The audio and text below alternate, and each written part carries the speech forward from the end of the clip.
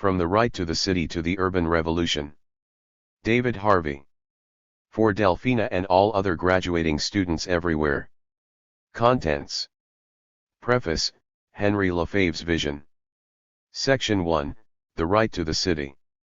The Right to the City. 2. The Urban Roots of Capitalist Crises. 3. The Creation of the Urban Commons. 4. The Art of Rent. Section 2, Rebel Cities. 5. Reclaiming the City for Anti-Capitalist Struggle. 6. London 201-1, Feral Capitalism Hits the Streets.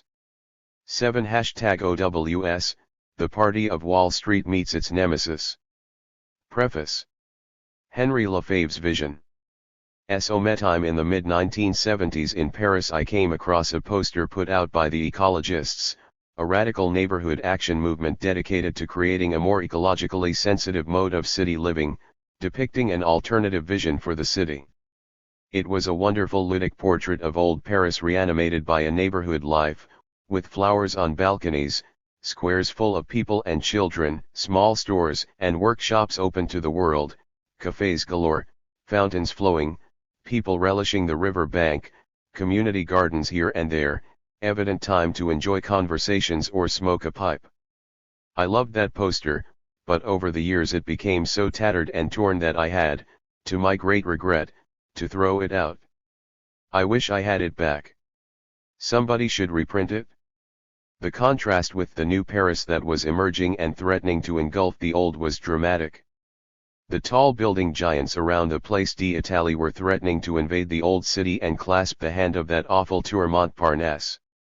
The proposed expressway down the left bank, the soulless high-rise public housing out in the 13th arrondissement and in the suburbs, the monopolized commodification on the streets, the plain disintegration of what had once been a vibrant neighborhood life built around artisanal labor in small workshops in the Preface. Marais, the crumbling buildings of Belleville, the fantastic architecture of the Place de Vosges falling into the streets. I found another cartoon. It showed a combine harvester crushing and gobbling up all the old neighborhoods of Paris, leaving high-rise HLMs all in a neat row in its wake. I used it as key illustration in the condition of postmodernity. Paris from the early 1960s on was plainly in the midst of an existential crisis. The old could not last, but the new seemed just too awful, soulless, and empty to contemplate. Jean-Luc Godard's 1967 film, Du ou trois choses que j'essaie captures the sensibility of the moment beautifully. It depicts married mothers engaging in a daily routine of prostitution, as much out of boredom as of financial need, against the background of an invasion of American corporate capital into Paris, the war in Vietnam, a construction boom of highways and high-rises, and the arrival of a mindless consumerism in the streets and stores of the city. However, Godard's philosophical take, a kind of quizzical, wistful, Wittgensteinian precursor to postmodernism, in which nothing at the center of either the self or society could possibly hold, was not for me. It was also in this very same year, 1967, that Henry Lefebvre wrote his seminal essay on the right to the city. That right, he asserted, was both a cry and a demand. The cry was a response to the existential pain of a withering crisis of everyday life in the city. The demand was really a command to look that crisis clearly in the eye and to create an alternative urban life that is less alienated, more meaningful and playful, but, as always with Lefebvre, conflictual and dialectical, open to becoming, to encounters, and to the perpetual pursuit of unknowable novelty. We academics are quite expert at reconstructing the genealogy of ideas. So we can take Lefebvre's writings of this period and excavate a bit of Heidegger here, Nietzsche there, Fourier somewhere else, tacit critiques of Althusser and Foucault, and, of course, the inevitable framing given by Marx. The fact that this essay was written for the centennial celebrations of the publication of Volume 1 of Capital bears mentioning because it has some political significance, as we shall see. But what we academics so often forget is the role played by the sensibility that arises out of the streets around us, the inevitable feelings of loss provoked by the demolitions, What happens when whole quarters get re-engineered or grand ensembles erupt seemingly out of nowhere, coupled with the exhilaration or annoyance of street demonstrations about this or that, the hopes that lurk as immigrant groups bring life back into a neighborhood, or the despair that flows from the glum desperation of marginalization, police repressions, and idle youth lost in the sheer boredom of increasing unemployment and neglect in the soulless suburbs that eventually become sites of roiling unrest. Lefebvre was, I am sure, deeply sensitive to all of that, and not merely because of his evident earlier fascination with the situationists and their theoretical attachments to the idea of a psychogeography of the city, the experience of the urban derived through Paris, and exposure to the spectacle. Just walking out of the door of his apartment in the Rue Rambouillet was surely enough to set all his senses tingling. For this reason I think it highly significant that The Right to the City was written before the eruption of May 1968. His essay depicts a situation in which such an eruption was not only possible but almost inevitable. Yet the urban roots of that '68 movement remain a much neglected theme in subsequent accounts of that event. I suspect that the urban social movements then existing, the ecologists for example, melded into that revolt and helped shape its political and cultural demands in intricate if subterranean ways. And I also suspect, though I have no proof at all, that the cultural transformations in urban life that subsequently occurred, as naked capital masked itself in commodity fetishism, niche marketing, and urban cultural consumerism, played a far from innocent role in the post-'68 pacification. I make these points because if, as has happened over the last decade, the idea of the right to the city has undergone a certain revival, then it is not to the intellectual legacy of Lefebvre that we must turn for an explanation.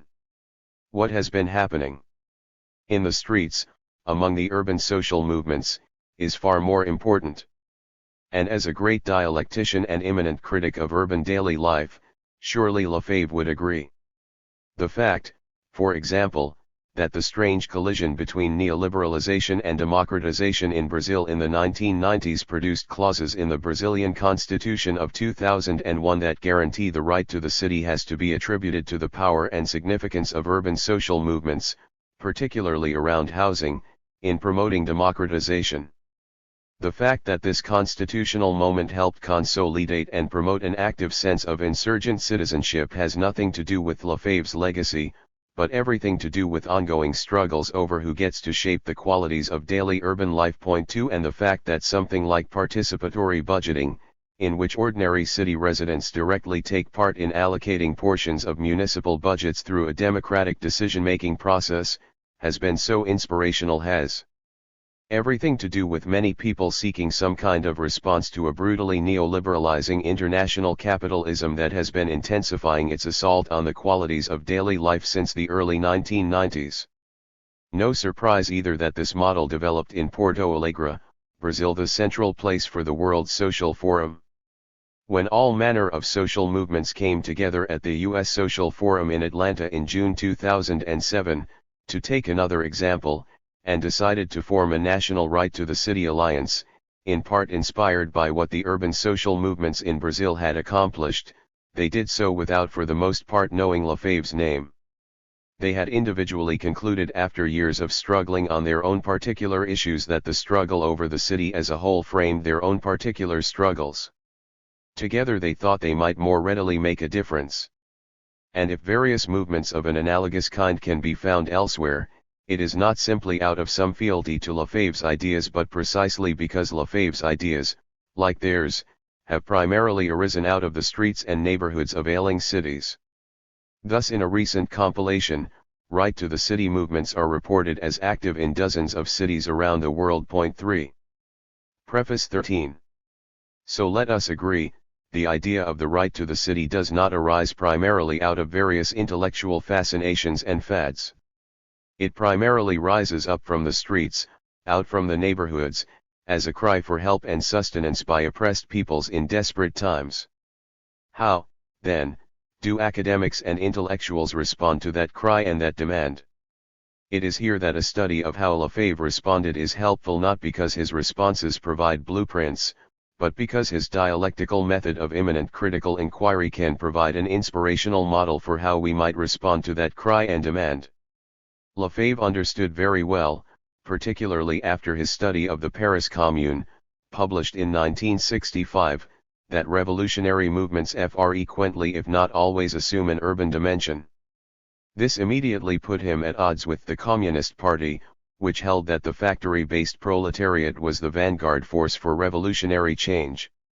In commemorating the centennial of the publication of Marx's Capital with a tract on the right to the city, Lefebvre was certainly intending a provocation to conventional Marxist thinking, which had never accorded the urban much significance in revolutionary strategy, even though it mythologized the Paris Commune as a central event in its history. In invoking the working class as the agent of revolutionary change throughout his text, Lefebvre was tacitly suggesting that the revolutionary working class was constituted out of urban rather than exclusively factory workers. This, he later observed, is a very different kind of class formation, fragmented and divided, multiple in its aims and needs, more often itinerant, disorganized and fluid rather than solidly implanted. This is a thesis with which I have always been in accord, and subsequent work in urban sociology amplified that idea. But it is still the case that much of the traditional left has had trouble grappling with the revolutionary potential of urban social movements. They are often dismissed as simply reformist attempts to deal with specific issues, and therefore as neither revolutionary nor authentically class movements. There is, therefore, a certain continuity between Lefebvre's situational polemic and the work of those of us who now seek to address the right to the city from a revolutionary as opposed to reformist perspective. If anything, the logic behind Lefebvre's position has intensified in our own times. In much of the advanced capitalist world, the factories have either disappeared or been so diminished as to decimate the classical industrial working class. The important and ever-expanding labor of making and sustaining urban life is increasingly done by insecure, often part-time, and disorganized low-paid labor. The so-called precariat has displaced the traditional proletariat. If there is to be any revolutionary movement in our times, at least in our part of the world, the problematic and disorganized precariat must be reckoned with. How such disparate groups may become self-organized into a revolutionary force is the big political problem. And part of the task is to understand the origins and nature of their cries and demands. I am not sure how Lefebvre would have responded to the ecologist's poster vision. Like me, he would probably have smiled at its ludic vision, but his theses on the city, from the right to the city to his book on La Révolution Urbaine, suggest that he would have been critical of its nostalgia for an urbanism that had never been. For it was Lefebvre's central conclusion that the city we had once known and imagined was fast disappearing and that it could not be reconstituted. I would agree with this, but assert it even more emphatically, because Lefebvre takes very little care to depict the dismal conditions of life for the masses in some of his favored cities of the past. Nor does he dwell on the fact that in 1945 most Parisians lived without indoor plumbing in execrable housing conditions in crumbling neighborhoods, and that something had to be, and at least during the 1960s was being done to remedy that. The problem was that it was bureaucratically organized and implemented by a French dirigiste state without a whiff of democratic input or an ounce of playful imagination, and that it merely etched relations of class privilege and domination into the very physical landscape of the city. Preface 15. Lefebvre also saw that the relation between the urban and the rural, or as the British like to call it, between the country and the city, was being radically transformed, that the traditional peasantry was disappearing and that the rural was being urbanized, albeit in a way that offered a new consumerist approach to the relation to nature and a capitalist, productivist approach to the supply of agricultural commodities to urban markets, as opposed to self-sustaining peasant agriculture. Furthermore, he presciently saw that this process was going global, and that under such conditions the question of the right to the city had to give way to some vaguer question of the right to urban life, which later morphed in his thinking into the more general question of the right to the production of space. The fading of the urban-rural divide has proceeded at a differential pace throughout the world, but there is no question that it has taken the direction that Lefebvre predicted. The recent pell-mell urbanization of China is a case in point, with the percentage of the population residing in rural areas decreasing from 74% in 1990 to about 50% in 2010, and the population of Chongqing increasing by 30 million over the past half-century. Though there are plenty of residual spaces in the global economy where the process is far from complete, the mass of humanity is thus increasingly being absorbed within the ferments and cross-currents of urbanized life. This poses a problem. To claim the right to the city is, in effect, to claim a right to something that no longer exists. Furthermore, the right to the city is an empty signifier. Everything depends on who gets to fill it with meaning. The financiers and developers can claim it, and have every right to do so. But then so can the homeless and the sans-papiers. We inevitably have to confront the question of whose rights are being identified, while recognizing, as Marx puts it in Capital, that between equal rights force decides the definition of the right is itself an object of struggle, and that struggle has to proceed concomitantly with the struggle to materialize it. One traditional city has been killed by rampant capitalist development, a victim of the never-ending need to dispose of over-accumulating capital driving towards endless and sprawling urban growth no matter what the social, environmental, or political consequences. Our political task, Lefebvre suggests, is to imagine and reconstitute a totally different kind of city out of the disgusting mess of a globalizing, urbanizing capital run amok. But that cannot occur without the creation of a vigorous anti-capitalist movement that focuses on the transformation of daily urban life as its goal. As Lefebvre knew full well from the history of the Paris Commune, socialism, communism, or for that matter anarchism in one city is an impossible proposition. It is simply too easy for the forces of bourgeois reaction to surround the city, cut its supply lines and starve it out, if not invade it and slaughter all who resist. But that does not mean we have to turn our backs upon the urban as an incubator of revolutionary ideas, ideals, and movements. Only when politics focuses on the production and reproduction of urban life as the central labor process out of which revolutionary impulses arise will it be possible to mobilize anti-capitalist struggles capable of radically transforming daily life. Only when it is understood that those who build and sustain urban life have a primary claim to that which they have produced, and that one of their claims is to the unalienated right to make a city more after their own heart's desire, will we arrive at a politics of the urban that will make sense. The city may be dead, Lefebvre seems to say, but long live the city. So is pursuit of the right to the city the pursuit of a chimera? In purely physical terms this is certainly so. But political struggles are animated by visions as much as by practicalities.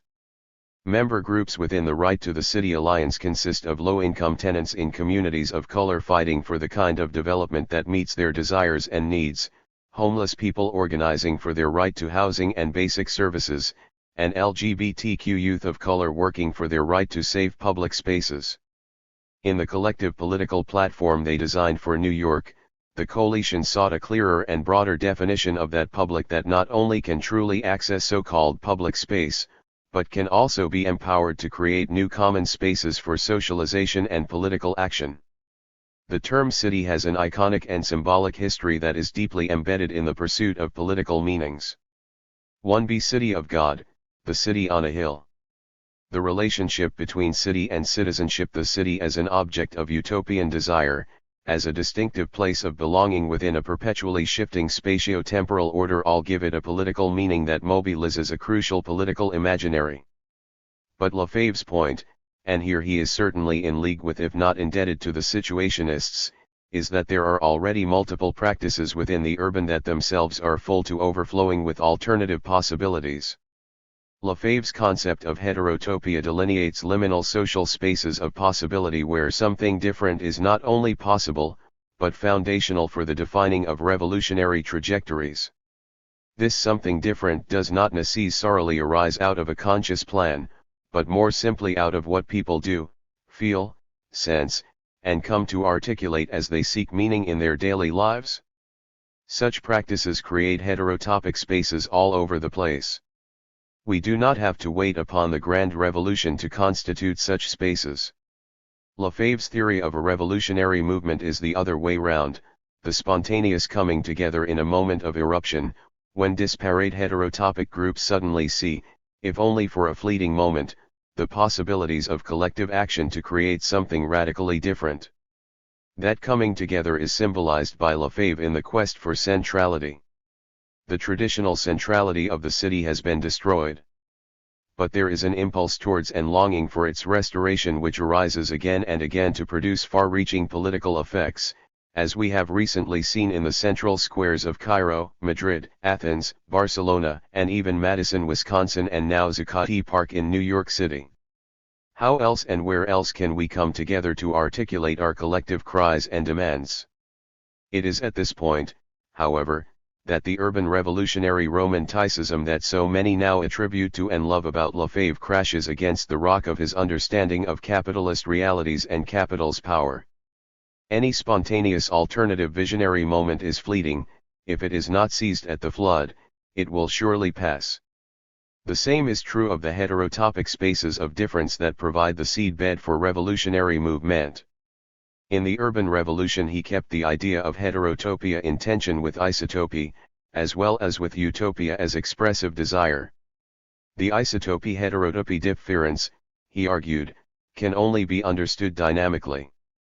Enemy groups construct heterotopic spaces, which are eventually reclaimed by the dominant praxis. Lefebvre was far too well aware of the strength and power of the dominant practices not to recognize that the ultimate task is to eradicate those practices through a much broader revolutionary movement. The whole capitalist system of perpetual accumulation, along with its associated structures of exploitative class and state power, has to be overthrown and replaced. Claiming the right to the city is a way station on the road to that goal. It can never be an end in itself, even if it increasingly looks to be one of the most propitious paths to take. Section 1. The Right to THECITI. Chapter 1. The Right to the City. We live in an era when ideals of human rights have moved center stage both politically and ethically. A lot of political energy is put into promoting, protecting, and articulating their significance in the construction of a better world. For the most part, the concepts circulating are individualistic and property-based and, as such, do nothing to challenge hegemonic liberal and neoliberal market logics, or neoliberal modes of legality and state action. We live in a world, after all, where the rights of private property and the profit rate trump all other notions of rights one can think of. But there are occasions when the ideal of human rights takes a collective turn, as when the rights of workers, women, gays, and minorities come to the fore. Such struggles for collective rights have, on occasion, yielded important results. Here I want to explore another kind of collective right, that to the city, in the context of a revival of interest in Henry Lefebvre's ideas on the topic, and the emergence of all sorts of social movements around the world that are now demanding such a right. How, then, can this right be defined? The city, the noted urban sociologist Robert Park once wrote, is man's most consistent and, on the whole, his most successful attempt to remake the world he lives in more after his heart's desire. But, if the 4. City is the world which man created, it is the world in which he is henceforth condemned to live. Thus, indirectly, and without any clear sense of the nature of his task, in making the city man has remade himself one. If Park is correct, then the question of what kind of city we want cannot be divorced from the question of what kind of people we want to be, what kinds of social relations we seek, what relations to nature we cherish, what style of life we desire, what aesthetic values we hold. The right to the city is, therefore, far more than a right of individual or group access to the resources that the city embodies. It is a right to change and reinvent the city more after our heart's desire. It is, moreover, a collective rather than an individual right, since reinventing the city inevitably depends upon the exercise of a collective power over the processes of urbanization. I.e., freedom to make and remake ourselves and our cities is, I want to argue, one of the most precious yet most neglected of our human rights. How best then to exercise that right? Since, as Park avers, we have hitherto lacked any clear sense of the nature of our task, it is useful first to reflect on how we have been made and remade throughout history by an urban process impelled onwards by powerful social forces. The astonishing pace and scale of urbanization over the last 100 years means, for example, that we have been remade several times over without knowing why or how. Has this dramatic urbanization contributed to human well-being? Has it made us into better people, or left us dangling in a world of enemy and alienation, anger and frustration? Have we become mere monads tossed around in an urban sea? These were the sorts of questions that preoccupied all manner of 19th-century commentators, such as Friedrich Engels and George Simmel, who offered perceptive critiques of the urban personas then emerging in response to rapid urbanization. Point 2 These days it is not hard to enumerate all manner of urban discontents and anxieties, as well as excitements, in the midst of even more rapid urban transformations. Yet we somehow seem to lack the stomach for systematic critique. The maelstrom of change overwhelms us even as obvious questions loom. What, for example, are we to make of the immense concentrations of wealth, privilege, and consumerism in almost all the cities of the world in the midst of what even the United Nations depicts as an exploding planet of slums? 3. 5. To claim the right to the city in the sense I mean it here is to claim some kind of shaping power over the processes of urbanization, over the ways in which our cities are made and remade, and to do so in a fundamental and radical way. From their very inception, cities have arisen through the geographical and social concentration of a surplus product. Urbanization has always been, therefore, a class phenomenon of some sort, since surpluses have been extracted from somewhere and from somebody, while control over the use of the surplus typically lies in the hands of a few. This general situation persists under capitalism, of course, but in this case there is a rather different dynamic at work. Capitalism rests, as Marx tells us, upon the perpetual search for surplus value. But to produce surplus value, capitalists have to produce a surplus product. This means that capitalism is perpetually producing the surplus product that urbanization requires. The reverse relation also holds. Capitalism needs urbanization to absorb the surplus products it perpetually produces. In this way an interconnection emerges between the development of capitalism and urbanization.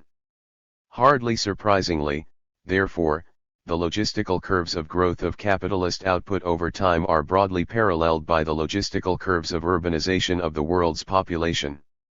Let us look more closely at what capitalists do. They begin the day with a certain amount of money and end the day with more of it. The next day they have to decide what to do with the surplus money they gained the day before. They face a Faustian dilemma: reinvest to get even more money or consume their surplus away in pleasures. The coercive laws of competition force them to reinvest, because if one does not reinvest then another surely will. For a capitalist to remain a capitalist, some surplus must be reinvested to make even more surplus. Successful capitalists usually make more than enough both to reinvest in expansion and satisfy their lust for pleasure. But the result of perpetual reinvestment is the expansion of surplus production. Even more important, it entails expansion at a compound rate, hence all the logistical growth curves that attach to the history of capital accumulation. The politics of capitalism are affected by the perpetual need to find profitable terrains for capital surplus production and absorption. In this 6. The capitalist faces a number of obstacles to continuous and trouble-free expansion.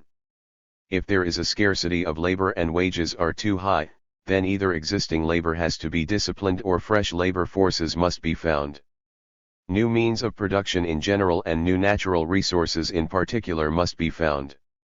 This puts increasing pressure on the natural environment to yield up the necessary raw materials and absorb the inevitable wastes. The coercive laws of competition also force new technologies and organizational forms to come online all the time, since capitalists with higher productivity can outcompete those using inferior methods. Innovations define new wants and needs, and reduce the turnover time of capital and the friction of distance. This extends the geographical range over which the capitalist is free to search for expanded labor supplies, raw materials, and so on. If there is not enough purchasing power in an existing market, then new markets must be found by expanding foreign trade, promoting new products and lifestyles, creating new credit instruments and debt-financed state expenditures.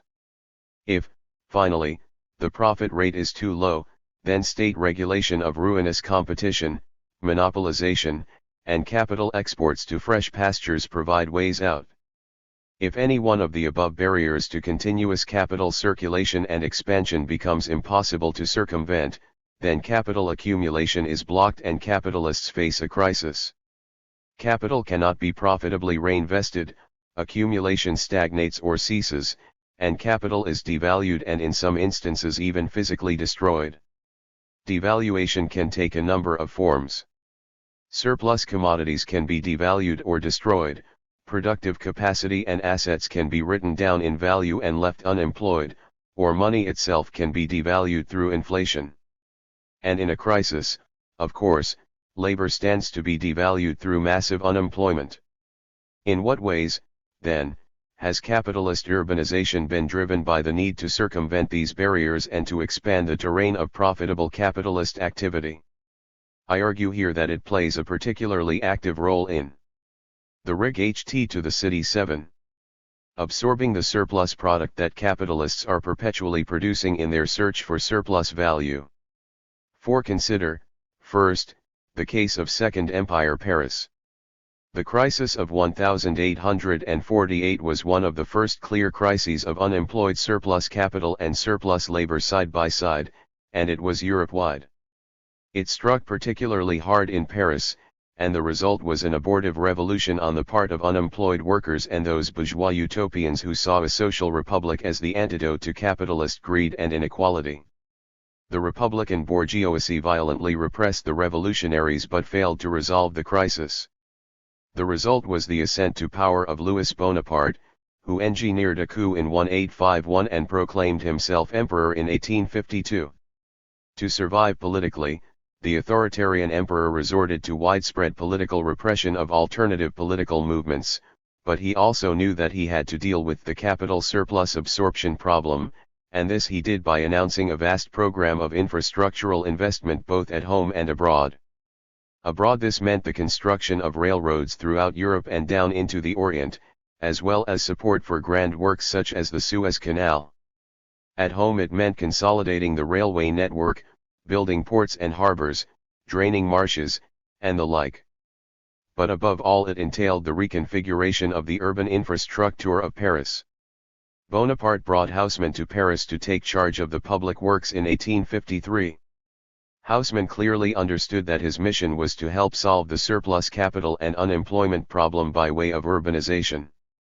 The rebuilding of Paris absorbed huge quantities of labor and capital by the standards of the time and, coupled with authoritarian suppression of the aspirations of the Parisian labor force, was a primary vehicle of social stabilization. Haussmann drew upon the utopian plans for reshaping Paris that had been debated in the 1840s, but with one big difference: he transformed the scale at which the urban process was imagined. When the architect Hittorf showed Haussmann his plans for a new boulevard, Haussmann threw them back at him, saying, "Not wide enough. You have it 40 meters wide and I want it 120. Haussmann thought of the city on a grander scale, annexed the suburbs, and redesigned whole neighborhoods rather than just bits and pieces of the urban fabric. He changed the city wholesale. 8. Rather than piecemeal. To do this, he needed new financial institutions and debt instruments constructed on Saint-Simonian lines. What he did in effect was to help resolve the capital surplus disposal problem by setting up a Keynesian system of debt-financed infrastructural urban improvements. The system worked very well for some 15 years, and it entailed not only a transformation of urban infrastructures but the construction of a whole new urban way of life and the construction of a new kind of urban persona. Paris became the city of light, the great center of consumption, tourism, and pleasure. The cafes, the department stores, the fashion industry, the grand expositions all changed the urban way of life in ways that could absorb vast surpluses through crass consumerism. But then, in 1868, the overextended and increasingly speculative financial system and credit structures on which this was based crashed. Haussmann was forced from power. In desperation, Napoleon III went to war against Bismarck's Germany, and lost. In the vacuum that followed arose the Paris Commune, one of the greatest revolutionary episodes in capitalist urban history. Le Commune was wrought in part out of a nostalgia for the urban world that Haussmann had destroyed and the desire to take back their city on the part of those dispossessed by Haussmann's works. But the Commune also articulated conflictual forward-looking visions of alternative socialist modernities that pitted ideals of centralized hierarchical control against decentralized anarchist visions of popular control. In 1872, in the midst of intense recriminations over who was at fault for the loss of the Commune, there occurred the radical political break between the Marxists and the anarchists that, to this day, still unfortunately divides so much of the left opposition to capitalism. 5 Fast forward now to the United States in 1942. The capital surplus disposal problem that had seemed so intractable in the 1930s was temporarily resolved by the huge mobilization for the war effort. But everyone was fearful as to what would happen after the war. Politically, the situation was dangerous. The federal government was in effect running a nationalized economy, and the United States was in alliance with the Communist Soviet Union in the war against fascism. Strong social movements with socialist inclinations had emerged in response to the depression of the 1930s, and sympathizers were integrated into the war effort. We all know the subsequent history of the politics of McCarthyism and the Cold War. As under Louis Bonaparte, a hefty dose of political repression was evidently called for by the ruling classes of the time to reassert their power. But what of the capital surplus disposal problem? In 1942 there appeared a lengthy evaluation of I. Losman's efforts in an architectural journal. It documented in detail what he had done that was so compelling and attempted an analysis of his mistakes.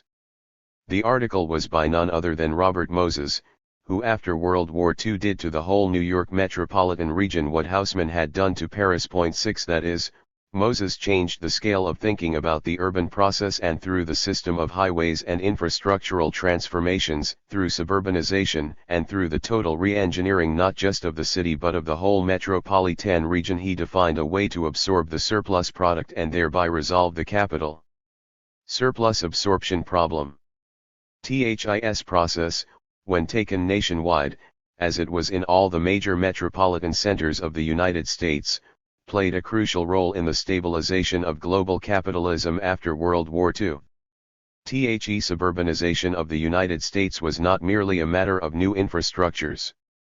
As in Second Empire Paris, it entailed a radical transformation in lifestyles and produced a whole new way of life in which new products from suburban tract housing to refrigerators and air conditioners, as well as 2 cars in the driveway and an enormous increase in the consumption of oil, all played their part in the absorption of the surplus. Suburbanization thus played a critical role in helping to absorb the surplus in the post-war years. But it did so at the cost of hollowing out the central cities and leaving them bereft of a sustainable economic basis, thus producing the so-called urban crisis of the 1960s, defined by revolts of impacted minorities in the inner cities, who were denied access to the new prosperity. Not only were the central cities in revolt. Traditionalists increasingly rallied around Jane Jacobs and sought to counter the brutal modernism of Moses's large-scale projects with a different kind of urban aesthetic that focused on local neighborhood development, and on the historical preservation, and ultimately gentrification, of older areas. But by then the suburbs had been built, and the radical transformation in lifestyle that this betokend had all manner of social consequences, leading feminists, for example, to proclaim the suburb and its lifestyle as the locus of all their primary discontents. As had happened to Haussmann, a crisis began to unfold such that Moses fell from grace, and his solutions came to be seen as inappropriate and unacceptable towards the end of the 1960s. And if the Haussmannization of Paris had a role in explaining the dynamics of the Paris Commune, so the soulless qualities of suburban living played a critical role in the dramatic movements of 1968 in the United States, as discontented white middle-class students went into a phase of revolt, seeking alliances with other marginalized groups and rallying against U.S. imperialism to create a movement to build another kind of world, including a different kind of urban experience. 7 Along with the '68 revolt came a financial crisis. It was partly global, but it also originated within the credit institutions that had powered the property boom in the preceding decades. THIS crisis gathered momentum at the end of the 1960s, until the whole capitalist system crashed into a major global crisis, led by the bursting of the global property market bubble in 1973, followed by the fiscal bankruptcy of New York City in 1975. The dark days of the 1970s had arrived, and the question then was how to rescue capitalism from its own contradictions. In this, if HI's story was to be any guide, the urban process was bound to play a significant role. As William Tabb showed, the working through of the New York fiscal crisis of 1975, orchestrated by an uneasy alliance between state powers and financial institutions, pioneered a neoliberal answer to this question. The class power of capital was to be protected at the expense of working class. The right to the city 11. Standards of living, while the market was deregulated to do its work. But the question then was how to revive the capacity to absorb the surpluses that capitalism must produce if it was to survive. 8 Fast forward once again to our current conjuncture. International capitalism was on a roller coaster of regional crises and crashes until it experienced a global crash in 2008. What has been the role of urbanization in this history? In the United States, it was accepted wisdom until 2008 that the housing market was an important stabilizer of the economy, particularly after the HIGH tech crash of the late 1990s. The property market absorbed a great deal of the surplus capital directly through new construction, while the rapid inflation of housing asset prices, aided by a profligate wave of mortgage refinancing at historically low rates of interest, boosted the internal U.S. market for consumer goods and services.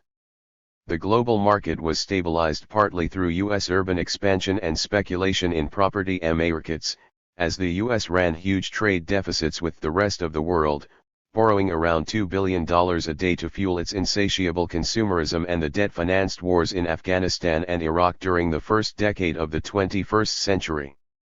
But the urban process underwent another transformation of scale. In short, it went global. So we cannot focus merely on the US. Property market booms in Britain, Ireland, and Spain, as well as in many other countries, helped power the capitalist dynamic in ways that broadly paralleled that in the US. The urbanization of China over the last 20 years, as we shall see in Chapter 2, has been of a radically different character, with a heavy focus on building infrastructures. Its pace picked up enormously after a brief recession in 1997 or so. More than 100 cities have passed the 1 million population mark in the last 20 years, and small villages, like Shenzhen, have become huge metropolises of 6 to 10 million people. Industrialization was first concentrated in the special economic zones, but then rapidly diffused outwards to any municipality willing to absorb the surplus capital from abroad and plow back the earnings into rapid expansion. Vast infrastructural projects, such as dams and highways again, all debt-financed, are transforming the landscape. 9 Equally vast shopping malls, science parks, airports, container 1-2 ports, pleasure palaces of all kinds, and all manner of newly minted cultural institutions, along with gated communities and golf courses, dot the Chinese landscape in the midst of overcrowded urban dormitories for the massive labor reserves being mobilized from the impoverished rural regions that supply the migrant labor. As we shall see, the consequences of this urbanization process for the global economy and for the absorption of surplus capital have been huge. But China is only one epicenter for an urbanization process that has now become genuinely global, in part through the astonishing global integration of financial markets that use their flexibility to debt finance urban projects from Dubai to Sao Paulo and from Madrid and Mumbai to Hong Kong and London. The Chinese Central Bank, for example, has been active in the secondary mortgage market in the US, while Goldman Sachs has been involved in the surging property markets in Mumbai and Hong Kong. Capital has invested in Baltimore. Almost every city in the world has witnessed a building boom for the rich, often of a distressingly similar character, in the midst of a flood of impoverished migrants converging on cities as a rural peasantry is dispossessed through the industrialization and commercialization of agriculture.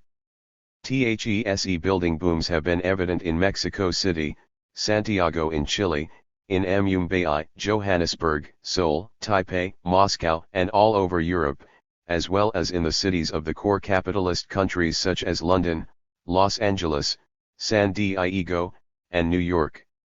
Astonishing, spectacular, and in some respects criminally absurd urbanization projects have emerged in the Middle East in places like Dubai and Abu Dhabi as a way of mopping up the capital surpluses arising from oil wealth in the most conspicuous, socially unjust and environmentally wasteful ways possible. We are here looking at yet another transformation in scale of the urban process, one that makes it hard to grasp that what may be going on globally is in principle similar to the processes that Haussmann managed so expertly for a while in Second Empire Paris.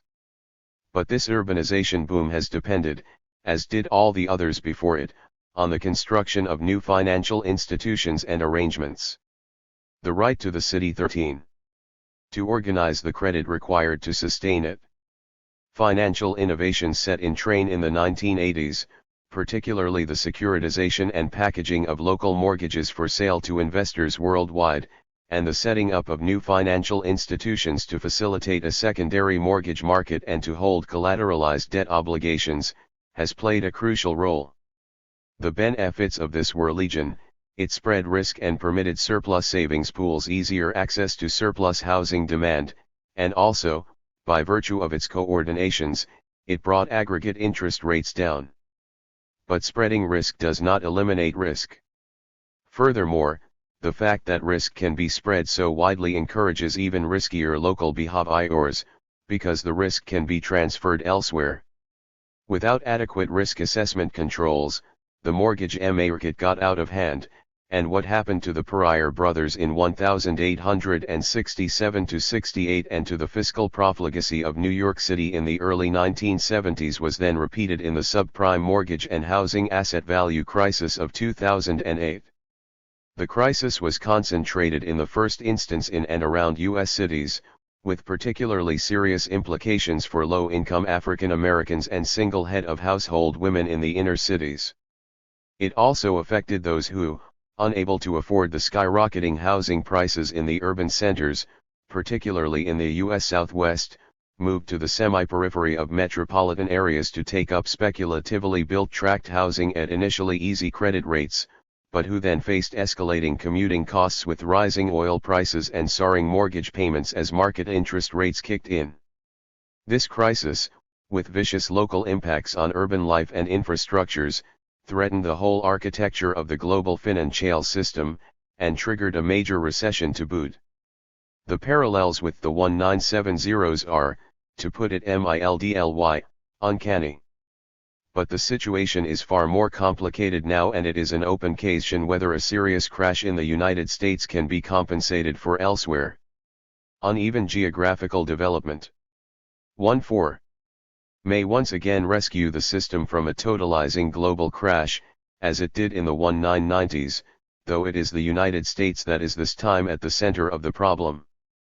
But the financial system is also much more tightly coupled temporally than it ever was before. 10 Computer-driven split-second trading, once it does go off track, always threatens to create some great divergence in the market that will produce a massive crisis requiring a total rethink of how finance, capital and money markets work, including in relation to urbanization.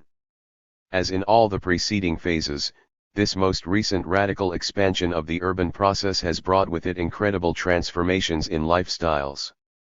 Quality of urban life has become a commodity for those with money, as has the city itself, in a world where consumerism, tourism, cultural and knowledge-based industries, as well as perpetual resort to the economy of the spectacle, have become major aspects of urban political economy, even in India and China. The postmodernist penchant for encouraging the formation of market niches, both in urban lifestyle choices and in consumer habits, and cultural forms, surrounds the contemporary urban experience with an aura of freedom of choice in the market, provided you have the money and can protect yourself from the privatization of wealth redistribution through burgeoning criminal activity and predatory fraudulent practices. Shopping malls, multiplexes, and box stores proliferate, as do fast food and artisanal marketplaces, boutique cultures and, as Sharon Zukin slyly notes, pacification by cappuccino. Even the incoherent, bland, and monotonous suburban tract development that continues to dominate in many areas, now gets its antidote in a new urbanism movement that touts the sale of community and a boutique lifestyle as a developer product to fulfill urban dreams. This is a world in which the neoliberal ethic of intense possessive individualism can become the template for human personality socialization. The impact is increasing individualistic isolation, anxiety, and neurosis in the midst of one of the greatest social achievements ever constructed in human history for the realization of our heart's desire. But the fissures within the system are also all too evident. We, the right to the city 15, increasingly live in divided, fragmented, and conflict-prone cities. How we view the world and define possibilities depends on which side of the tracks we are on and on what kinds of consumerism we have access to.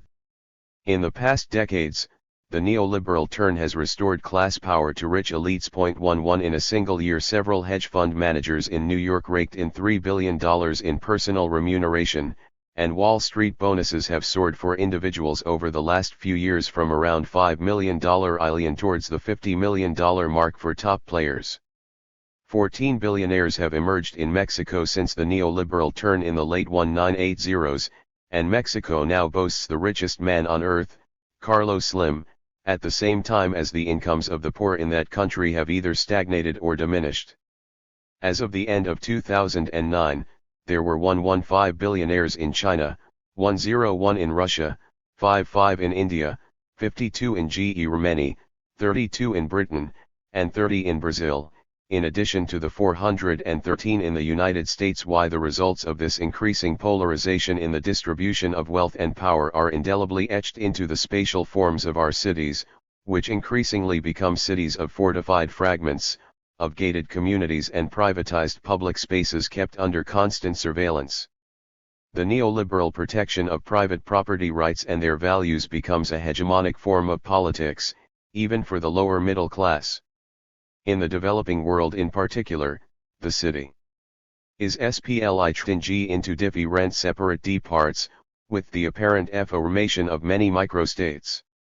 Wealthy neighborhoods provided with all kinds of services, such as exclusive schools, golf courses, tennis courts and private police patrolling the area around the clock, intertwine with illegal settlements where water is available only at public fountains. No sanitation system exists, electricity is pirated by a privileged few, the roads become mud streams whenever it rains, and warehouse airing is the norm. EACH fragment appears to live and function autonomously, sticking firmly to what it has been able to grab in the daily GHT for survival. 13. Under these conditions, ideals of urban identity, citizenship, and belonging, of a coherent urban politics, already threatened by the spreading malaise of the individualistic neoliberal ethic, become much harder to sustain. Even the idea that the city might function as a collective body. 16. Politic, a site within and from which progressive social movements might emanate, appears, at least on the surface, increasingly implausible. Yet there are in fact all manner of urban social movements in evidence seeking to overcome the isolations and to reshape the city in a different social image from that given by the powers of developers backed by finance, corporate capital, and an increasingly entrepreneurially minded local state apparatus. Even relatively conservative urban administrations are seeking ways to use their powers to experiment with new ways of both producing the urban and of democratizing governance. Is there an urban alternative and, if so, from where might it come? Surplus absorption through urban transformation has, however, an even darker aspect. It has entailed repeated bouts of urban restructuring through creative destruction.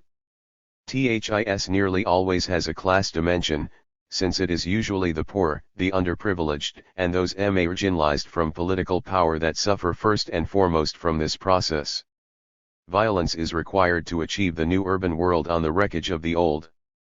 Usman tore through the old Parisian impoverished quarters, using powers of expropriation for supposedly public benefit, and did so in the name of civic improvement, environmental restoration, and urban renovation.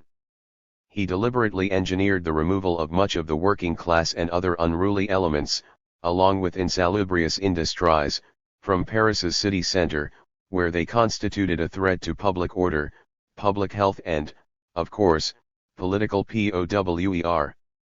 He created an urban form where it was believed sufficient levels of surveillance and military control were possible so as to ensure that revolutionary movements could easily be controlled by military power.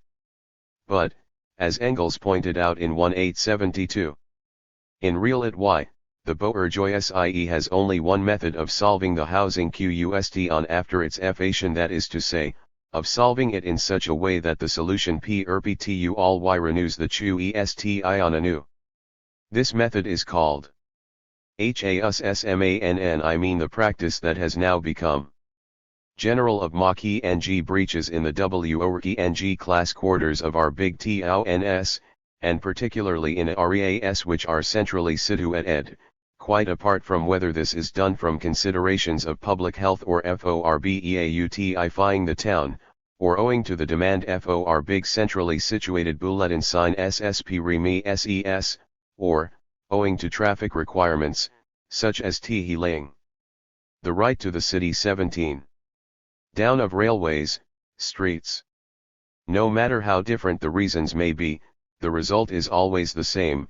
The scandalous alleys disappear to the accompaniment of lavish self-praise by the bourgeoisie on account of this tremendous success, but they appear again immediately somewhere else. The breeding places of disease, the infamous holes and cellars in which the capitalist mode of production confines our workers night after night, are not abolished, they are merely shifted elsewhere. The same economic necessity that produced them in the first place, produces them in the next place. Actually, it took more than 100 years to complete the bourgeois conquest of central Paris, with the consequences that we have seen in recent years of uprisings and mayhem in those isolated suburbs within which the marginalized immigrants and the unemployed workers and youth are increasingly trapped. The sad point here, of course, is that the processes Engels described recur again and again in capitalist urban history. Robert Moses took a meat axe to the Bronx, and long and loud were the lamentations of neighborhood groups and movements, which eventually coalesced around the rhetoric of Jane Jacobs, at the unimaginable destruction not only of valued urban fabric but also of whole communities of residents and their long-established networks of social integration. 1.5 But in the New York and Parisian case, once the brutal power of state expropriations had been successfully resisted and contained by the agitations of '68, a far more insidious and cancerous process of transformation occurred through fiscal disciplining of democratic urban governments, land markets, property speculation, and the sorting of land to those uses that generated the highest possible financial rate of return under the land's highest and best use. Engels understood all too well what this process was about too. The growth of the big modern cities gives the land in certain areas, particularly in those areas which are centrally situated, an artificially and colossally increasing value. The buildings erected on these areas depress this value instead of increasing it, because they no longer belong to the changed circumstances. They are pulled down and replaced by others. This takes place above all with workers' houses which are situated centrally. 1.8. And whose rents, even with the greatest overcrowding, can never, or only very slowly, increase above a certain maximum. They are pulled down and in their stead shops, warehouses, and public building are erected. 6. It is depressing to think that all of this was written in 1872, for Engels's description applies directly to contemporary urban processes in much of Asia as well as to the contemporary gentrification of, say, Harlem and Brooklyn in New York. A process of displacement and dispossession, in short, also lies at the core of the urban process under capitalism. THIS is the mirror image of capital absorption through urban redevelopment. Consider the case of Mumbai, where there are 6 million people considered officially as slum dwellers settled on land for the most part without legal title. With the attempt to turn Mumbai into a global financial center to rival Shanghai, the property development boom gathers pace and the land the slum dwellers occupy appears increasingly valuable. The value of the land in Harvey, one of the most prominent slums in Mumbai, is put at $2 billion, and the pressure to clear the slum is mounting daily. Financial powers, backed by the state, push for forcible slum clearance, in some cases violently taking possession of a terrain occupied for a whole generation by the slum dwellers. Capital accumulation on the land through real estate activity booms as land is acquired at almost no cost. Do the people forced out get compensation? The lucky ones get a bit. But while the Indian constitution specifies that the state has the obligation to protect the lives and well-being of the whole population irrespective of caste and class, and to guarantee rights to livelihood, housing and shelter, the Indian Supreme Court has issued both non-judgments and judgments that rewrite this constitutional requirement. Since the slum dwellers are illegal occupants and many cannot definitively prove their long-term residence on the land, they have no right to compensation. To concede that right, says the Supreme Court, would be tantamount to rewarding pickpockets for their actions. So the slum dwellers either resist and fight or move with their few belongings to camp out on the highway margins, or wherever they can find a tiny space. 17 Similar examples of dispossession can be found in the right to the city. 19. U.S., through the abuse of rights of eminent domain to displace long-term residents in reasonable housing in favor of higher-order land uses. Challenged in the U.S. Supreme Court, the liberal justices carried the day against the conservatives in saying it was perfectly constitutional for local jurisdictions to behave in this way in order to increase their property tax base. In Seoul in the 1990s, the construction companies and developers hired goon squads of sumo wrestler types to invade whole neighborhoods and smash down with sledgehammers not only the housing but also all the possessions of those who had built their own housing on the hillsides of the city in the 1950s, on what by the 1990s had become HIGH value land. Most of those hillsides are now covered with high-rise towers that show no trace of the brutal processes of land clearance that permitted their construction. In China, millions are being dispossessed of the spaces they have long occupied. Lacking private property rights, they can be simply removed from the land by the state by fiat, offered a minor cash payment to help them on their way. In some instances people move willingly, but widespread resistance is also reported, the usual response to which is brutal repression by the Communist Party. In the Chinese case, it is often populations on the rural margins who are displaced, illustrating the significance of Lefebvre's argument, presciently laid out in the 1960s, that the clear distinction that once existed between the urban and the rural was gradually fading into a set of porous spaces of uneven geographical development under the hegemonic command of capital and the state. In China, rural communes on urban fringes went from the backbreaking and impoverishing labor of growing cabbages to the leisurely status of urban rentiers growing condominiums, as it were, overnight. THIS is the case also in India, where the special economic development zones policy now favored by central and state governments is leading to violence against agricultural producers, the grossest of which was the massacre at Nandigram in West Bengal, orchestrated by the ruling Marxist political party, to make way for large-scale Indonesian capital that is as much interested in urban property development as it is in industrial development. Private property rights in this case provided no protection. 20. And so it is with the seemingly progressive proposal of awarding private property rights to squatter populations in order to offer them the assets that will permit them to emerge out of poverty. THIS is the sort of proposal now moot for Rio's favelas, but the problem is that the poor, beset with insecurity of income and frequent financial difficulties, can easily be persuaded to trade in that asset for a cash payment at a relatively low price. My bet is that, if present trends continue, within 15 years all those hillsides now occupied by favelas will be covered by HIGH-rise condominiums with fabulous views over Rio's Bay, while the erstwhile favela dwellers will have been filtered off to live in some remote periphery. 1/8 The long-term effect of Margaret Thatcher's privatization of social housing in central London has been to create a rent and housing price structure throughout the metropolitan area that precludes lower income and now even middle-class people from having access to housing anywhere near the urban centre. The affordable housing problem, like the poverty and accessibility problem, has indeed been moved around. These examples warn us of the existence of a whole battery of seemingly progressive solutions that not only move the problem around but actually strengthen while simultaneously lengthening the golden chain that imprisons vulnerable and marginalized populations within orbits of capital circulation and accumulation. Hernando de Soto argues influentially that it is the lack of clear property rights that holds the poor down in misery in so much of the global south. To be sure, there will be instances where the granting of such rights in Rio's favelas or in Lima's slums liberates individual energies and entrepreneurial endeavors leading to personal advancement. But the concomitant effect is often to destroy collective and non-profit maximizing modes of social solidarity and mutual support, while any aggregate effect will almost certainly be nullified in the absence of secure and adequately remunerative employment. In Cairo, Ilyacher, for example, notes how these seemingly progressive policies create a market of dispossession that in effect seeks to suck value out of a moral. The right to the city to 1.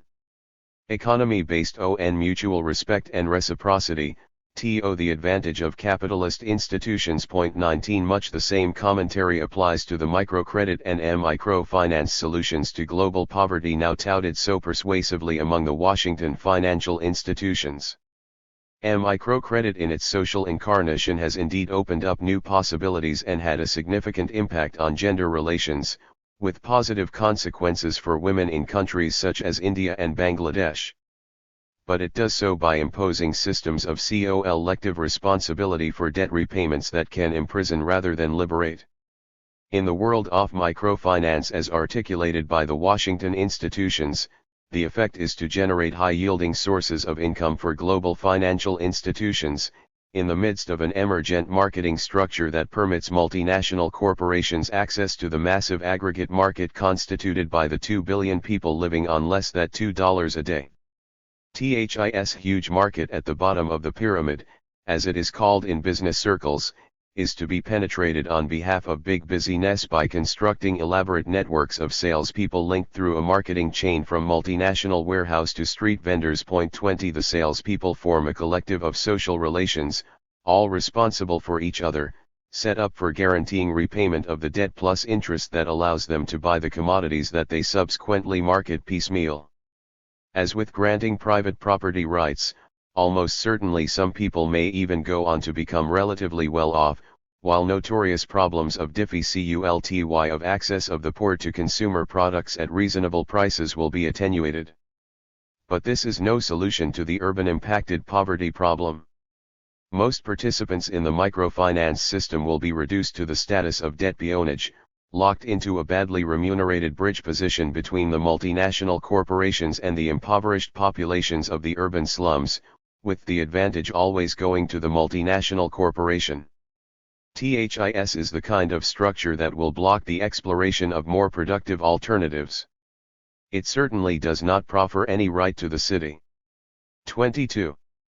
Urbanization, we may conclude, has played a crucial role in the absorption of capital surpluses and has done so at ever-increasing geographical scales, but at the price of burgeoning processes of creative destruction that entail the dispossession of the urban masses of any right to the city whatsoever. Periodically this ends in revolt, as in Paris in 1871, when the dispossessed rose up seeking to reclaim the city they had lost.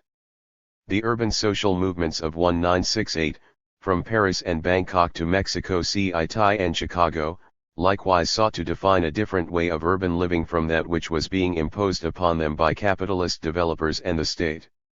If, as seems likely, the fiscal difficulties in the current conjuncture mount and the hitherto successful neoliberal, postmodernist, and consumerist phase of capitalist absorption of the surplus through urbanization is at an end, and if a broader crisis ensues, then the question arises, where is our 68 or, even more dramatically, our version of the commune? By analogy with transformations in the fiscal system, the political answer is bound to be much more complex in our times precisely because the urban process is now global in scope and racked with all manner of fissures, insecurities, and uneven geographical developments.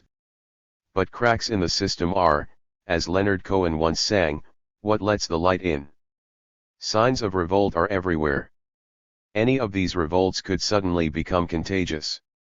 Unlike the fiscal system, however, the urban and peri-urban social movements of opposition, of which there are many New York around the world, are not tightly coupled at all. Indeed, many have no connection to each other. It is unlikely, therefore, that a single spark will, as the Weather Underground once dreamed, spark a prairie fire. It will take something far more systematic than that. But if these various oppositional movements did somehow come together, coalesce, for example, around the slogan of the right to the city, then what should they demand? The answer to the last question is simple enough: greater democratic control over the production and use of the surplus. Since the right to the city 23 process is a major channel of use, then the right to the city is constituted by establishing democratic control over the deployment of the surpluses through urbanization. To have a surplus product is not a bad thing. Indeed, in many situations a surplus is crucial to adequate survival. Throughout capitalist history, some of the surplus value created has been taxed away by the state, and in social democratic phases that proportion rose significantly, putting much of the surplus under state control. The whole neoliberal project over the last 30 years has been oriented towards privatization of control over the surplus.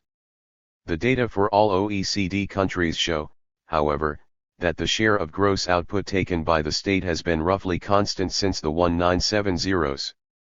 The main achievement of the neoliberal assault, then, has been to prevent the state share expanding in the way it did in the 1960s. One further response has been to create new systems of governance that integrate state and corporate interests and, through the application of money power, assure that control over the disbursement of the surplus through the state apparatus favors corporate capital and the upper classes in the shaping of the urban process. Increasing the share of the surplus under state control will only work if the state itself is both reformed and brought back under popular democratic control. Increasingly, we see the right to the city falling into the hands of private or quasi-private interests. In New York City, for example, we have a billionaire mayor, Michael Bloomberg, who is reshaping the city along lines favorable to the developers, to Wall Street and transnational capitalist class elements, while continuing to sell the city as an optimal location for high-value businesses and a fantastic destination for tourists, thus turning Manhattan in effect into one vast gated community for the rich. The actually existing right to the city, as it is now constituted, is far too narrowly confined, in most cases in the hands of a small political and economic elite who are in a position to shape the city more and more after their own particular needs and heart's desire. But let us look at this situation more structurally. In January every year an estimate is published of the total of Wall Street bonuses earned for all the hard work the financiers engaged in during the previous year. In 2007, a disastrous year for financial markets by any measure. In midsummer of 2007, the Federal Reserve and the European Central Bank pumped billions of short-term credit into the financial system to ensure its stability, and the Federal Reserve dramatically lowered interest rates as the year progressed every time the Wall Street markets threatened to fall precipitously. Meanwhile, some 2 or perhaps 3 million people, mainly a mix of single woman-headed households, African Americans in central cities, and marginalized white populations in the urban semi-periphery have been or are about to be rendered homeless by foreclosures. Many city neighborhoods and even whole peri-urban communities in the United States were boarded up and vandalized, wrecked by the predatory lending practices of the financial institutions. THIS population received no bonuses. Indeed, since foreclosure means forgiveness of debt, and that is regarded as income, many of those foreclosed on face a hefty income tax bill for money they never had in their possession. THIS awful asymmetry poses the following question: why did the Federal Reserve and the U.S. Treasury not extend medium-term liquidity help to the households threatened with foreclosure until mortgage restructuring at reasonable rates could resolve much of the problem? The ferocity of the credit crisis would have been mitigated, and impoverished people and the neighborhoods they inhabited would have been protected. Furthermore, the global financial system would not have teetered on the brink of total insolvency, as happened a year later. To be sure, this would have extended the mission of the Federal Reserve beyond its normal remit, and gone the right to the city 25. Against the neoliberal ideological rule that, in the event of a conflict between the well-being of financial institutions and that of the people, then the people should be left to one side. It would also have gone against capitalist class preferences with respect to income distribution and neoliberal notions of personal responsibility. But just okay at the price that was paid for observing such rules and the senseless creative destruction that resulted from it. Surely something can and should be done to reverse these political choices. But we have yet to see a coherent oppositional movement to all of this in the 21st century. There is, of course, a multitude of diverse urban struggles and urban social movements already in existence. Urban innovations with respect to environmental sustainability, cultural incorporation of immigrants, and urban design of public housing spaces are observable around the world in abundance. But they have yet to converge on the singular aim of gaining greater control over the uses of the surplus. One step, though by no means final, towards unification of these struggles is to focus sharply on those moments of creative destruction where the economy of wealth accumulation piggybacks violently on the economy of dispossession, and there proclaim on behalf of the dispossessed their right to the city, their right to change the world, to change life, and to reinvent the city more after their heart's desire. That collective right, as both a working slogan and a political ideal, brings us back to the age-old question of who it is that commands the interconnection between urbanization and surplus production and use. Perhaps, after all, Lefebvre was right, more than 40 years ago, to insist that the revolution in our times has to be urban or nothing. Ch. Chapter 2. THEURBANROOTS of CAPITALISTCRISES.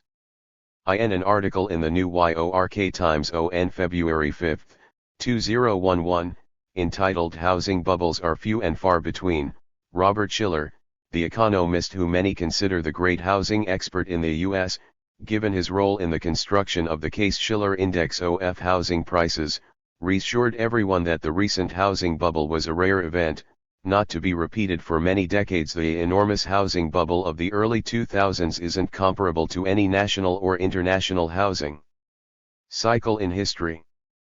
Previous bubbles have been smaller and more regional. The only reasonable parallels, he asserted, were the land bubbles that occurred in the US back in the late 1830s and in the 1850s. 1THIS is, as I shall show, an astonishingly inaccurate and dangerous reading of capitalist HI story. The fact that it passed so unremarked testifies to a serious blind spot in contemporary economic thinking. Unfortunately, it also turns out to be an equally blind spot in a Marxist political economy. The housing crash of 2007-L0 in the US was certainly deeper and longer than most. Indeed, it may well mark the end of an era in U.S. economic history, but it was by no means unprecedented in its relation to macroeconomic disturbances in the world market, and there are several signs that it is about to be repeated. Conventional economics routinely treats investment in the built 28 environment in general, and in housing in particular, along with urbanization, as some sidebar to the more important affairs that go on in some fictional entity called the national economy. The subfield of urban economics is thus the arena where inferior economists go while the big guns ply their macroeconomic trading skills elsewhere.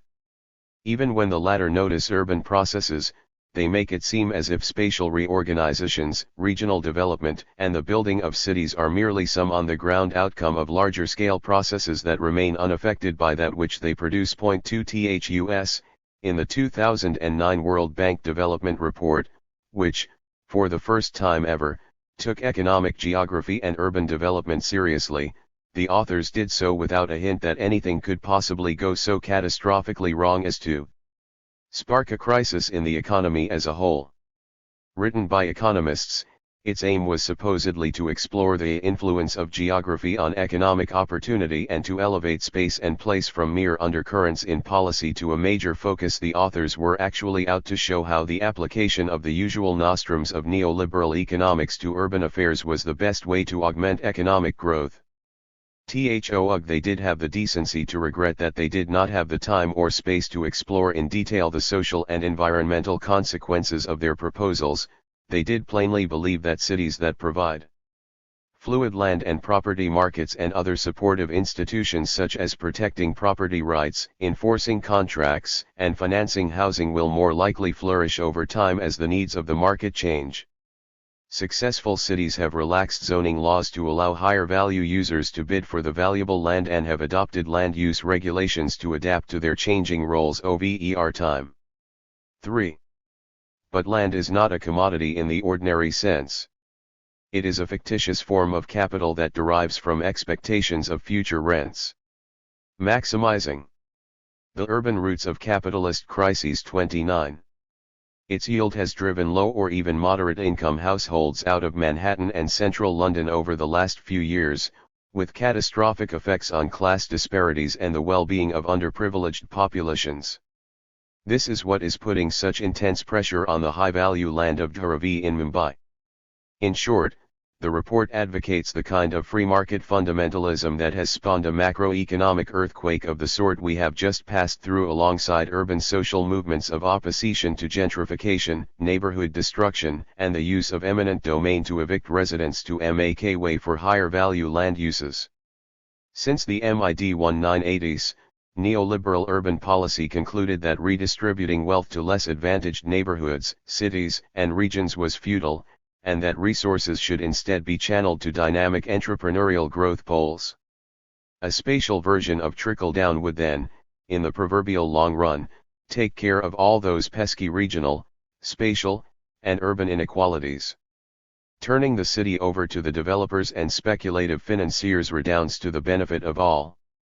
If only the Chinese had liberated land uses in their cities to free market forces, the World Bank report argued, their economy would have grown even faster than it had.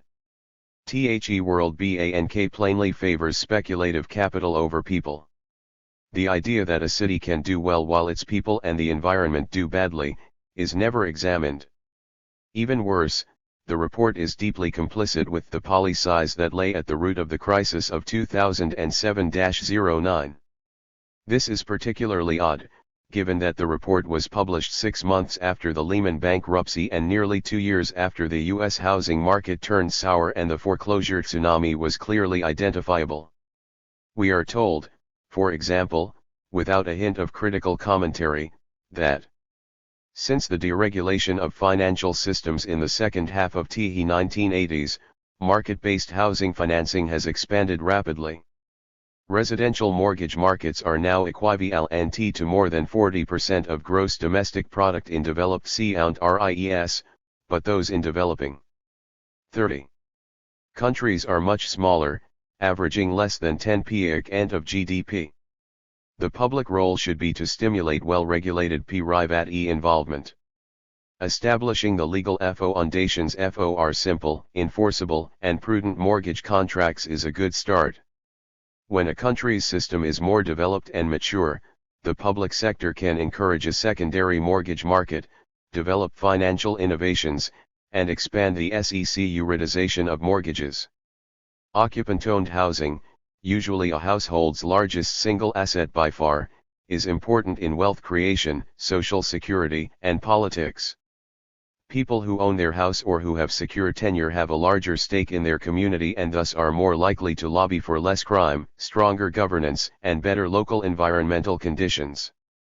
These statements are nothing short of astonishing given recent events.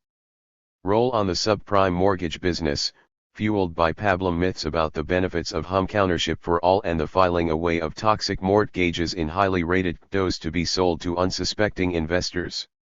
Roll on endless suburbanization that is both land and energy consuming way beyond what is reasonable for the sustained use of planet Earth for human habitation. The authors might plausibly maintain that they had no remit to connect their thinking about urbanization with issues of global warming. Along with Alan Greenspan, they could also argue that they were blindsided by the events of 2007-09, and that they could not be expected to have anticipated anything troubling about the rosy scenario they painted. By inserting the words prudent and well-regulated into the argument, they had, as it were, hedged against potential criticism. But since they cite innumerable prudentially chosen historical examples to bolster their neoliberal nostrums, how come they missed that the crisis of 1973 originated in a global property market crash that brought down several banks? Did they not notice that the commercial property-led savings and loan crisis of the late 1980s in the United States saw several hundred financial institutions go belly up at the cost of some $200 billion to US taxpayers? That the end of the Japanese boom in 1990 corresponded to a collapse of land prices? That the Swedish banking system had to be nationalized in 1992 because 3.1. of excesses in property markets? That one of the triggers for the collapse in East and Southeast Asia in 1997-98 was excessive urban development in Thailand. 5. Where were the World Bank economists when all this was going on? There have been hundreds of financial crises since 1973, and quite a few of them have been property or urban development led. And it was pretty clear to almost anyone who thought about it, including, it turns out, Robert Shiller, that something was going badly wrong in U.S. housing markets after 2001 or so. But he saw it as exceptional rather than systemic. 6. Shiller could well claim, of course, that all of the above other examples were merely regional events. But then so, from the standpoint of the people of Brazil or China, was the housing crisis of 2007-09. The epicenter was the U.S. Southwest and Florida, along with a few other hotspots. Internationally, Spain and Ireland were badly caught out, as was Britain, though to a lesser extent. But there were no serious problems in the property markets in France, Germany, the Netherlands, or Poland, or at that time throughout Asia. A regional crisis centered in the United States went global, to be sure, in ways that did not happen in the cases of, say, Japan or Sweden in the early 1990s. But the SNL crisis centered on 1987 had global ramifications.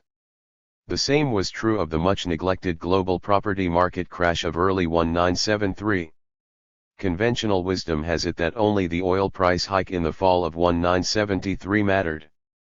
But it turned out that the property crash preceded the oil price hike by 6 months or more, and the recession was well underway by the fall. The property market crash spilled over into the fiscal crisis of local states. The subsequent New York City fiscal crisis of 1975 was hugely important because at that time it controlled one of the largest public budgets in the world. New York then became the center for the invention of neoliberal practices of gifting moral hazard to the investment banks and making the people pay up through the restructuring of municipal contracts and services. The impact of the most recent property market crash has also carried over into the virtual bankruptcy of states like California, visiting huge stresses in state and municipal government finance and government employment on almost everywhere in the U.S. The story of the New York City fiscal crisis of the 1970s eerily resembles that of the state of California, which today has the 8th largest public budget in the world. The National Bureau of Economic Research has recently unearthed yet another example of the role of property booms in sparking deep crises of capitalism.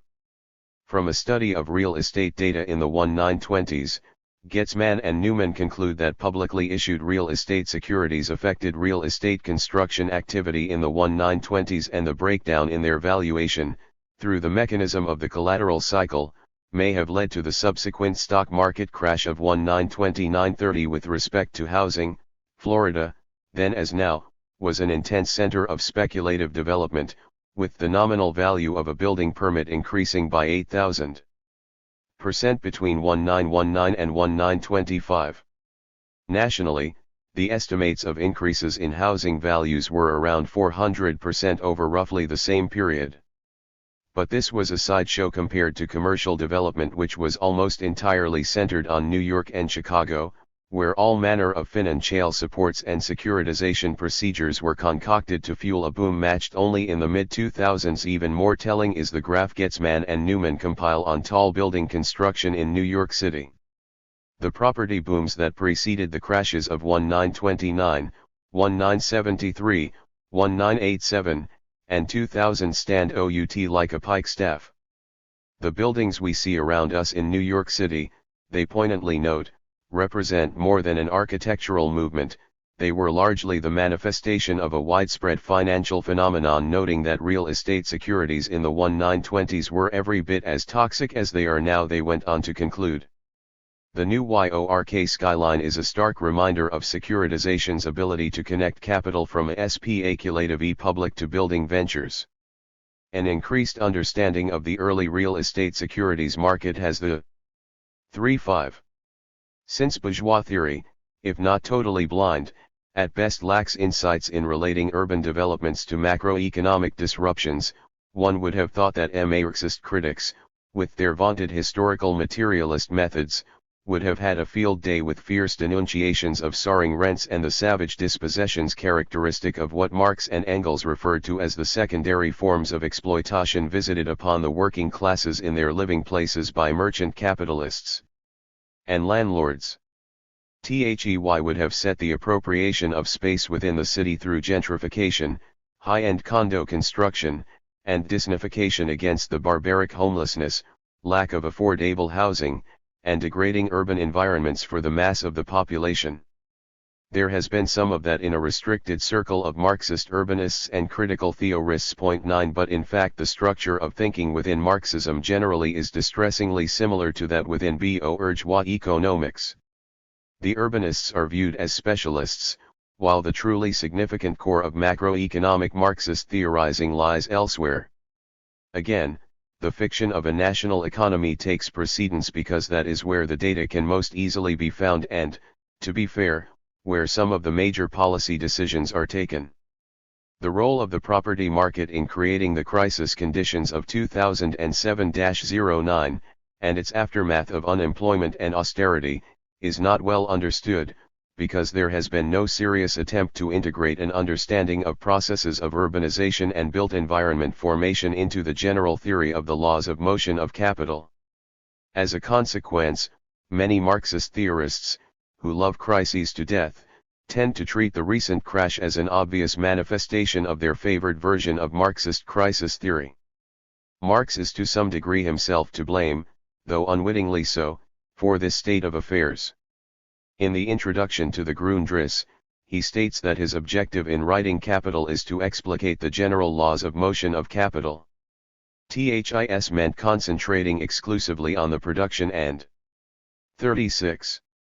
Realization of surplus value while abstracting from and excluding what he called the particularities of distribution, since these are accidental, conjunctural and of the moment in space and time. He also abstracted from the specificities of exchange relations, such as supply and demand and the state of competition. When demand and supply are in equilibrium, he argued, they cease to explain anything, while the coercive laws of competition function as the enforcer rather than the determinant of the general laws of motion of capital. This immediately provokes the thought of what happens when the enforcement mechanism is lacking, as happens under conditions of monopolization, and what happens when we include spatial competition in our thinking, which is, as has long been known, always a form of monopolistic competition.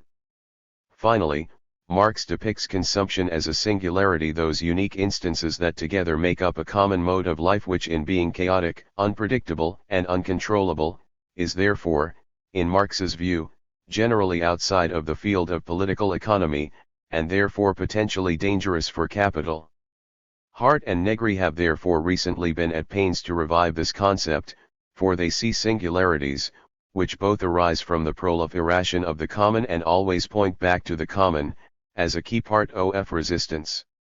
Marx also identified another level, that of the metabolic relation to nature, which is a universal condition of all forms of human society and therefore broadly irrelevant to an understanding of the general laws of motion of capital understood as a specific social and historical construct.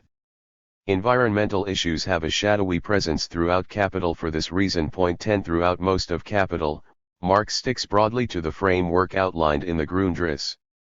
He focuses sharply on the generality of production of surplus value and excludes everything else. He recognizes from time to time that there are problems in so doing. There is, he notes, some double positing going on: land, labor, money. 3.7. And commodities are crucial facts of production, while interest, rents, wages, and profits are excluded from the analysis as particularities of distribution. The virtue of Marx's approach is that it allows a very dear account of the general laws of motion of capital to be constructed in a way that abstracts from the specific and particular conditions of his time. This is why we can still read him today in ways that are relevant to our own times. This approach imposes costs. To begin with, Marx makes clear that the analysis of an actually existing capitalist society/situation requires a dialectical integration of the universal, the general, the particular, and the singular aspects of a society construed as a working, organic totality. We cannot hope, therefore, to explain actual events simply in terms of the general laws of motion of capital. But, conversely, we cannot attempt such an explanation without reference to the general laws of motion. 1. Secondly, the abstractions within Marx's chosen level of generality start to fracture as the argument in Capital progresses. There are many examples of this, but the one that is most conspicuous, and in any case most germane to the argument here, relates to Marx's handling of the credit system. Several times in Volume 1 and repeatedly in Volume 2, Marx invokes the credit system only to lay it aside as a fact of distribution that he is not prepared yet to confront. The general laws of motion he studies in Volume 2, particularly those of fixed capital circulation and working periods, production periods, circulation times, and turnover times, all end up not only invoking but necessitating the credit system. He is very explicit on this point. When commenting on how the money capital advanced must always be greater than that applied in surplus value production in order to deal with differential turnover times, he notes how changes in turnover times 38 can set free some of the money earlier advanced. This money capital that is set free by the mechanism of the turnover movement must play a significant role, as soon as the credit system has developed, and must also form the foundations for this 12. In this and other similar comments it is made clear that the credit system becomes absolutely necessary for capital circulation, and that some accounting of the credit system has to be incorporated into the general laws of motion of capital. But when we get to the analysis of the credit system in Volume 3, we find that the interest rate is set jointly by supply and demand and by the state of competition, two specificities that have earlier been totally excluded from the theoretical level of generality at which Marx prefers to work. I mention this because the significance of the rules that Marx imposed upon his inquiries in Capital has largely been ignored. When these rules necessarily get not only bent but broken, as happens in the case of credit and interest, then new prospects for theorizing are opened up that go beyond the insights that Marx has already produced. Marx actually recognizes this might happen at the very outset of his endeavors. In the Grundrisse, he thus says of consumption, the most recalcitrant of his categories for analysis given the singularities involved, that while it, like the study of use values, actually belongs outside of economics, the possibility exists for consumption to react in turn upon the point of departure and initiate the whole process anew. 3. This is particularly the case with productive consumption, the labor process itself. Mario Tronti and those who followed in his footsteps, such as Tony Negri, are therefore perfectly correct to see the labor process as itself constituted as a singularity, internalized within the general laws of motion of capital. The legendary difficulties faced by capitalists as they seek to mobilize the animal spirits of the workers to produce surplus value signals the existence of this singularity in the heart of the production process. Internalizing the credit system and the relation between the rate of interest and the rate of profit within the general laws of production, circulation, and realization of capital is likewise a disruptive necessity. 39. If we are to bring Marx's theoretical apparatus more acutely to bear on actual events, the integration of credit into the general theory has to be carefully done, however, in ways that preserve, albeit in a transformed state, the theoretical insights already gained. We cannot, for example, treat the credit system simply as an entity in itself, a kind of efflorescence located on Wall Street or in the City of London that floats freely above the grounded activities on Main Street. A lot of credit-based activity may indeed be speculative froth, and a disgusting excrescence of human lust for gold and pure money power. But much of it is fundamental and absolutely necessary to the functioning of capital. The boundaries between what is necessary and what is necessarily fictitious and pure excess, are not easy to define. Clearly, to try to analyze the dynamics of the recent crisis and its aftermath without reference to the credit system, consumerism, and the state of competition would be a ridiculous enterprise. In the United States, $1.4 trillion in mortgages, many of them toxic, are sitting on the secondary markets of Fannie Mae and Freddie Mac, thus forcing the government to allocate $400 billion to a potential rescue effort. To understand this, we need to unpack what Marx might mean by the category of fictitious capital and its connectivity to land and property markets.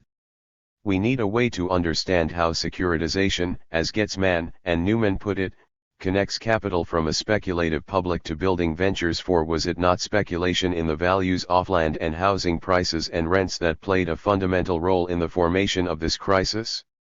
Fictitious capital, for Marx, is not a figment of some Wall Street trader's cocaine-addled brain. It is a fetish construct, which means, given Marx's characterization of fetishism in Volume 1 of Capital, that it is real enough, but that it is a surface phenomenon that disguises something important about underlying social relations. When a bank lends to the state and receives interest in return, it appears as if there is something directly productive going on within the state that is actually producing value, when 40. Most of what goes on within the state has nothing to do with value production.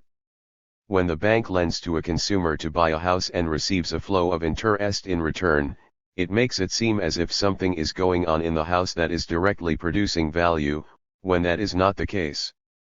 When banks take up bond issues to construct hospitals, universities, schools, and the like in return for interest, it seems as if value is being produced in those institutions when it is not. When banks lend to purchase land and property in search of extracting rents, then the distributive category of rent becomes absorbed into the flow of fictitious capital circulation. 15 When banks lend to other banks, or when the central bank lends to the commercial banks who lend to land speculators looking to appropriate rents, then fictitious capital looks more and more like an infinite regression of fictions built upon fictions. Leveraging at ever higher ratios magnifies the fictional amounts of money capital in circulation. These are all examples of fictitious capital formations and flows. And it is these flows that convert real into unreal estate. Marx's point is that the interest that is paid comes from value production somewhere else, taxation or direct extractions on surplus value production, or levies on revenues. And for Marx, of course, the only place where value and surplus value are created is in the labor process of production. What goes on in fictitious capital circulation may be socially necessary to sustaining capitalism. It may be part of the necessary costs of production and reproduction. Secondary forms of surplus value can be extracted by capitalist enterprises through the exploitation of workers employed by retailers, banks, and hedge funds. But Marx's point is that, if there is no value and surplus value being produced in production in general, then these sectors cannot exist by themselves. If no shirts and shoes were produced, what would retailers sell? There is, however, a caveat that is terribly important. Some of the flow of what seems to be fictitious capital can indeed be involved in value creation. When I convert my mortgaged house into a sweatshop employing illegal immigrants, the house becomes fixed capital in production. When the state builds roads and other infrastructures that function as collective means of production for capital, these then have to be categorized as 4.1. Productive state expenditures. When the hospital or university becomes the site for innovation and design of new drugs, equipment, and the like, it becomes a site of production. Marx would not be fazed by these caveats at all. As he says of fixed capital, whether something functions as fixed capital or not depends upon its use and not upon its physical qualities.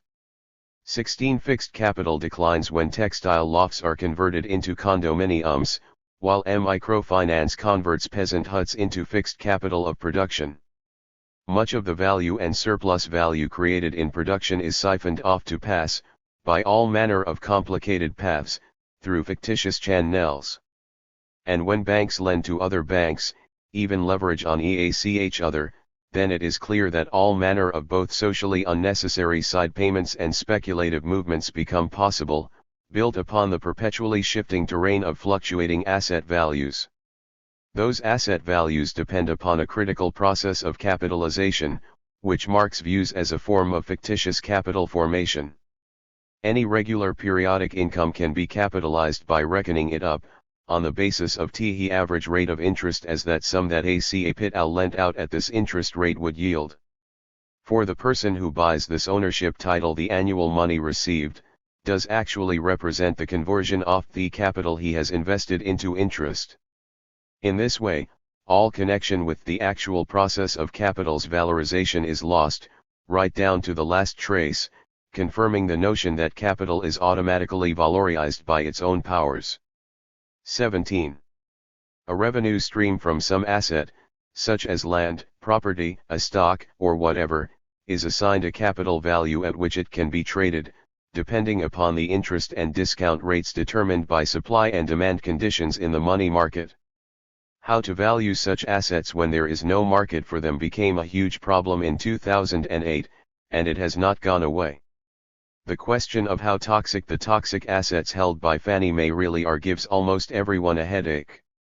There is an important echo here of the capital value controversy that erupted and was promptly buried, like all manner of other inconvenient truths, in conventional economic theory in the early 1970s.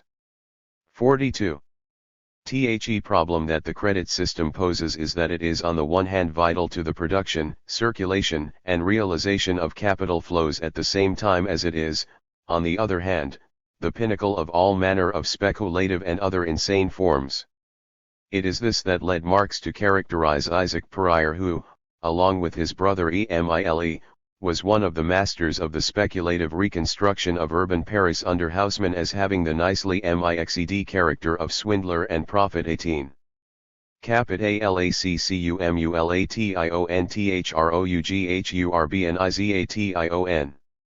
Urbanization, I have long argued, has been a key means for the absorption of capital and labor surpluses throughout capitalism's history. 19. It has a very particular function in the dynamics of capital accumulation because of the long working periods and turnover times and the long lifetimes of most investments in the built environment. It also has a geographical specificity such that the production of space and of spatial monopolies becomes integral to the dynamics of accumulation, not simply by virtue of the changing patterns of commodity flows over space but also by virtue of the very nature of the created and produced spaces and places over which such movements occur. But precisely because all of this activity, which, by the way, is a hugely important arena for value and surplus value production, is so long-term, it calls for some combination of finance capital and state engagements as absolutely fundamental to its functioning.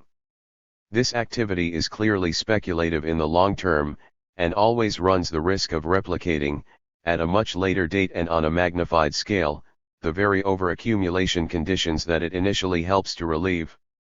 Hence the crisis-prone character of urban and other forms of physical infrastructural investments.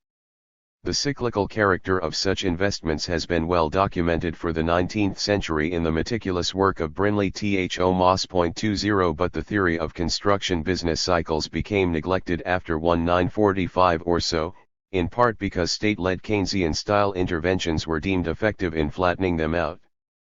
Robert G. Otaliab, in a detailed study of many local building cycles, identified long swings in residential building cycles, with an average periodicity of 1.97 years and a standard deviation of 5 years.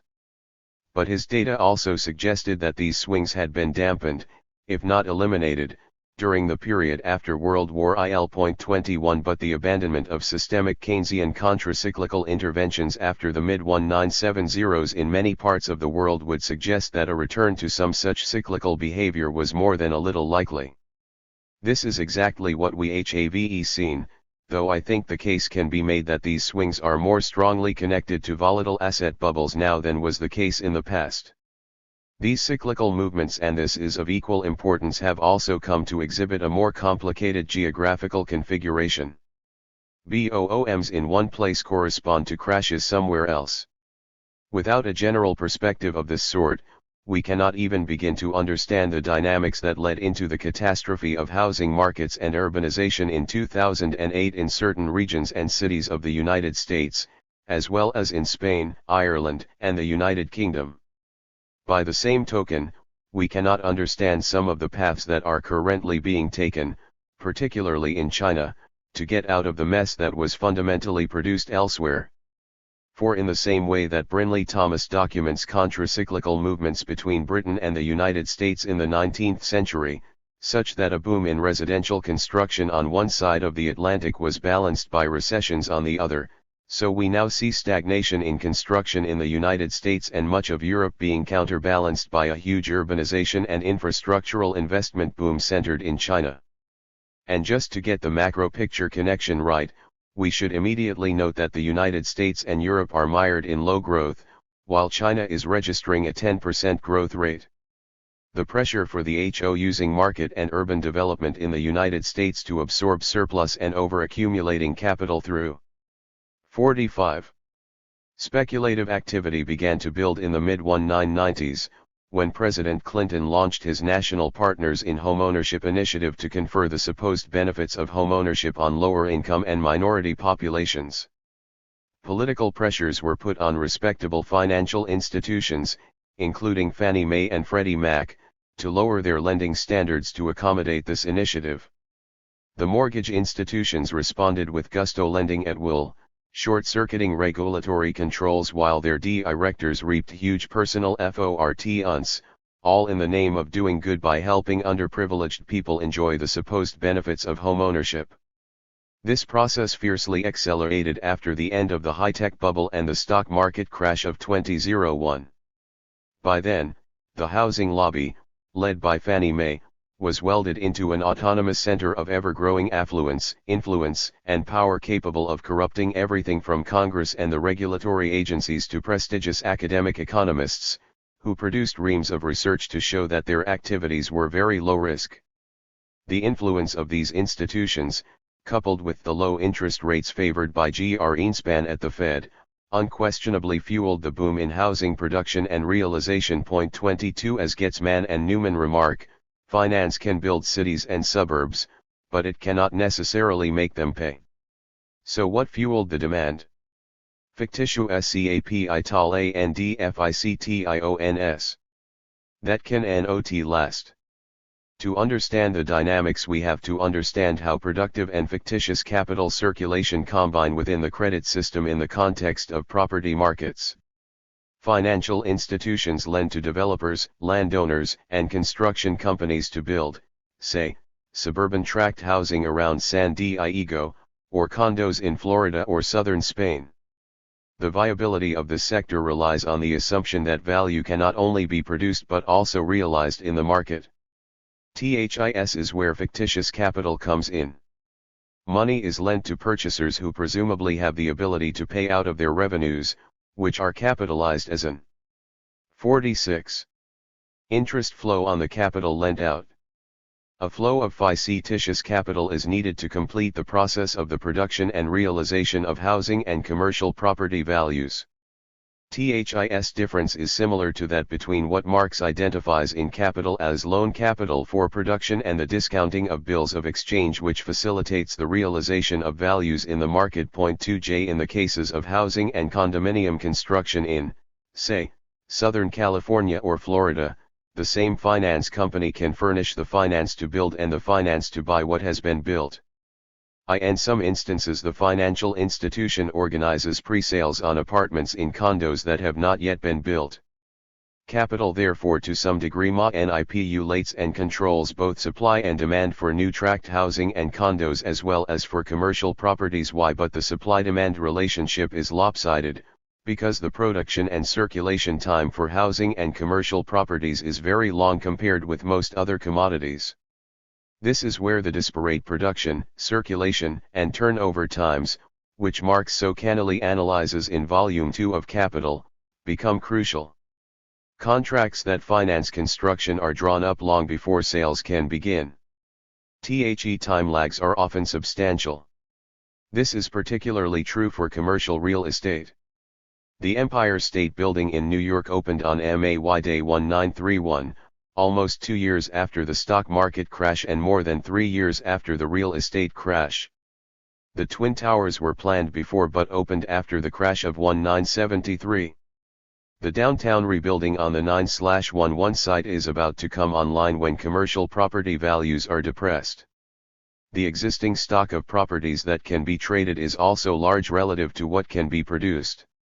Total housing supply is therefore relatively inelastic relative to more volatile demand shifts. Historically, it has proved very difficult in developed countries to increase the housing stock in any one year by more than 2 or 3% even with the greatest effort. Stimulating demand by taxation and public policy gimmicks and other. 47. Incentives does not necessarily elicit an increased supply, it merely inflates prices and stimulates speculation. As much if not more money can then be made from financial trading on existing housing rather than from building new. It becomes more profitable to finance shady mortgage originating institutions like Countrywide than actual housing production. Even more tempting is to invest in collateralized debt obligations made up of tranches of mortgages gathered together in some spuriously highly rated investment vehicle in which the flow of interest from homeowners provides a steady income. THIS was exactly what happened in the United States as the subprime steamroller got going. Copious amounts of fictitious capital flowed into housing finance to fuel demand, but only a part of it ended up in new housing production. The subprime market for mortgages, which stood at around $30 billion in the mid-1990s, rose to $1.30 billion by 2000, and hit an all-time HIGH of $625 billion in 2005.25. There was no way that such a rapid increase in demand could be paralleled by an expansion of supply, no matter how hard the builders tried. So prices rose, and it seemed like they could rise forever. But this all depended on a continuous expansion of the flows of fictitious capital, and on keeping intact the fetish belief that capital can be automatically valorized by its own powers. 26 Marx's point, of course, is that, in the face of an insufficiency of value creation through production, that fantasy must inevitably come to a sticky end. And indeed it did. The class interests involved on the production side are, however, also lopsided, and this has implications for who ends up holding the sticky end. Bankers, developers, and construction companies easily combine to forge a class alliance, which is precisely what they did, after 48. Having creamed off all the origination and legal fees that they could. If the financier has to choose between the bankruptcy of a developer because of failures of realization or the bankruptcy and foreclosure on the purchaser of housing, then it is fairly clear which way the financial system will lean. Class and racial prejudices are invariably involved. Speculatively, the asset markets constituted by housing and land have a Ponzi character without a Bernie Madoff at the top. I buy a property, the property prices go up, and a rising market encourages others to buy. When the pool of truly creditworthy buyers dries up, then why not go further down the income layers to high-risk consumers, ending up with no income and no asset buyers who might gain by flipping the property as prices rise. And so it goes until the bubble pops. Financial institutions have tremendous incentives to sustain the bubble as long as they can in order to extract maximum fees. The problem is that they often can't get off the train before it wrecks, because the train is accelerating so quickly. The delusion that capital can valorize itself by way of its own powers is self-perpetuating and self-fulfilling, at least for a while. As one of Michael Lewis's perceptive financial analysts who saw the crash coming early on put it in the Big Short, "Holy shit, this isn't just credit. THIS is a fictitious Ponzi scheme." 28 THE is yet another wrinkle to this story. Rising housing prices in the U.S. increased effective demand in the economy at large. In the year 2003 alone, 1.36 million mortgages were issued, worth $3.7 trillion. Of these, $2.80 trillions worth were for purposes of refinancing. Households were cashing in on the rising value of their property. With wages stagnant, this provided a way for many to access extra cash either for necessities or consumer goods. The house became a convenient cash cow, a personal machine, thus boosting aggregate demand, including, of course, the further demand for housing. Michael Lewis in The Big Short explains the sort of thing that happened. The baby nurse of one of his lead characters ended up owning, with her sister, 6 houses in Queens in New York City. After they bought the first one, and its 49 value rose, the lenders came and suggested they refinance and take out $250,000 which they used to buy another. And the price of that one rose, too, and they repeated the experiment. By the time they were done they owned 5 of them and the market was falling and they couldn't make any of the payments. 29 Property prices can't and don't rise forever. THEPRODUCTON of value ENDURBNCRISES. But there are longer term and deeper issues here that need to be taken into account on the production side. Although much of what went into the real estate market was pure speculation, the production activity was itself an important part of the economy as a whole, with construction accounting for 7% of GDP, and all of the ancillaries of new products amounting to more than double that. If the NBER papers are correct, the collapse of the construction boom after 1928, which was manifest as a $2 billion drop-off in housing construction and a collapse of housing starts to less than 10% of their FOMER volume in the larger cities, played an important but still not well understood role in the 1929 crash. A Wikipedia entry notes, devastating was the disappearance of 2 million high-paying jobs in the construction trades, plus the loss of profits and rents that humbled many landlords and real estate investors. 30 THIS surely had implications for confidence in the stock market more generally. Small wonder that there were desperate subsequent attempts by the Roosevelt administration back in the 1930s to revive the housing sector. To that end a raft of reforms in housing mortgage finance were implemented, culminating in the creation of a secondary mortgage market through the founding in 1938 of the Federal National Mortgage Association. The task of Fannie Mae was to ensure mortgages and to allow banks and other lenders to pass the mortgages on, thus providing much-needed liquidity to the housing market. THESE institutional reforms were later to play a vital role in financing the suburbanization of the United States after World War II. While necessary, they were not, however, sufficient to put housing construction onto a different plane in U.S. economic development. All sorts of tax incentives, along with the GI Bill and a very positive Housing Act of 1947, which declared the right of all Americans to live in decent housing in a decent living environment, were devised to promote homeownership, for political as well as economic reasons.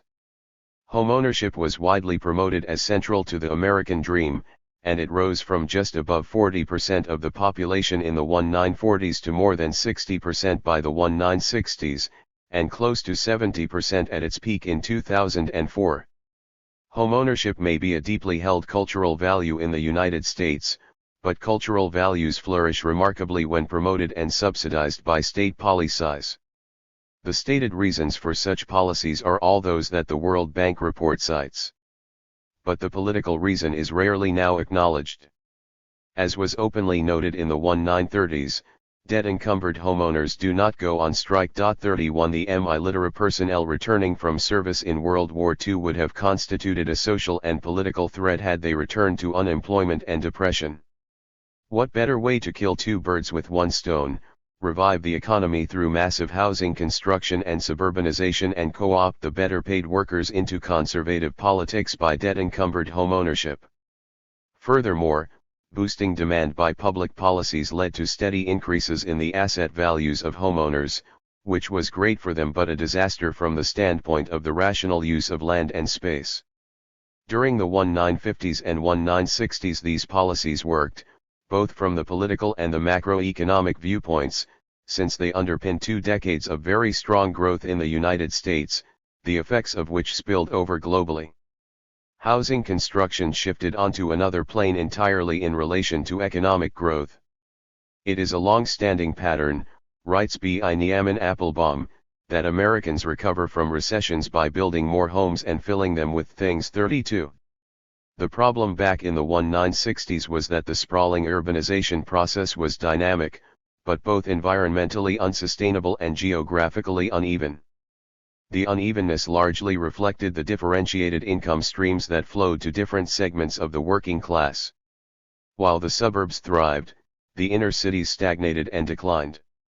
The white working class flourished, but the impacted inner city minorities, African American in particular, did not. The result was a whole 5-1 sequence of inner city uprisings including Detroit and Watts, and culminating in spontaneous uprisings in some 40 cities across the United States in the wake of the assassination of Martin Luther King in 1968. Something that came to be known as the urban crisis was there for all to see and easily name. Massive federal funds were released to deal with this problem after 1968, until President Nixon declared the crisis over in the recession of L973.3 JTHE. Sidebar to all of this was that Fannie Mae became a government-sponsored private enterprise in 1968 and, after it was provided with a competitor, the Federal Home Mortgage Corporation in 1970, both institutions played a hugely important and eventually destructive role in promoting homeownership and sustaining housing construction. Over nearly 50 years.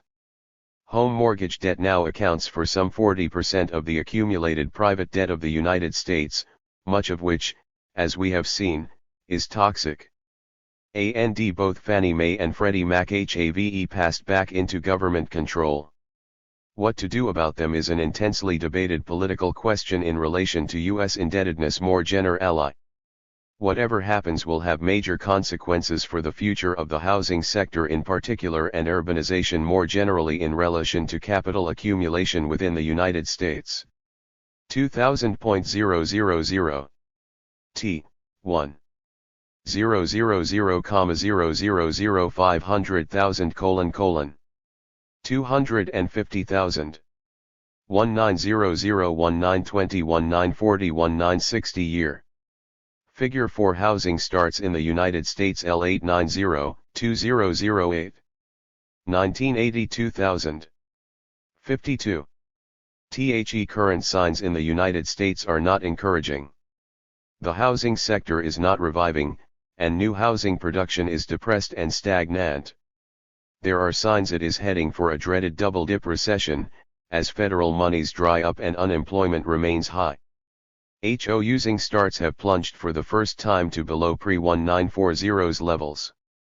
As of March 20, 11, the unemployment rate in construction stood above 20%, compared to a rate of 9.7% in manufacturing that was very close to the national average. There is no need to build new homes and fill them with things when so many homes stand empty. The San Francisco Federal Reserve estimates construction may not return to the average level of pre-bubble activity before 2016, sidelining a major industry from having any impact on the recovery. 31 In the Great Depression, more than a quarter of construction workers remained unemployed as late as 1939. Getting them back to work was a crucial target for public interventions. Attempts by the Obama administration to create a stimulus package for infrastructural investments have largely been frustrated by Republican opposition. To make matters worse, the condition of state and local finances in the U.S. is so dire as to result in layoffs and furloughs, as well as savage cuts in urban services. The collapse of the housing market and the 20% fall in housing prices has put a huge dent in local finances, which rely heavily on property taxes. An urban fiscal crisis is brewing as state and municipal governments cut back and construction languishes. When we put this all together, it looks increasingly as if the post-World War II era of accumulation and macroeconomic stabilization by suburbanization and housing and property development in the United States is at an end. On top of all this comes a class politics of austerity that is being pursued for political and not economic reasons.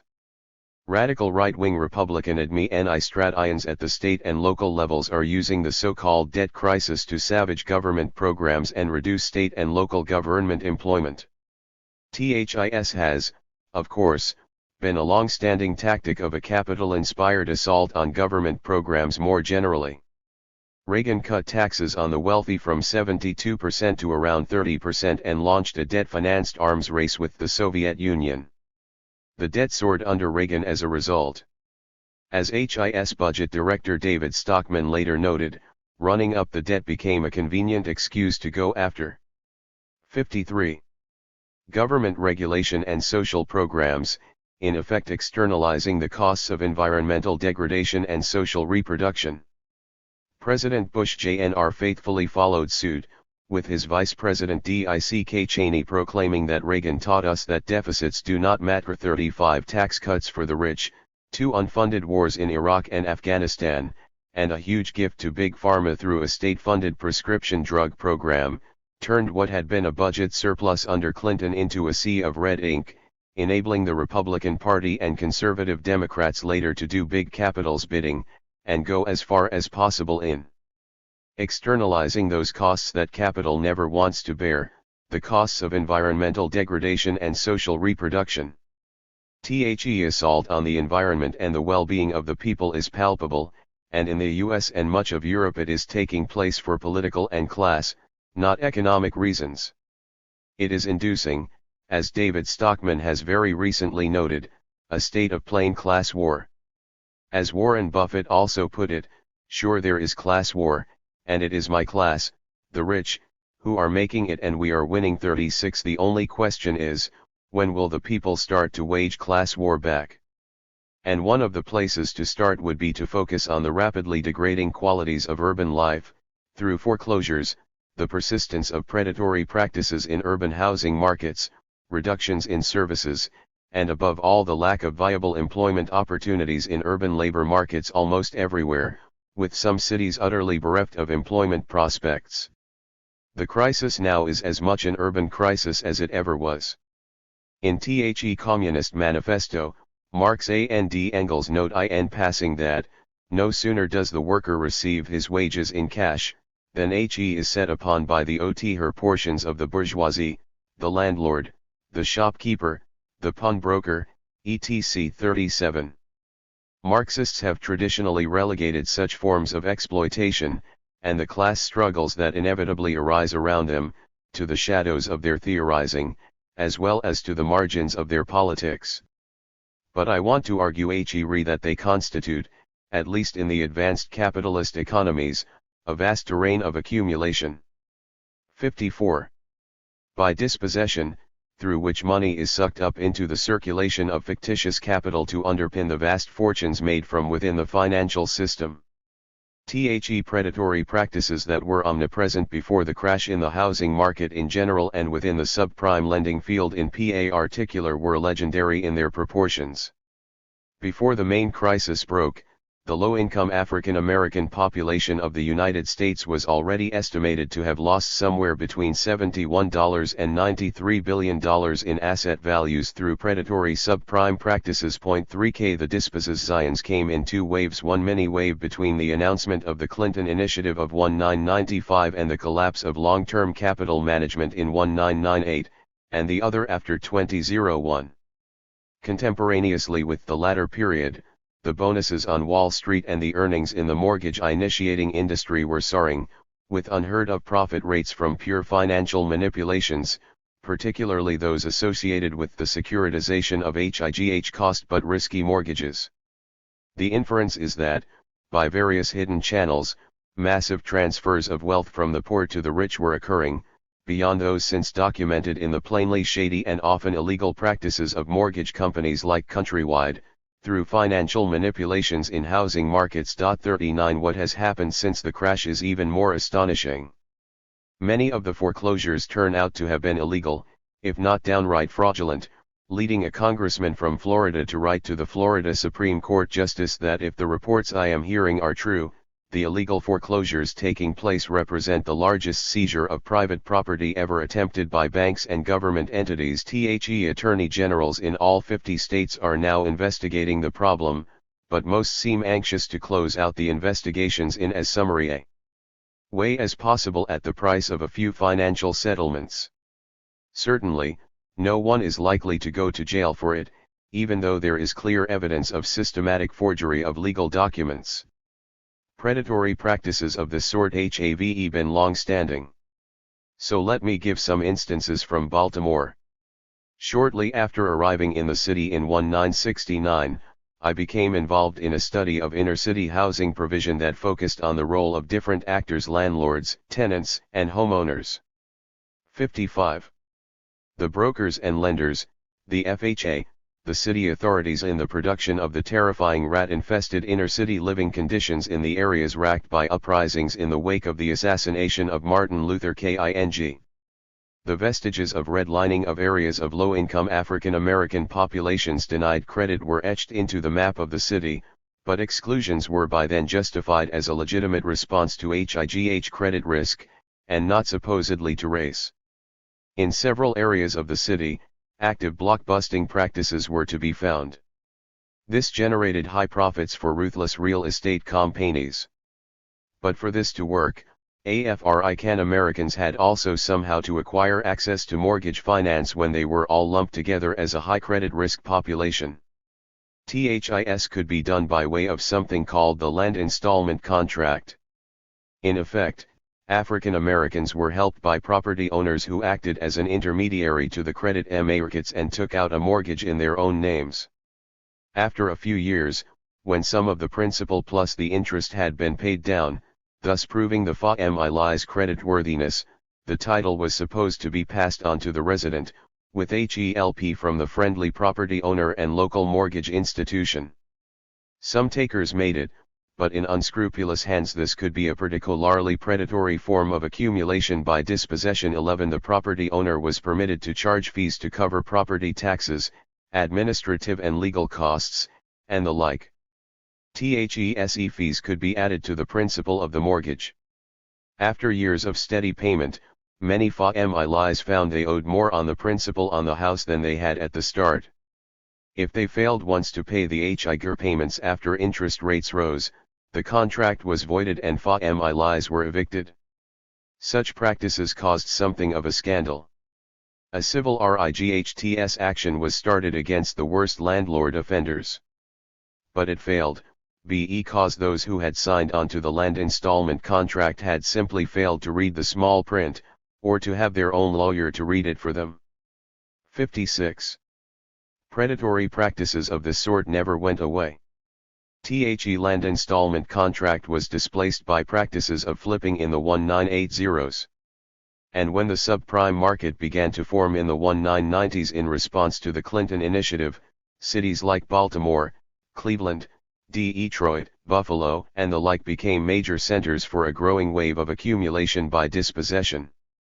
Baltimore eventually launched a civil rights lawsuit after the crash of 2008 against Wells Fargo over its discriminatory subprime lending practices. Almost certainly the suit will fail, since it will be almost impossible to prove intent based on race as opposed to credit risk. As usual, the incomprehensible small print allows for a lot. Club ELN took a more nuanced path: sue the finance companies for the creation of a public nuisance because the landscape was littered with foreclosed houses that required city action to board them up. Predatory practices that hit the poor, the vulnerable, and the already underprivileged are legion. Any small unpaid bill can become a lien on a property about which a property owner may remain mysteriously unnotified until after it has been bought up by a lawyer who expenses it, so that an original unpaid bill of, say, $1.00 requires, say, $2,500 to redeem. For most poor people, this means the loss of the property. At the last round of lien sales in Baltimore, some $6 million worth of liens on property were purchased from the city by a small group of lawyers. If the markup is 250%, they stand to amass considerable fortunes if the liens get paid off, and potentially valuable properties for future development if they simply acquire the properties. To top it all, it has been systematically shown that, in U.S. cities since the 1960s, the poor typically pay more for inferior basic commodities. 57. Such as food, and that the underservicing of low-income communities places added undue financial and practical burdens upon such populations. The economy of dispossession of vulnerable populations is as active as it is perpetual. Even more startling is how many temporary and insecure workers in low-wage industries in major cities such as New York, Chicago, and Los Angeles have experienced some degree of illegal wage losses, including failure to pay the minimum wage, refusal to pay for overtime, or simply delays in payment that could in some instances stretch into months. 12. My point in mentioning all these various forms of exploitation and dispossession is to suggest that in many metropolitan regions such mass practices are systematically visited upon vulnerable populations. It is important to recognize how easily real wage concessions to workers can be clawed back for the capitalist class as a whole through predatory and exploitative activities in the realm of consumption. For much of the low-income urbanized population, the joint excessive exploitation of their labor and the dispossession of their meager assets constitutes a perpetual drain upon their capacity to sustain minimally adequate conditions of social reproduction. THIS is a condition that calls for citywide organization and a citywide political response. THECHINA story. Insofar as there has been any exit from the global crisis of capital this time, it is notable that the housing and property boom in China, along with a huge wave of debt-financed infrastructural investments there, has taken a leading role not only in stimulating their internal market but also in stimulating the economies that are tightly integrated into the China trade, such as Australia and Chile with their raw materials and Germany with its machine tool and automotive exports. In the United States, on the other hand, construction has been slow to revive, with the unemployment rate in construction, as noted earlier, more than twice the national average. Urban investments typically take a long time to produce and an even longer time to mature. It is always difficult to determine, therefore, when. 58. An overaccumulation of capital has been or is about to be transformed into an overaccumulation of investments in the built environment. The likelihood of overshooting, as regularly happened with the railways in the 19th century and as is shown by the long history of building cycles and crashes, is very high. The fearlessness of the pell-mell urbanization and infrastructural investment boom that is completely reconfiguring the geography of the Chinese national space rests in part on the ability of the central government to intervene arbitrarily in the banking system if anything goes wrong. A relatively mild recession in property markets in the late 1990s in leading cities such as Shanghai left the banks holding title to a vast array of non-earning assets, many of which were urban and property development based. Unofficial estimates identified as many as 40% of bank loans a non-earning. 43.1 He response of the central government was to use its abundant foreign exchange reserves to recapitalize the banks. It is known that the state used some $45 billion of its foreign exchange reserves for this purpose in the late 1990s, and it may have indirectly used much more. But as China's institutions evolve in ways more consistent with global financial markets, so it becomes harder for the central government to control what is happening in the financial sector. The reports now available from China make it seem rather too similar for comfort to the American Southwest and Florida in the 2000s, or Florida in the 1920s. Since the general privatization of housing in China in 1998, housing speculation and construction have taken off in a spectacular fashion. Housing prices are reported to have risen by 140% nationwide since 2007, and by as much as 800% in the main cities such as Beijing and Shanghai over the last 5 years. In the latter city, property prices are reputed to have doubled over the last year alone. The average apartment price there now stands at $500,000, and even in second-tier cities a typical home costs about 25 times the average income of residents, which is clearly unsustainable.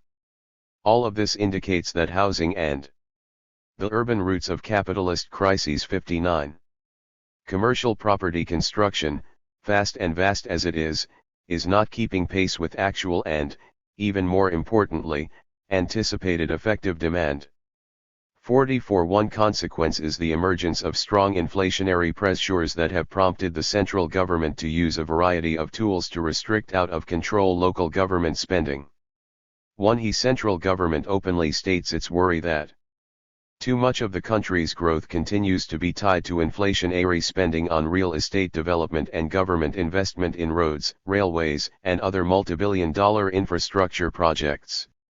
In the first quarter of 2011, fixed asset investment, a broad measure of building activity, jumped 25% from the period a year earlier, and real estate investment soared 37%. 45. This investment is now equal to nearly 70% of the nation's gross domestic product. No other nation has approached this level in modern times. Even Japan, at the peak of its building boom in the 1980s, reached only about 35%, and the figure has hovered around 20% for decades. In the United States, the city's efforts have helped government infrastructure and real estate spending surpass foreign trade as the biggest contributor to China's growth. 46. Extensive land acquisitions and displacements of legendary proportions in some of the major cities indicate an active economy of dispossession booming alongside this huge urbanization push throughout the whole of China. The forced displacements and dispossessions are one of the most important causes of a rising tide of popular and sometimes violent protests. The land sales to developers have provided a lucrative cash cow to fill local government coffers. But in early 2011 the central government ordered them to be curbed in order to hold back an out-of-control property market, and the often brutally staged land dispossessions that were causing so much resistance. This created fiscal difficulties for many municipalities. The sharp rise in local government debt and poor controls over borrowing by investment companies are now considered a major risk to the Chinese economy, and this is casting a deep shadow over the prospects for future growth. 60. Not only in China but also worldwide. As of 2011, the municipal debt was estimated by the Chinese government at around $2.2 trillion, equivalent to nearly a third of the nation's gross domestic product. Possibly as much as 80% of this debt is held by off-the-books investment companies, sponsored by but not technically a part of municipal government. These are the organizations that are building, at immense speed, both the new infrastructures and the signature buildings that make Chinese cities so spectacular. But the cumulative debt liabilities of the municipalities are huge. A wave of defaults could become a huge liability for the central government, which is sitting on about $2 trillion in debt of its own. The possibility of a collapse followed by a long period of Japanese-like stagnation is very real. The slowing of the Chinese economic growth machine in 2011 is already producing reductions in imports, and this will in turn rebound in all those areas of the world that have flourished on the back of the Chinese market for raw materials in particular. Meanwhile, whole new cities, with hardly any residents or real activities as yet, can now be found in the Chinese interior, prompting a curious advertising program in the United States business press to attract investors and companies to this new urban frontier of global capitalism. 18 Urban development since the mid-19th century, if not before, has always been speculative, but the speculative scale of Chinese development seems to be of an entirely different order than anything before in human story. But then the surplus liquidity in the global economy needing to be absorbed, which is expanding at a compound rate, has never been greater either. As in the post-World War II suburbanization boom in the United States, when all the ancillary housing appliances and appurtenances are added in, it becomes clear that the Chinese urbanization boom is playing a central role in stimulating the revival of global economic growth for a wide range of consumer goods other than automobiles. By some estimates, China consumes up to 50% of key global commodities and materials such as cement, steel, and coal, and Chinese real estate is the main driver of that demand. 9 Since at least half of the steel consumed ends up in the built environment, this means that a quarter of global steel output is now absorbed by this activity alone. China is not the only place where such 6.1. A property boom can be identified. All of the so-called BRIC countries seem to be following suit. Property prices thus doubled in both Sao Paulo and Rio last year, and in India and Russia similar conditions prevail.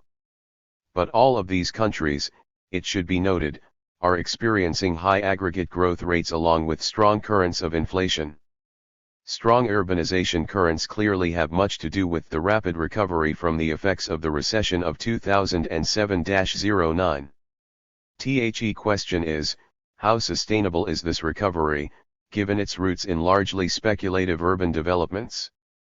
Attempts by the Chinese central government to control their boom and quell inflationary pressures by raising stepwise the reserve requirements of the banks have not been too successful. A shadow banking system has emerged that is strongly connected to land and property investments and is hard to monitor and control, and comprises new investment vehicles. The result of accelerating land dispossessions and inflation has been proliferating unrest. Reports are now coming in of work actions by taxi drivers and truckers, alongside sudden full-blown factory strikes in the industrial areas of Guangdong in response to low wages, poor working conditions, and escalating prices. Official reports of unrest have risen dramatically, and wage adjustments have been occurring, along with government policies designed to confront the swelling unrest and stimulate the internal market as a substitute for riskier and stagnant export markets. All of this has to be understood, however, against the background of the concrete steps the Chinese government took to deal with the crisis of 2007-09. The main impact of the crisis on China was the sudden collapse of export markets and a 20% fall-off in exports by early 2009. Several reasonably reliable estimates put the number of jobs lost in the export sector at close to 30 million over a very short period in 2008-09. Yet the IMF could report that the net job loss in China as of fall 2009 was only 3 million. 5 degrees. Some of the difference between gross and net job losses may have been due to the return of unemployed urban migrants to their rural base. Another part of it was doubtless the fast revival of exports and re-engagement of workers earlier 62 laid off. But the rest of it was almost certainly due to the government's implementation of a massive Keynesian-style stimulus program of urban and infrastructural investment. An extra $600 billion was made available by the central government to augment what was already a large program of infrastructural investment. 51 The central government simultaneously instructed the banks to lend extensively to all manner of local development projects as a way to mop up surplus labor. THI's massive program was designed to lead the way towards economic recovery. The Chinese government now claims it created nearly 3-4 million new urban jobs between 2008 and 2010. It certainly appears to have been fairly successful in its immediate objective of absorbing much of the massive labor surplus, if the IMF figures on net job loss are correct. The big question, of course, is whether these state expenditures fall within the category of productive or not, and, if so, productive of what and for whom? Many investments, such as the huge shopping mall close to Dongguan, stand almost empty, as do quite a few of the high-rises that litter the urban landscape almost everywhere. And then there are the empty new cities waiting for populations and industries to arrive. Yet there is also no question that the Chinese national space could benefit from deeper and more efficient spatial integration, and on the surface at least the vast wave of infrastructural investments and urbanization projects would appear to do just that, linking the underdeveloped interior to the wealthier coastal regions and the water-short north with the well-watered south. At the metropolitan level, the processes of urban growth and urban regeneration would also appear to bring modernist techniques to urbanization, along with the diversification of activities. In some ways, China's development mimics and exaggerates that of the post-World War I United States.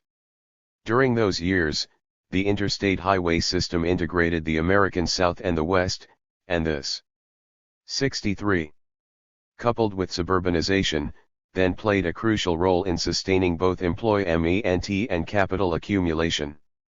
But the parallel is instructive in other ways.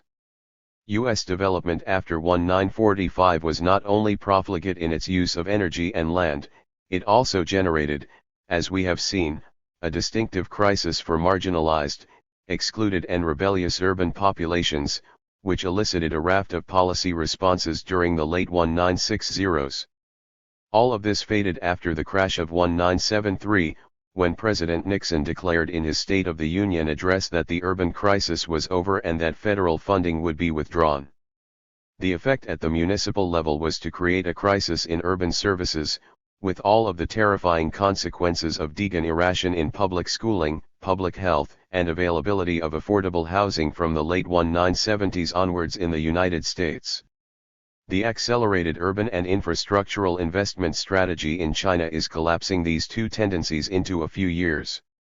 A high-speed train between Shanghai and Beijing is fine for the business people and the upper middle class, but it does not constitute the kind of affordable transport system that can take workers back to their rural origins for the Chinese New Year. Similarly, high-rise apartment blocks, gated communities, and golf courses for the rich, along with high-end shopping malls, do not really help to reconstitute an adequate daily life for the rest of impoverished masses.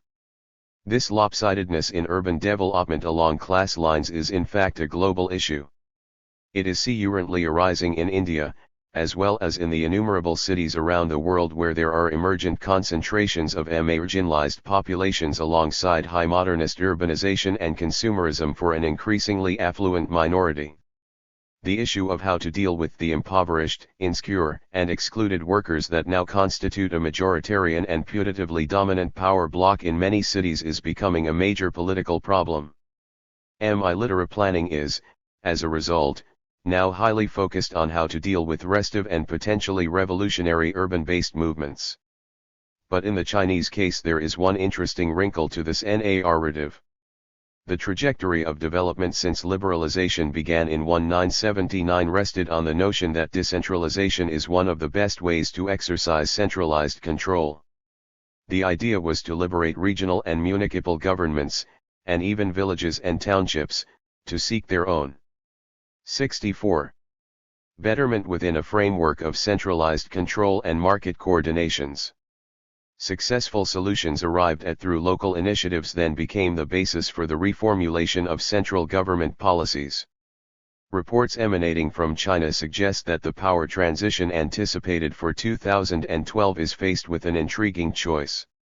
Attention is focused on the city of Chongqing, where a purportedly radical shift away from market-based policies back onto a path of state-led socialist redistribution backed, interestingly, by a great deal of Maoist-inspired rhetoric has been underway for some time. In this model, everything links back to the issue of poverty and inequality. The government has turned the market profits of state-owned enterprises toward traditional socialist projects, using their revenues to fund the construction of affordable housing and transportation infrastructure. The housing initiative entails a massive construction program to provide cheap apartments to a third of the 30 million residents living in the city region. The municipality expects to build 20 satellite towns, with a population of 300,000 apiece. In each one, 50,000 people will live in state-subsidized housing. The aim of this enormously ambitious project is to reduce the spiraling social inequalities that have arisen over the last 2 decades across China. It is an antidote to the private developer-led projects of gated communities for the rich. But its downside is that it accelerates the dispossession of land from rural uses and pushes peasant populations into a forced urbanization that underpins swelling protest and discontent, which in turn leads to a repressive if not authoritarian response. This turn back to a socialist redistributive agenda, using the private sector for public purposes, is now providing a model for the central government to follow. It plans to build 36 million affordable housing units over the 5 years beginning in 2010. In this way, China proposes to solve the capital surplus absorption problem at the same time as offering a way to further urbanize the rural population, absorb surplus labor, and dispel popular discontent by offering reasonable housing security to the less well-off. 52. There are echoes here of U.S. urban policies after 1945, keep economic growth on track while co-opting potentially restive populations through housing security. The downside is the swelling and sometimes violent opposition to the necessary land acquisitions. The urban roots of capitalist crises. 65.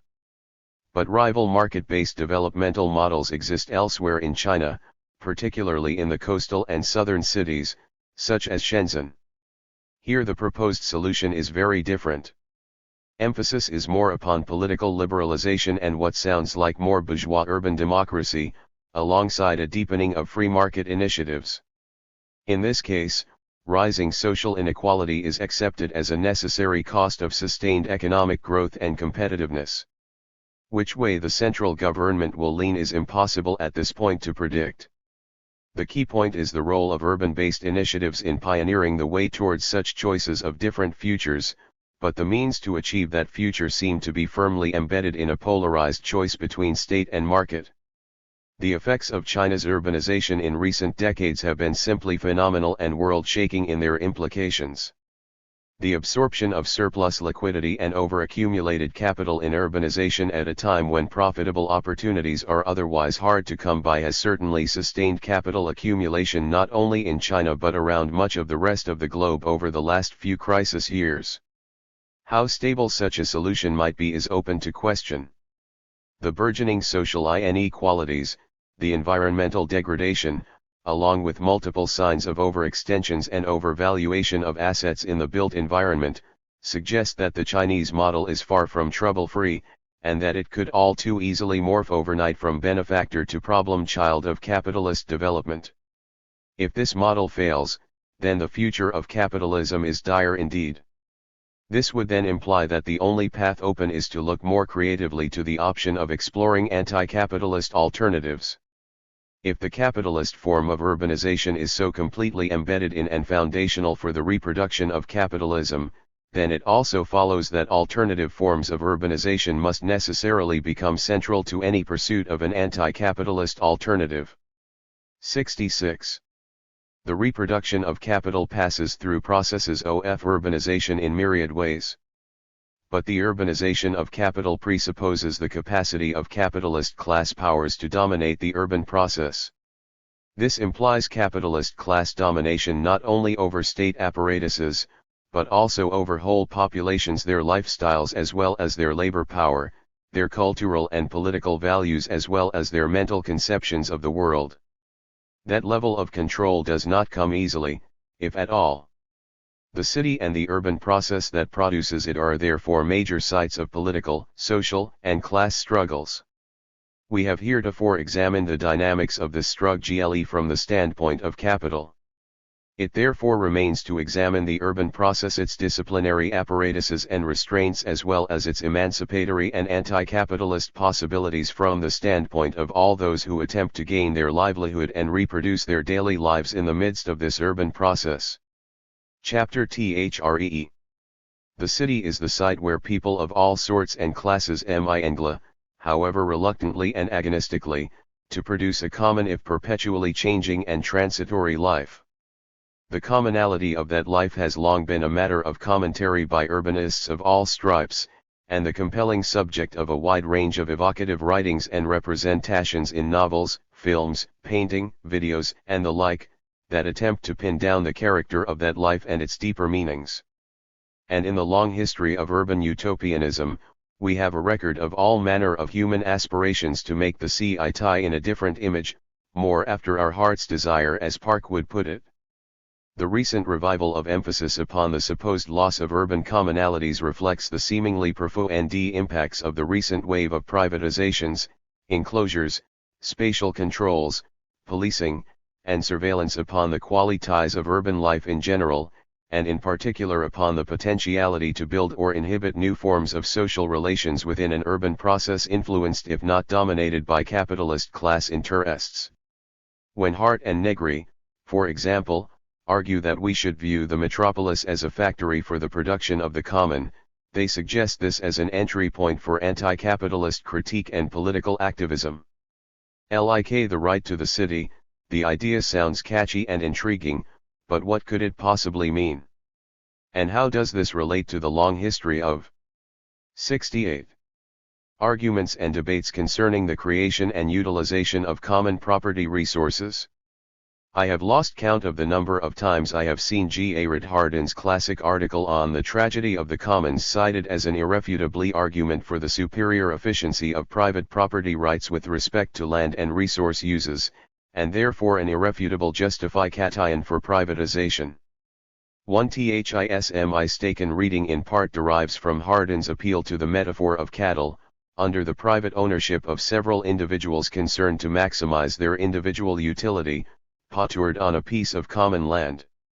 The owners individually gain from adding cattle, while any losses in fertility from so doing are spread across all users. So all the herders continue to add cattle until the common land loses all productivity. If the cattle were held in common, of course, the metaphor would not work. THIS shows that it is private property in cattle and individual utility maximizing behavior that lie at the heart of the problem, rather than the common property character of the resource.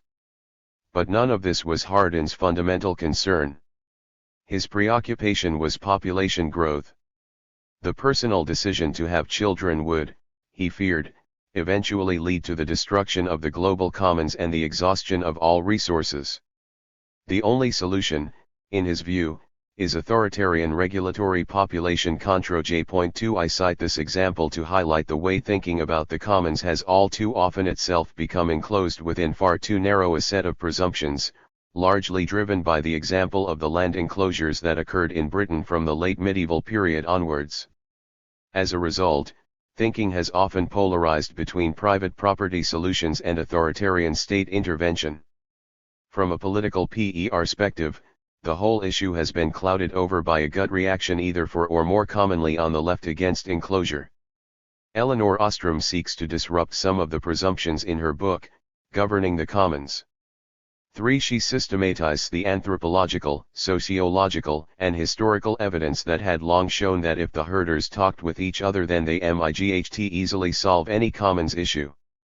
Ostrom shows from innumerable examples that individuals can and often do devise ingenious and eminently 69 sensible collective ways to manage common property resources for individual and collective benefit.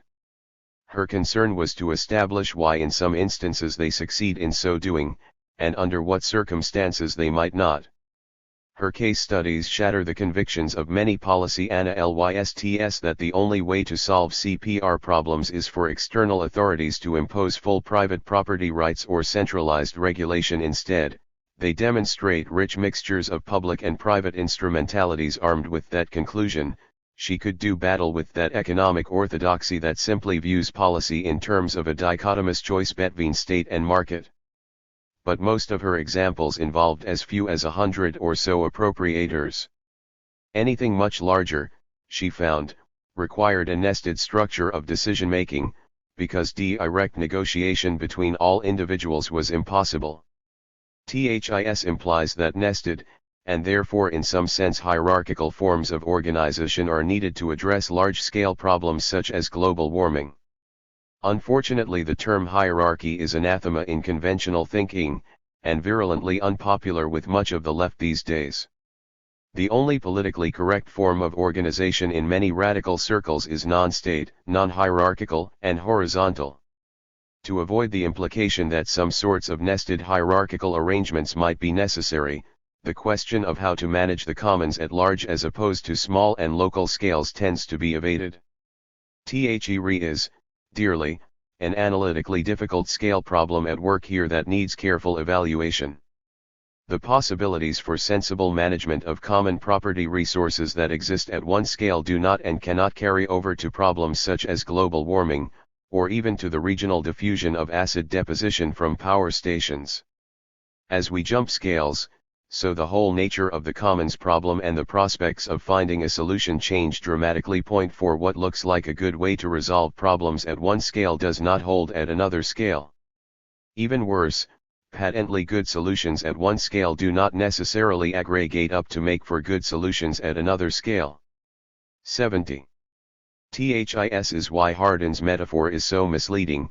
He uses a small-scale example of private capital operating on a common pasture to explicate a global problem, as if there is no problem whatsoever in shifting scales. THIS is also, incidentally, why the valuable lessons gained from the collective organization of small-scale solidarity economies along common property lines cannot translate into global solutions without resort to nested and therefore hierarchical organizational forms. Unfortunately, as already noted, the idea of hierarchy is anathema to New York segments of the oppositional left these days. A fetishism of organizational preference all too often stands in the way of exploring appropriate and effective solutions. Just to be clear, I am not saying horizontally is bad. Indeed, I think it an excellent objective, but that we should acknowledge its limits as a hegemonic organizational principle, and be prepared to go far beyond it when necessary. There is much confusion also over the relationship between the commons and the supposed evils of enclosure. In the grander scheme of things, some sort of enclosure is often the best way to preserve certain kinds of valued commons. THAT sounds like, and is, a contradictory statement, but it reflects a truly contradictory situation. It will take a draconian act of enclosure in Amazonia, for example, to protect both biodiversity and the cultures of indigenous populations as part of our global natural and cultural commons. It will almost certainly require state authority to protect those commons against the Philistine democracy of short-term moneyed interests ravaging the land with soybean plantations and cattle ranching. So not all forms of enclosure can be dismissed as bad by definition. The production and enclosure of non-commodified spaces in a ruthlessly commodifying world is surely a good thing. But in this instance there may be another problem. Expelling indigenous populations from their forest lands may be deemed necessary to preserve biodiversity. One common may be protected at the expense of another. When a nature reserve is fenced off, public access is denied. It is dangerous, however, to presume that the best way to preserve one sort of common is to deny another. There is plenty of evidence from joint forest management schemes, for example, that the dual objective of improving 7.1. Habitats and forest growth while maintaining access for traditional users to forest resources often ends up benefiting both. The idea of protecting the commons through enclosures is not always easily broached, however, when it needs to be actively explored as an anti-capitalist strategy. In fact, a common demand on the left for local autonomy is actually a demand for some kind of enclosure. Questions of the commons, we must conclude, are contradictory and therefore always contested. Behind these contestations lie conflicting social and political interests. Indeed, politics, Jacques Rancière has remarked, is the sphere of activity of a common that can only ever be contentious. 6. At the end of it all, the analyst is often left with a simple decision: whose side are you on, whose common interests do you seek to protect, and by what means? The rich these days have the habit, for example, of sealing themselves off in gated communities within which an exclusionary commons becomes defined. THIS is in principle no different than 50 users divvying up common water resources among themselves without regard for anyone else. The rich even have the gall to market their exclusionary urban spaces as a traditional village commons, as in the case of the Kierland Commons in Phoenix, Arizona, which is described as an urban village with space for retail, restaurants, offices, and so on. 7 Radical groups can also procure spaces from which they can reach out to further a politics of common action. Or they can establish a commune or a Soviet within some protected space. The politically active houses of the people that Margaret Cohn describes as central to political action in early 20th century Italy were exactly of this sort. 8 Not all forms of the common entail open access.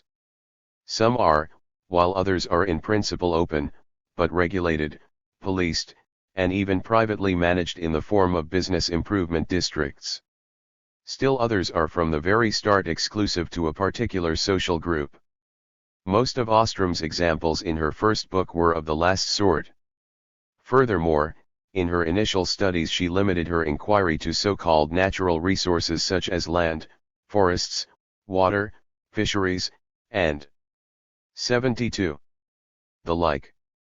Ostrom, along with many colleagues and collaborators, later went on to examine other forms of the commons, such as genetic materials, knowledge, cultural assets, and the like. These commons are also very much under assault these days through commodification and enclosure.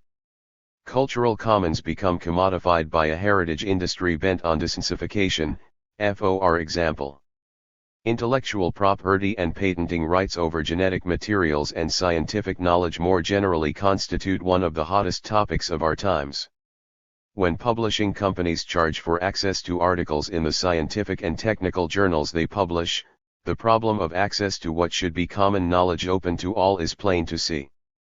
Over the last 20 years or so there has been an explosion of studies and practical proposals, as well as fierce legal struggles over creating an open access knowledge commons. 9 Cultural and intellectual commons of this last sort are often not subject to the logic of scarcity, or to exclusionary uses of the sort that apply to most natural resources. We can all listen to the same radio broadcast or TV show at the same time without diminishing it. The cultural commons, hard and negri right, is dynamic, involving both the product of labor and the means of future production. THIS common is not only the earth we share but also the languages we create, the social practices we establish, the modes of sociality that define our relationships, and so forth. These commons are built up over time, and are in principle open to all. 10 The human qualities of the city emerge out of our practices in the diverse spaces of the city even as those spaces are subject to enclosure, social control, and appropriation by both private and public/state interests. There is an important distinction here between public spaces and public goods, on the one hand, and the commons on the other.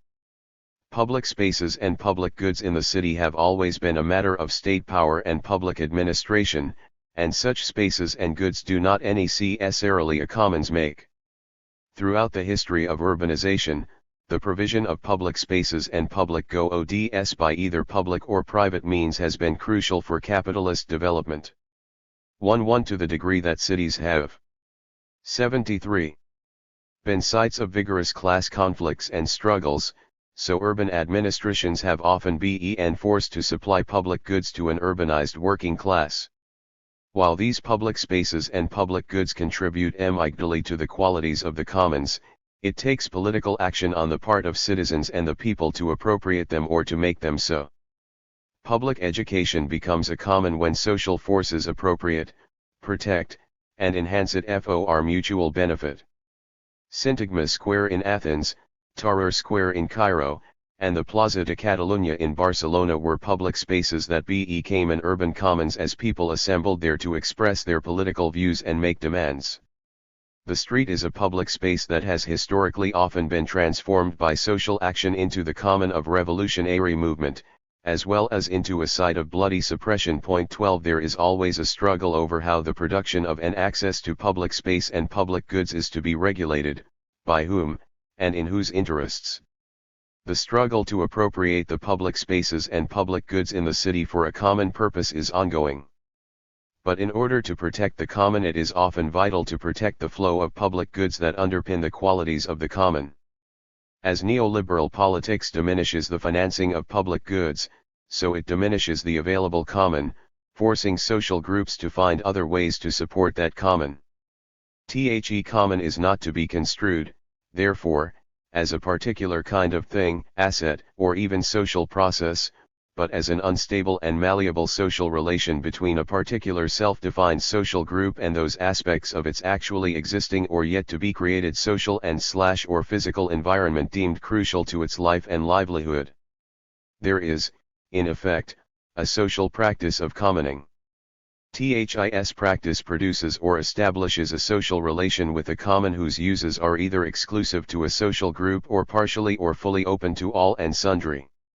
At the heart of the practice of commoning lies the principle that the relation between the social group and that aspect of the environment being treated as a common shall be both collective and non-commodified, off limits to the logic of market exchange and market valuations. This last point is crucial because it helps distinguish between public goods construed as productive state expenditures and a common which is established or used in a completely 74 different way and for a completely different purpose, even when it ends up indirectly enhancing the wealth and income of the social group that claims it. A community garden can thus be viewed as a good thing in itself, no matter what food be produced there. This does not prevent some of the food being sold. Plainly, many different social groups can engage in the practice of commoning for many different reasons.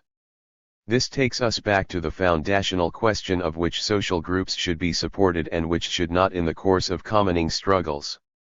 The ultra-rich, after all, are just as fiercely protective of their residential commons as anyone, and have far more firepower and influence in creating and protecting them. The common, even and particularly when it cannot be enclosed, can always be traded upon even though it is not in itself a commodity. The ambience and attractiveness of a city, for example, is a collective product of its citizens, but it is the tourist trade that commercially capitalizes upon that common to extract monopoly rents. Through their daily activities and struggles, individuals and social groups create the social world of the city, and thereby create something common as a framework within which all can dwell. While this culturally creative common cannot be destroyed through use, it can be degraded and banalized through excessive abuse. Streets that get clogged with traffic make that particular public space almost unusable even for drivers, leading at some point to the levying of congestion and access charges in an attempt to restrict use so that it can function more efficiently. This kind of street is not a common. Before the car came along, however, streets were often a common, a place of popular sociality, a play space for kids. But that kind of common was destroyed and turned into a public space dominated by the advent of the automobile. But such attempts to create new kinds of urban commons can all too easily be capitalized upon. In fact, they may be designed precisely with that in mind. Urban parks almost always increase nearby residential property prices in surrounding areas. The newly created HIGH line in New York City has had a tremendous impact on residential property values, thus denying access to affordable housing in the area for most of the citizens of New York City by virtue of rapidly rising rents. The creation of this kind of public space radically diminishes rather than enhances the potentiality of commoning for all but the very rich. The real problem here, as in Hardin's original morality tale, is not the commons per se, but the failure of individualized private property rights to fulfill common interests in the way they are supposed to do. Why do we not, therefore, focus on the individual ownership of the cattle and individual utility maximizing behavior, rather than the common pasture, as the basic problem to be addressed? The justification for private property rights in liberal theory, after all, is that they should serve to maximize the common good when socially integrated through the institutions of fair and free market exchange. A commonwealth is produced through privatizing competitive interests within a framework of strong state power. This opinion, articulated by liberal theorists such as John Locke and Adam Smith, continues to be preached. These the trick, of course, is to downplay the need for strong state power while in fact deploying it sometimes brutally. The solution to the problems of global poverty, the World Bank continues to assure us, is private property rights for all slum dwellers and access to microfinance. Why yet the myth prevails, once the inherent entrepreneurial instincts of the poor are liberated as a force of nature, it is said, then all will be well and the problem of chronic poverty will be broken and the commonwealth enhanced. This was indeed the argument made in support of the original enclosure movement in Britain from the late medieval period on. And it was not entirely wrong. For Locke, individual property is a natural right that arises when individuals create value by mixing their labor with the land. The fruits of their labor belong to them and to them alone. This was the essence of Locke's version of the labor theory of value. 14 Market exchange socializes that right when each individual gets back the value they have created by 76. Exchanging it against an equivalent value created by another. In effect, individuals maintain, extend, and socialize their private property right through value creation and supposedly free and fair market exchange. This is how, says Adam Smith, the wealth of nations is most easily created and the common good best served. He was not entirely wrong. The presumption is, however, that markets can be fair and free, and in classical political economy it was assumed that the state would intervene to make them so. But there is an ugly corollary to Locke's theory. Individuals who fail to produce value have no claim to property. The dispossession of indigenous populations in North America by productive colonists was justified because indigenous populations did not produce value. 15 So how does Marx deal with all of this? Marx accepts the Lockean fiction in the opening chapters of Capital. 1:6 But when Marx takes up how labor power becomes an individualized commodity that is bought and sold in fair and free markets, we see the Lockean fiction unmasked for what it really is. A system founded on equality in value exchange produces surplus value for the capitalist owner of the means of production through the exploitation of living labor in production. The Lockean formulation is even more dramatically undermined when Marx takes up the question of collective labor. In a world where individual artisan producers controlling their own means of production could engage in free exchange in relatively free markets, the Lockean fiction might have some purchase. But the rise of the factory system from the late 18th century onwards, Marx argued, rendered Locke's theoretical formulations redundant. In the factory, labor is collectively organized. If there is any property right to be derived from this form of laboring, it would surely have to be a collective or associated rather than individual property right. The definition of value-producing labor, which grounds Locke's theory of private property, no longer holds for the individual. 77. But is shifted to the collective laborer. Communism should then arise on the basis of an association of free men, working with the means of production held in common, and expending their many different forms of labor power in full self-awareness as one single labor force. 17. Marx does not advocate state ownership, but some form of ownership vested in the collective laborer producing for the common good. How that form of ownership might come into being is established by turning Locke's argument on the production of value against itself. Suppose, says Marx, that a capitalist begins production with a capital of $1,000 and in the first year manages to gain $200 surplus value from laborers mixing their labor with the land, and then uses that surplus in personal consumption.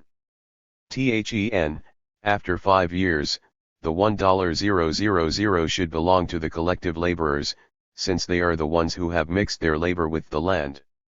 The capitalist has consumed away all his or her original wealth. 18 Like the indigenous populations of North America, capitalists deserve to lose their rights, according to this logic, since they themselves have produced no value.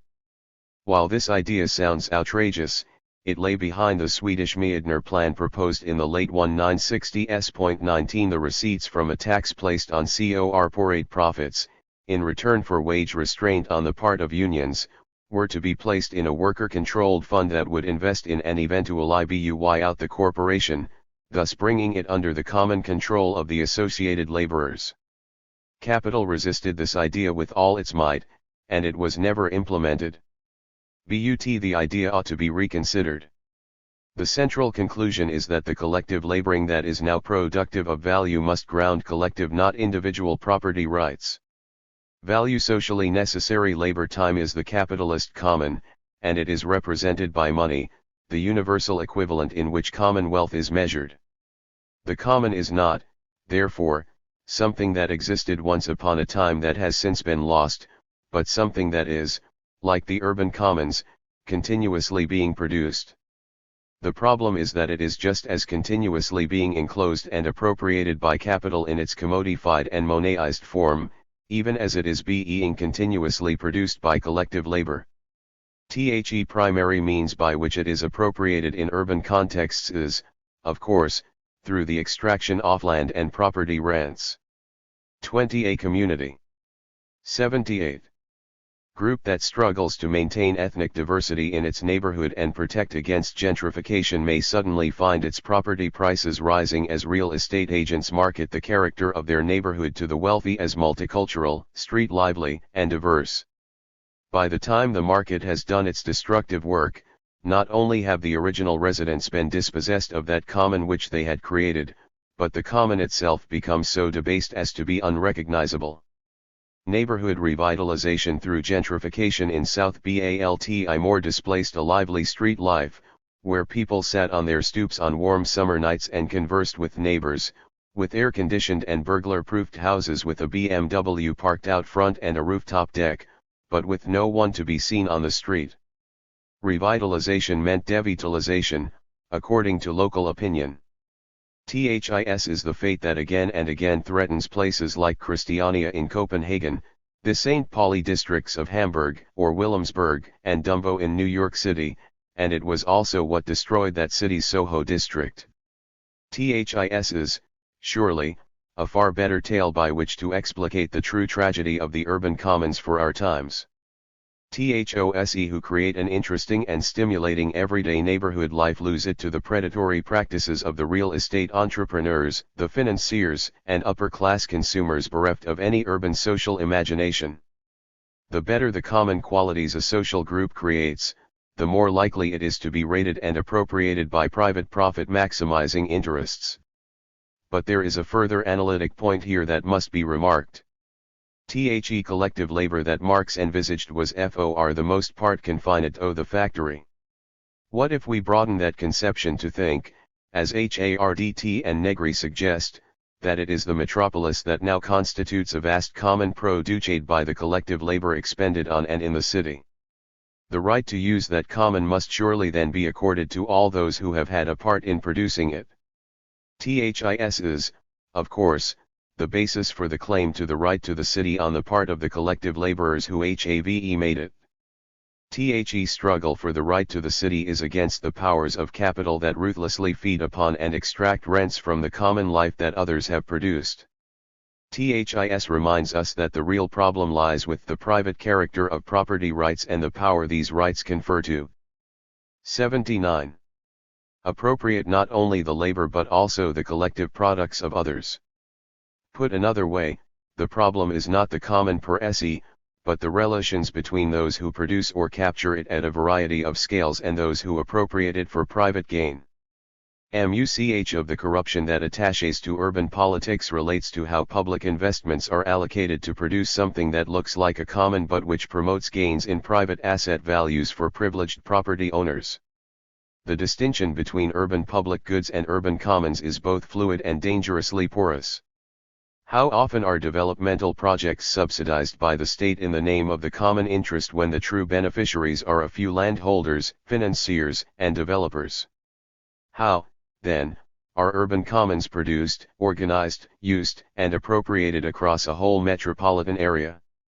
How commoning might work at the local neighborhood level is relatively clear. It involves some mix of individual and private initiative to organize and capture external ITY effects while putting some aspect of the environment outside of the market. The local state is involved through regulations, codes, standards, and public investments, along with informal and formal neighborhood organization. There are many cases in which territorial strategies and enclosures within the urban milieu can become a vehicle for the political left to advance its cause. The organizers of low-income and precarious labor in Baltimore declared the whole Inner Harbor area a human rights zone, a sort of common where every worker should receive a living wage. The place-bound Federation of Neighborhood Associations in El Alto became one of the key bases of the LA-2 rebellions of 2003 and 2005, in which the whole city became collectively mobilized against the dominant forms of political power. 21 Enclosure is a temporary political means to pursue a common political end.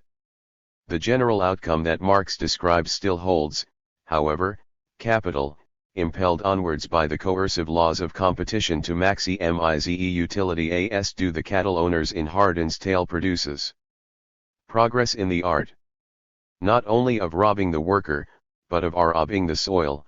All progress in increasing the fertility of the soil for a given time is a 80. Progress towards ruining the more long-lasting sources of that fertility. The M or E account TRY proceeds from largiscal E industry as the BACK ground D of its development, as in the case of the United States. THEMORE rapid is this process of destruction. Capitalist production, therefore, only develops the techniques and the degree of combination of the social process of production by simultaneously in G the original sources of all wealth, the soil and the worker. 22. Capitalist urbanization perpetually tends to destroy the city as a social, political, and livable commons. This tragedy is similar to that which Hardin depicts, but the logic from which it arises is entirely different. Left unregulated, individualized capital accumulation perpetually threatens to destroy the two basic common property resources that undergird all forms of production, the laborer and the land. But the land we now inhabit is a product of collective human labor. Urbanization is about the perpetual production of an urban commons and its perpetual appropriation and destruction by private interests. And with capital accumulation occurring at a compound rate of growth, so these dual threats to the environment and to labor escalate in scale and intensity over time. 23 Look at the urban wreckage in Detroit to get a sense of how devastating this process can be. What is so interesting about the concept of the urban commons is that it poses all of the political contradictions of the commons in highly concentrated form. Consider, for example, the question of scale within which we move from the question of local neighborhoods and political organization to the metropolitan region as a whole.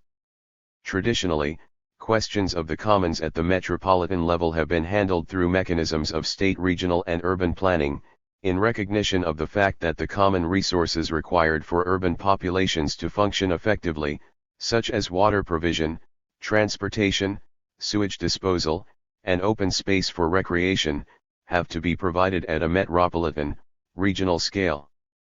But when it comes to bundling together issues of this kind, left analysis typically becomes vague, gesturing hopefully towards some magical concordance of local actions that will be effective at a regional or global level, or simply noting this as an important 8.1 problem before moving back to that scale, usually the micro and the local, at which they feel most comfortable. We can here learn something of the recent history of commons thinking in more conventional circles. Ostrom, for example, while dwelling in her Nobel Prize lecture on small-scale cases, takes refuge in her subtitle of Polycentric Governance of Complex Economic Systems to suggest she has some solution to commons issues across a variety of scales. In fact, all she does is gesture hopefully to the idea that when a common pool resource is closely connected to a larger social ecological system, governance activities are organized in multiple nested layers, but without resort, she insists, to any monocentric hierarchical structure. 24 The crucial problem here is to figure out how a polycentric governance system might actually work, and to make sure that it does not mask something very different. This question is one that bedevils not only Ostrom's arguments, but a very wide range of radical left communalist proposals to address the problem of the commons. For this reason, it is very important to get the critique right. In a paper prepared for a conference on global climate change, Ostrom elaborated further on the nature of the argument, which rests, conveniently for us, on results from a long-term study of the delivery of public goods in municipal regions. Point 25 The assumption had long been that the consolidation of public service provision into large-scale metropolitan forms of government, as opposed to their organization into numerous seemingly chaotic local administrations, would improve efficiency and effectiveness. But the studies convincingly showed this not to be so. The reasons all boiled down to how much easier it was to organize and enforce collective and cooperative action with strong participation of local inhabitants in smaller jurisdictions, and to the fact that the capacity for participation diminished rapidly with larger sizes of administrative unit. Ostrom ends by citing Andrew Sancton to the effect that municipalities are more than just providers of services. They are democratic mechanisms through which territorially-based communities of people govern themselves at a local level. Those who would force municipalities to amalgamate with each other invariably claim that their motive is to make municipalities stronger. Such an approach, however, WL 82 intentioned erodes the foundations of our liberal democracies because it undermines the notion that there can be forms of self-government that exist outside the institutions of the central government. Point 26. Beyond market efficiency and effectiveness, there is a non-commodifiable reason to go to a smaller scale. While large-scale units were part of effective governance of metropolitan regions, Ostrom concludes, small and medium-scale units were also necessary components. The constructive role of these smaller units, she argued, needs to be seriously rethought. The question then arises of how relations between the smaller units might be structured.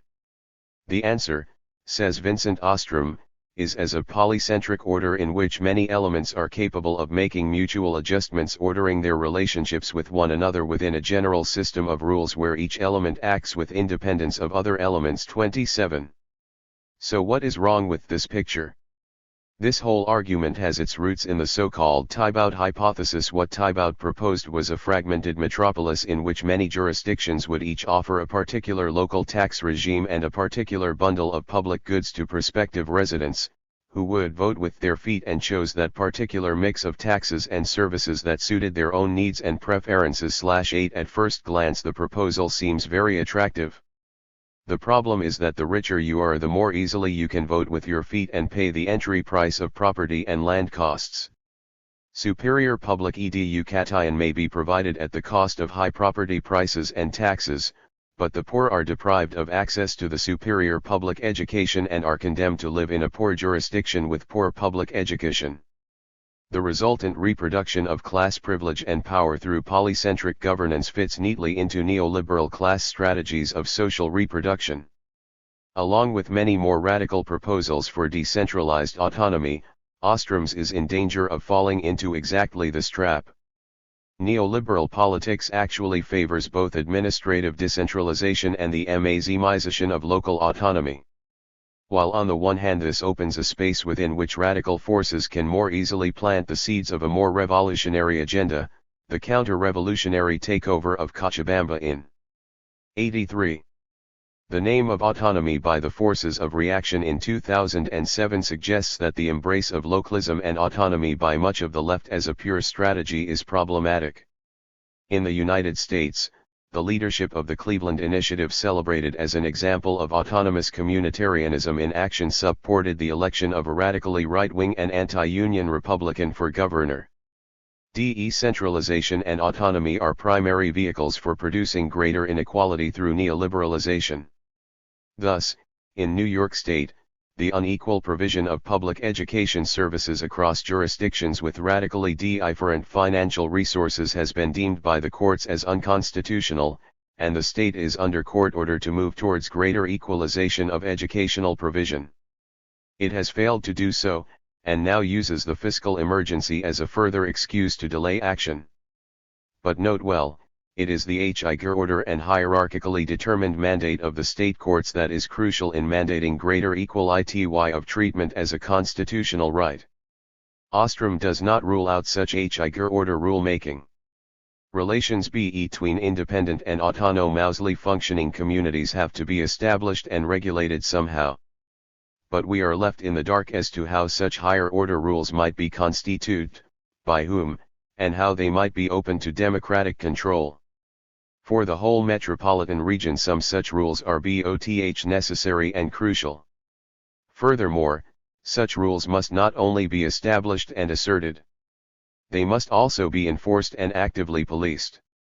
We need look no further than the polycentric Eurozone for a catastrophic example of what can go wrong. All members were supposed to abide by rules restricting their budgetary deficits, and when most of them broke the rules there was no way to force compliance or deal with the fiscal imbalances that then emerged between states. Getting states to comply with carbon emissions targets appears an equally hopeless task. While the historical answer to the question who puts the common into the common market may correctly be depicted as embodying everything that is wrong about hierarchical forms of governance, the alternative imaginary of thousands upon thousands of autonomous municipalities fiercely defending their autonomy and their 84 turf while endlessly negotiating their position within Europe-wide divisions of labor is hardly alluring. How can radical decentralization, surely a worthwhile objective, work without constituting some higher order hierarchical authority? It is simply naive to believe that polycentrism or any other form of decentralization can work without strong hierarchical constraints and active enforcement. Much of the radical left, particularly of an anarchist and autonomist persuasion, has no answer to this problem. State interventions are unacceptable, and the legitimacy of bourgeois constitutionality is generally denied. Instead there is the vague and naive hope that social groups who have organized their relations to their local commons satisfactorily will do the right thing or converge upon some satisfactory intergroup practices through negotiation and interaction. For this to occur, local groups would have to be untroubled by any externality effects that their actions might have on the rest of the world, and to give up accrued advantages, democratically distributed within the social group, in order to rescue or supplement the well-being of near others, who as a result of either bad decisions or misfortune have fallen into a state of starvation and misery. History provides us with very little evidence that such redistributions can work on anything other than an occasional or one-off basis. There is, therefore, nothing whatsoever to prevent escalating social inequalities between communities. This accords all too well with the neoliberal project of not only protecting but further privileging structures of class power. Murray Bookchin is acutely aware of such dangers. The agenda of a libertarian municipalism can easily become vacuous at best or be used for highly parochial ends at worst, he writes. His answer is confederalism. While municipal assemblies working through direct democracy form the policy-making base, the state is replaced by a confederal network of municipal assemblies, the corporate economy reduced to a truly political economy in which municipalities, interacting with each other economically as well as politically, will resolve their material problems as citizen bodies in open assemblies. These confederal assemblies will be given over to administration and governance of policies determined in the 85 municipal assemblies, and the delegates will be recallable and answerable at all times to the will of the municipal assemblies. The confederal councils become the means for interlinking villages, towns, neighborhoods, and cities into confederal networks. Power thus flows from the bottom up instead of from the top down, and in confederations, the flow of power from the bottom up diminishes with the scope of the federal council ranging territorially from localities and from regions to ever broader territorial areas. 29.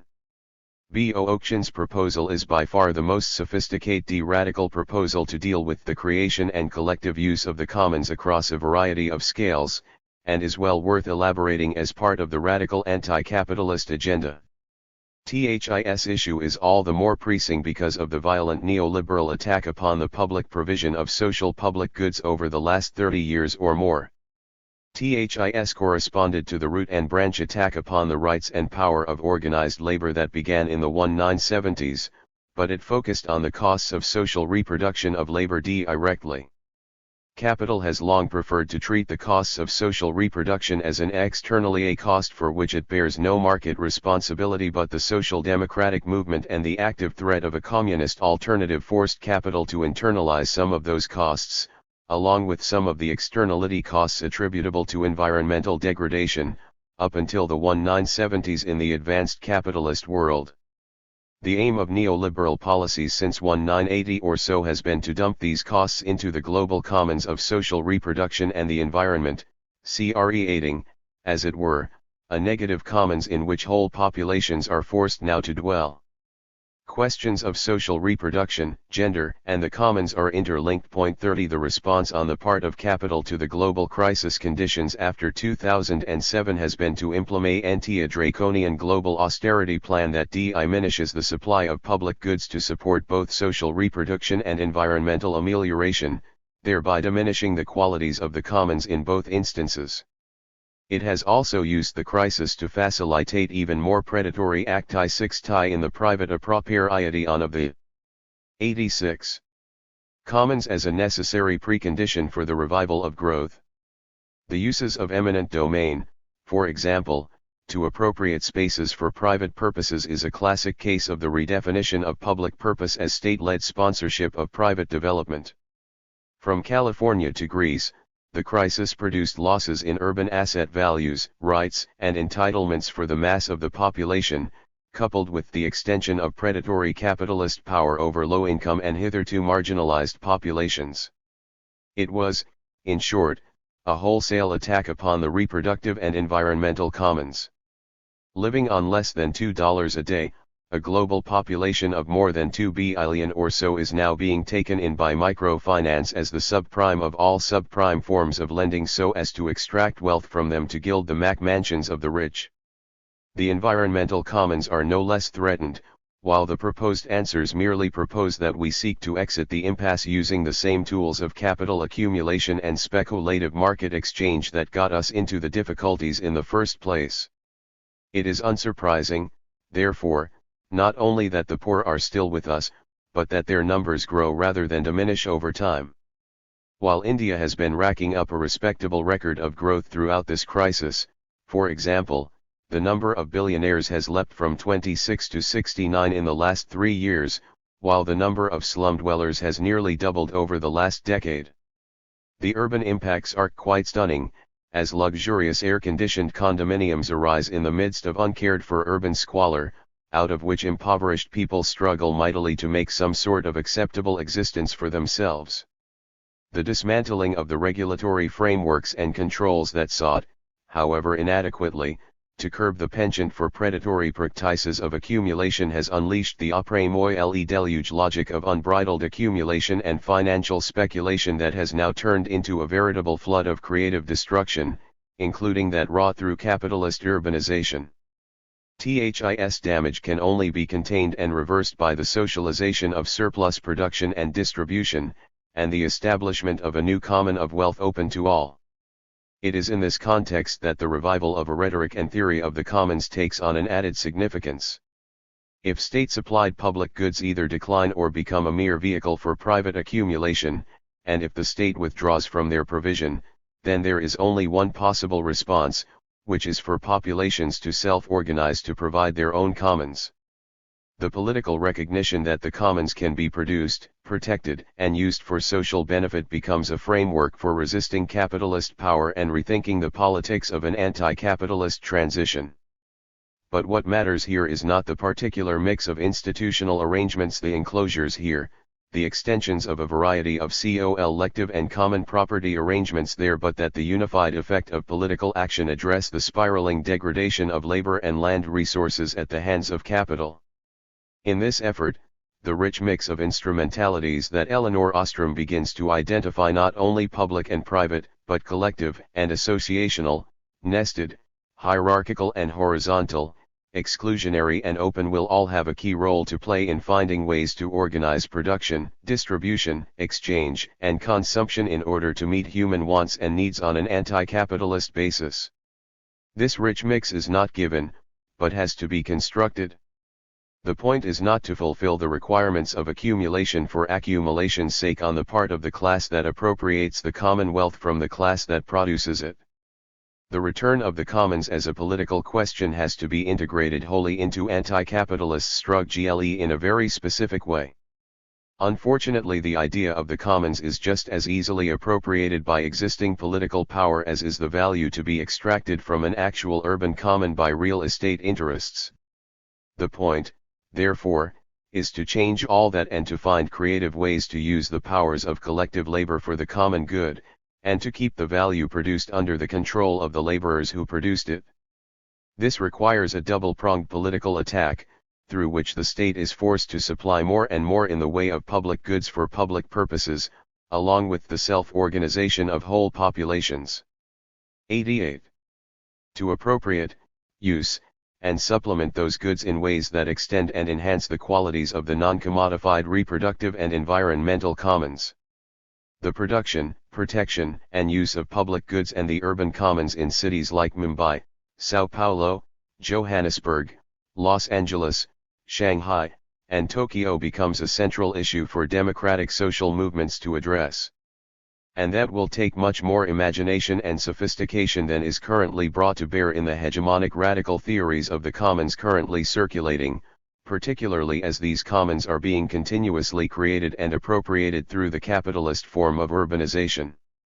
The role of the commons in city formation and in urban politics is only now being clearly acknowledged and worked upon, both theoretically and in the world of radical practice.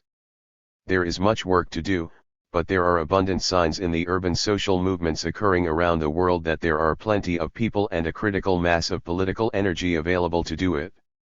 Chapter 4. The number of workers engaged in cultural activities and production has increased considerably over the past few decades, and continues to rise. They form the creative core of what Daniel Bell calls the cultural mass one and have shifted in their political stances over the years. In the 1960s, the art colleges were hotbeds of radical discussion, but their subsequent pacification and professionalization has seriously diminished agitational politics.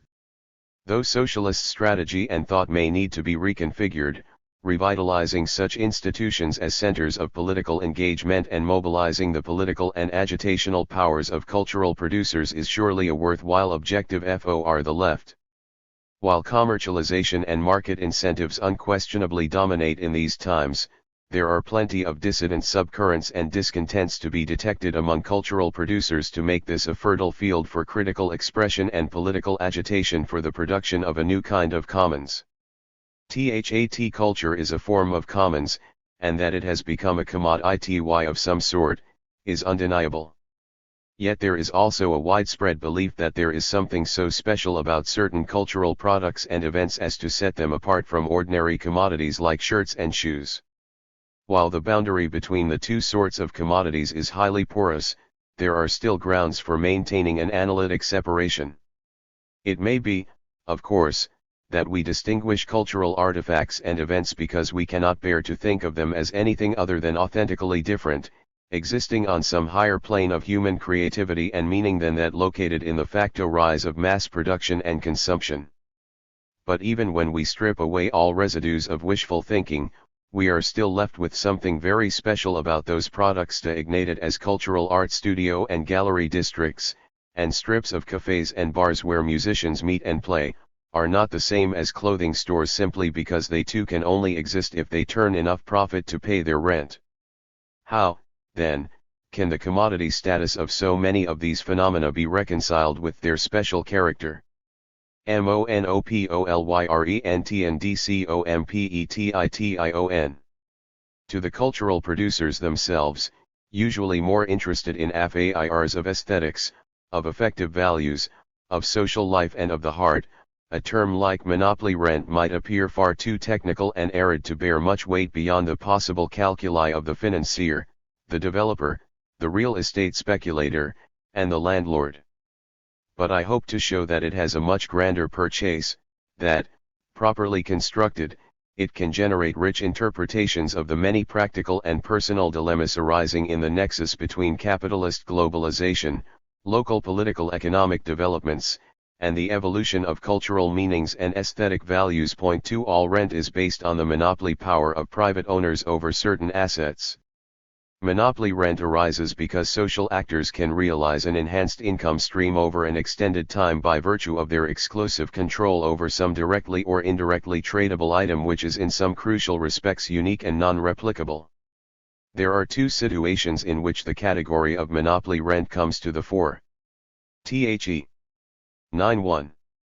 First arises because social actors control some special quality resource, commodity, or location which, in relation to a certain kind of activity, enables them to extract monopoly rents from those desiring to use it.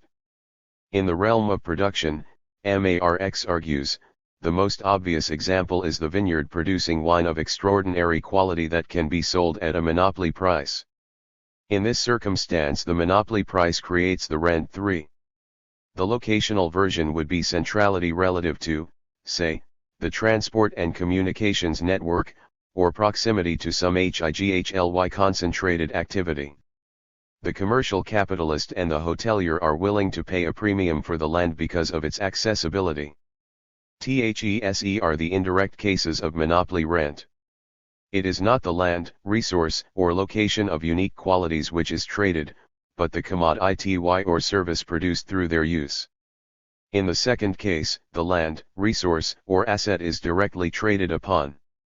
Scarcity can be created by withholding the land, resource, or asset from current uses and speculating on future values. Monopoly rent of this sort can be extended to ownership of works of art, such as a Rodin or a Picasso, which can be bought and sold as investments. It is the uniqueness of the Picasso or the site which here forms the basis for the monopoly price. The two forms of monopoly rent often intersect. A vineyard renowned for its wines can be traded at a monopoly price directly, as can the uniquely flavored wines produced on its land. A Picasso can be purchased for capital gain and then leased to someone else who puts it on view for a monopoly price. The proximity to a financial center can be traded directly as well as indirectly to, say, the hotel chain that uses it for its own purposes. But the difference between the two rental forms is important. It is unlikely, for example, that Westminster Abbey and Buckingham Palace will be traded directly. But they can be and plainly are traded upon through the marketing practices of the tourist industry. Two contradictions attach to the category of monopoly rent. Both of 92. Them are important to the argument that follows.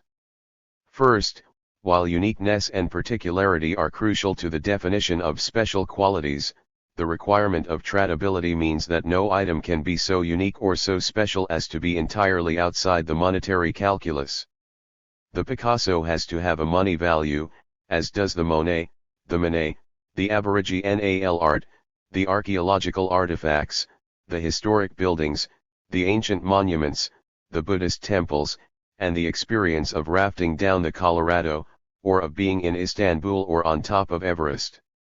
There is, as is evident from such a list, a certain difficulty of market formation here. For while markets have formed around works of art, and to some degree around archaeological artifacts, there are plainly several items on this list that are hard to incorporate directly into a market. Many items may not even be easy to trade upon indirectly. The contradiction here is that the more easily marketable such items become, the less unique and special they appear. In some instances the marketing itself tends to destroy the unique qualities. More generally, to the degree that such items or events are easily marketable, the less they provide a basis for monopoly rent. I am put in mind here of the student who complained about how inferior her experience of Europe was compared to Disney World. At Disney World all the countries are much closer together, and they show you the best of each country. Europe is boring. People talk strange languages and things are dirty. Sometimes you don't see anything interesting in Europe for days, but at Disney World something different happens all the time and people are happy. It's much more fun. It's well d'ease in ed. 4. While this sounds a laughable judgment, it is sobering to reflect on how much Europe is attempting to redesign itself to de-ICNI standards. But and here is the heart of the contradiction: the more Europe becomes de-ICNified, the less unique and special it is. The bland homogeneity that goes with pure corn modification erases monopoly advantages, cultural products become no. 93. Different from commodities in general. The advanced transformation of consumer goods into corporate products or trademark articles that hold a monopoly on aesthetic value, writes Wolfgang Haug, has by and large replaced the elementary or generic products, so that commodity aesthetics extends its border further and further into the realm of cultural industries. Conversely, every capitalist seeks to persuade consumers of the unique and non-replicable qualities of their commodities. Pressures from both sides threaten to squeeze out the unique qualities that underlie monopoly rents. If the latter are to be sustained and realized, therefore, some way has to be found to keep some commodities or places unique and particular enough to maintain a monopolistic edge in an otherwise commodified and often fiercely competitive economy. But why, in a neoliberal world where competitive markets are supposedly dominant, would monopoly of any sort be tolerated, let alone seen as desirable? We here encounter the second contradiction, which, at root, turns out to be a mirror image of the first. Competition, as Marx long ago observed, always tends towards monopoly simply because the survival of the fittest in the war of all against all eliminates the weaker firms. The fiercer the competition, the faster the trend towards oligopoly, if not monopoly. It is therefore no accident that the liberalization of markets and the celebration of market competition in recent years have produced incredible centralization of capital. This tendency has long been recognized as a troublesome feature of capitalist dynamics, hence the antitrust legislation in the United States and the work of the Monopolies and Mergers Commissions in Europe. But these are weak defenses against an overwhelming force. This structural dynamic would not have the importance it does were it not for the fact that capitalists actively cultivate monopoly powers. They thereby realize far-reaching control over production and marketing, and hence stabilize their business environment to allow for rational calculation and long-term planning, the reduction of risk and uncertainty, and 94. More generally guarantee themselves a relatively peaceful and untroubled existence. The visible hand of the corporation, as Alfred Chandler terms it, has consequently been of far greater importance to capitalist historical geography than the invisible hand of the market made so much of by Adam Smith, and paraded ad nauseum before us in recent years as the guiding power in the neoliberal ideology of contemporary globalization. 7 But it is here that the mirror image of the first contradiction comes most clearly into view. Market processes crucially depend upon the individual. Monopoly of capitalists over ownership of the means of production, including finance and land. All rent, recall, is a return to the monopoly power of private ownership of some crucial asset, such as land or a patent. The monopoly power of private property is therefore both the beginning point and the end point of all capitalist activity. A non-tradable juridical right exists at the very foundation of all capitalist trade, making the option of non-trading an important problem in capitalist markets. Pure market competition, free commodity exchange, and perfect market rationality are therefore rather rare and chronically unstable devices for coordinating production and consumption decisions. The problem is to keep economic relations competitive enough while sustaining the individual and class monopoly privileges of private property that are the foundation of capitalism as a political economic system. This last point demands one further elaboration to bring us closer to the topic at hand. It is widely but erroneously assumed that monopoly power of the grand and culminating sort is most clearly signaled by the centralization and concentration of capital in megacorporations. Conversely, small firm size is widely assumed, again erroneously, to be a sign of a competitive market situation. By this measure, a once competitive capitalism has become increasingly monopolized over time. This error arises in part because of a rather too facile application of Marx's arguments concerning the law of the tendency for the centralization of capital, which ignores his counter-argument that centralization would soon bring about the collapse of capitalist production if it were not for counteracting tendencies, which have a continuous decentralizing effect. But it is also supported by an economic theory of the firm that generally ignores its spatial and locational context, even though 95. It does accept that locational advantage involves monopolistic competition in the 19th century. For example, the brewer, the baker, and the candlestick maker were all protected to considerable degree from competition in local markets by the high cost of transportation. Local monopoly powers were omnipresent. But then the market became national. If one drinks local brew now, it is by choice, usually out of some mix of principled attachment to locality and some special quality of the beer that differentiates it from others. Here are bars in Manhattan where you can drink different local brews from all over the world. Plainly, the economic space of competition has changed in both form and scale over time. The recent bout of globalization has significantly diminished the monopoly protections given historically by high transport and communications costs, while the removal of institutional barriers to trade has likewise diminished the monopoly rents to be procured by keeping foreign competition out. But capitalism cannot do without monopoly powers, and craves means to assemble them. So the question upon the agenda is how to assemble monopoly. 96. Powers in a situation where the protections afforded by the so-called natural monopolies of space and location, and the political protections of national boundaries and tariffs, have been seriously diminished, if not eliminated. The obvious answer is to centralize capital in megacorporations or set up looser alliances that dominate markets. And we have seen plenty of that. The second path is to secure ever more firmly the monopoly rights of private property through international commercial laws that regulate all global trade.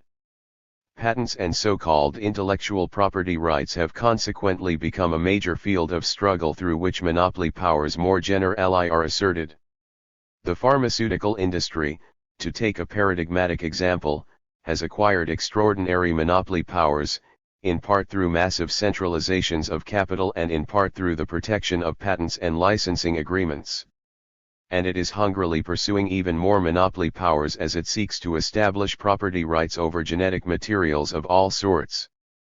As monopoly privileges from one source diminish, so we witness a variety of attempts to preserve and assemble them by other means. I cannot possibly review all of these tendencies here. I do want, however, to look more closely at those aspects of this process that impinge most directly upon the problems of local development and cultural activities. I wish to show, first, that there are continuing struggles over the definition of the monopoly powers that might be accorded to location and localities, and that the idea of culture is more and more entangled with attempts to reassert such monopoly powers precisely because claims to uniqueness and authenticity can best be articulated as distinctive and non-replicable cultural claims. I begin with the most obvious example of monopoly rent, given by the vineyard producing wine of extraordinary quality that can be sold at a monopoly price. 97. Adventuaries in THEWINE trade. The wine trade, like brewing, has become more and more international over the last 30 years, and the stresses of international competition have produced some curious effects. Under pressure from the European Union, for example, international wine producers have agreed to phase out the use of traditional expressions on wine labels, which could eventually include terms like chateau and domaine as well as generic terms like champagne, Burgundy, Chablis or Sauternes. In this way the European wine industry, led by the French, seeks to preserve monopoly rents by insisting upon the unique virtues of land, climate, and tradition and the distinctiveness of its product certified by a name. Reinforced by institutional controls like appellation contrôlée, the French wine trade insists upon the authenticity and originality of its product, which grounds the uniqueness upon which monopoly rent can be based. Australia is one of the countries that agreed to this move. Chateau Tabilk in Victoria obliged by dropping the chateau from its label, AI Riley pronouncing that we are proudly Australian with no need to use terms inherited from other countries and cultures of bygone days to compensate. They identified two factors which, when combined, give us a unique position in the world of wine. Theirs is one of only 6 worldwide wine regions where the mesoclimate is dramatically influenced by inland water mass. Their soil is of a unique type, described as red/sandy loam colored by a very high ferric oxide content, which has a positive effect on grape quality and adds a certain distinctive regional character to our wines. These two factors are brought together to define Ngambie Lakes as a unique viticultural region. Tabilk thereby establishes a counterclaim to monopoly rents on the grounds of the unique mix of environmental conditions in the region where it is situated. It does so in a way that parallels and competes with 98. The uniqueness claims of terroir and domain pressed by French wine producers. Point 10. But we then encounter the first contradiction. All wine is tradable, and therefore in some sense comparable, no matter where it is from. Enter Robert Parker and the Wine Advocate, which he publishes regularly. Parker evaluates wines for their taste and pays no particular mind to terroir or any other cultural historical claims. He is notoriously independent. He ranks wines on a scale according to his own distinctive taste.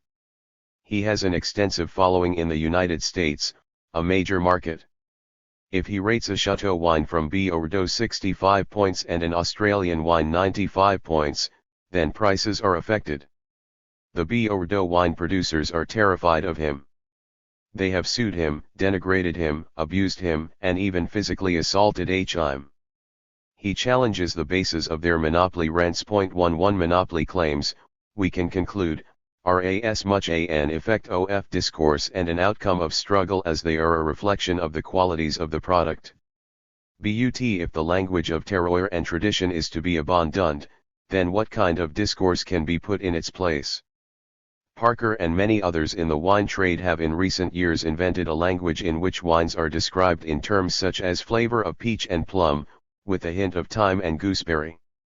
The language sounds bizarre, but this discursive shift, which corresponds to rising international competition and globalization in the wine trade, takes on a distinctive role, reflecting the commodification of wine consumption along standardized lines. But wine consumption has many dimensions that open paths to profitable exploitation.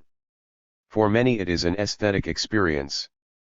Beyond the sheer pleasure of a fine wine with the right food, there lie all sorts of other referents within the Western tradition that track back to mythology, religion, and traditions celebrated in festivals, poetry, song, and literature.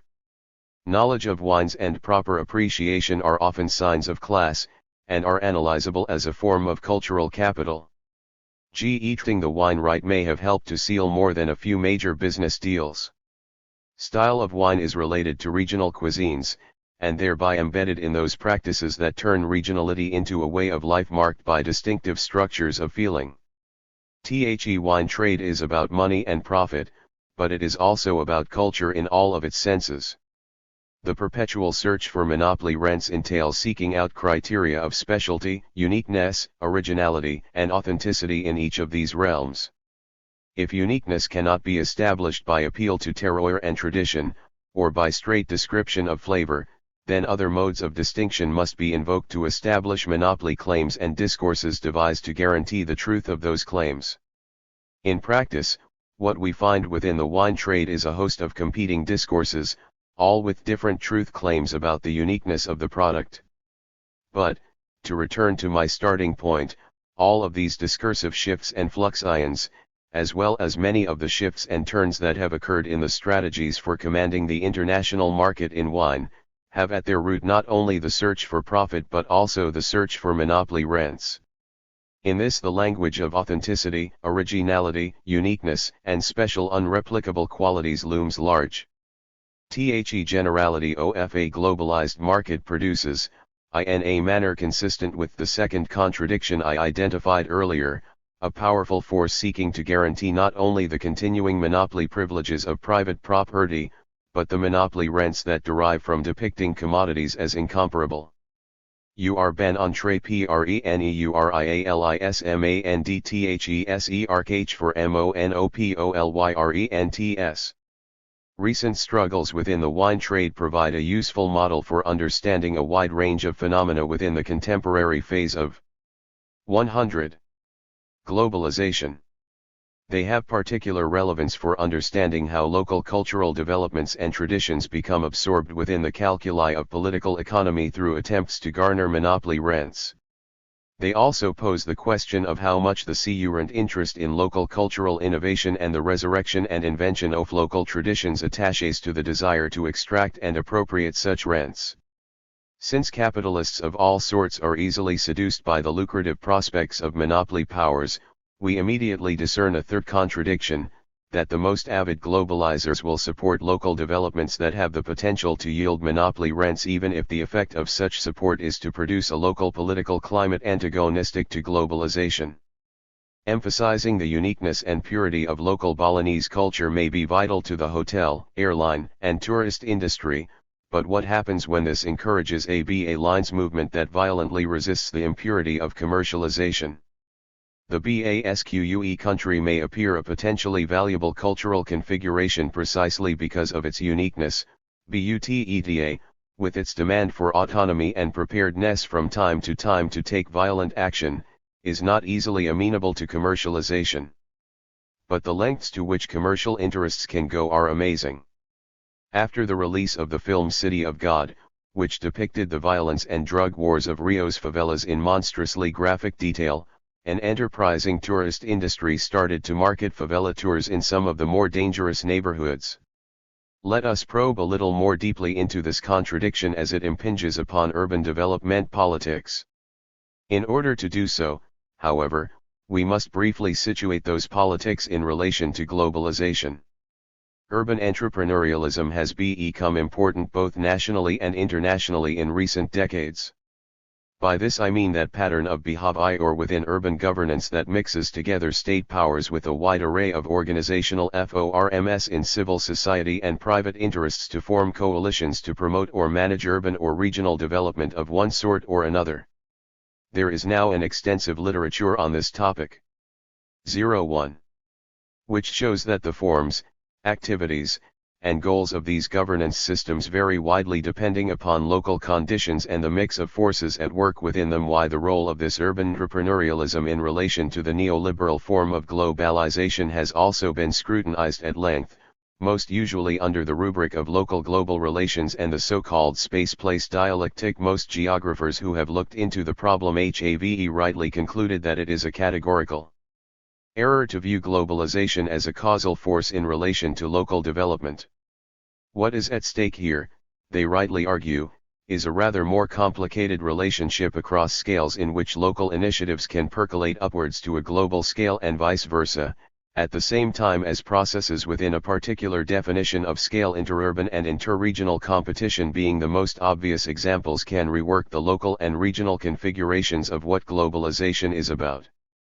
Globalization should not be seen, therefore, as an undifferentiated unity, but as a geographically articulate patterning of global capitalist activities and relations. Why? But what, exactly, does it mean to speak of a geographically articulated patterning? There is, of course, plenty of evidence of uneven geographical development, and at least some cogent theorizing to understand its capitalistic logic. Some of it can be understood in conventional terms as a search on the part of mobile capitals to gain advantages in the production and appropriation of surplus values by moving around. Trends can indeed be identified that fit with simple models of a race to the bottom in which the cheapest and most easily exploited labor power becomes the guiding beacon for capital mobility and investment decisions. But there is plenty of countervailing evidence to suggest that this is a gross oversimplification when projected as a monocausal explanation of the dynamics of uneven geographical development. Capital in general just as easily flows into high-wage regions as into low-wage ones, and often seems to be geographically guided by quite different criteria to those conventionally set out in both bourgeois and Marxist political economy. 102. The problem derives partly from the habit of ignoring the category of landed capital and the considerable importance of long-term investments in the built environment, which are by definition geographically immobile. Such investments, particularly when they are of a speculative sort, invariably invite even further waves of investment if the first wave proves profitable. So there is an element of circular and cumulative causation at work in the dynamics of metropolitan area investments. THIS is what so-called urban growth machines are often all about, the orchestration of investment process dynamics and the provision of key public investments at the right place and time to promote success in inter-urban and inter-regional competition. But this would not be as attractive as it is were it not for the ways in which monopoly rents might also be captured. A well-known strategy of developers, for example, is to reserve the choicest and most rentable piece of land in some development in order to extract monopoly rent from it after the rest of the project is realized. Savvy governments with the requisite powers can engage in the same practices. The government of Hong Kong, as I understand it, is largely financed by controlled sales of public domain land for development at very high monopoly prices. This converts, in turn, into monopoly rents on properties, which makes Hong Kong very attractive to international financial investment capital working through property markets. Of course, Hong Kong has other uniqueness claims, given its location, upon which it can also trade very vigorously in offering monopoly advantages. Singapore, incidentally, set out to capture monopoly rents, and was highly successful in so doing in somewhat similar fashion, though by very different political-economic means.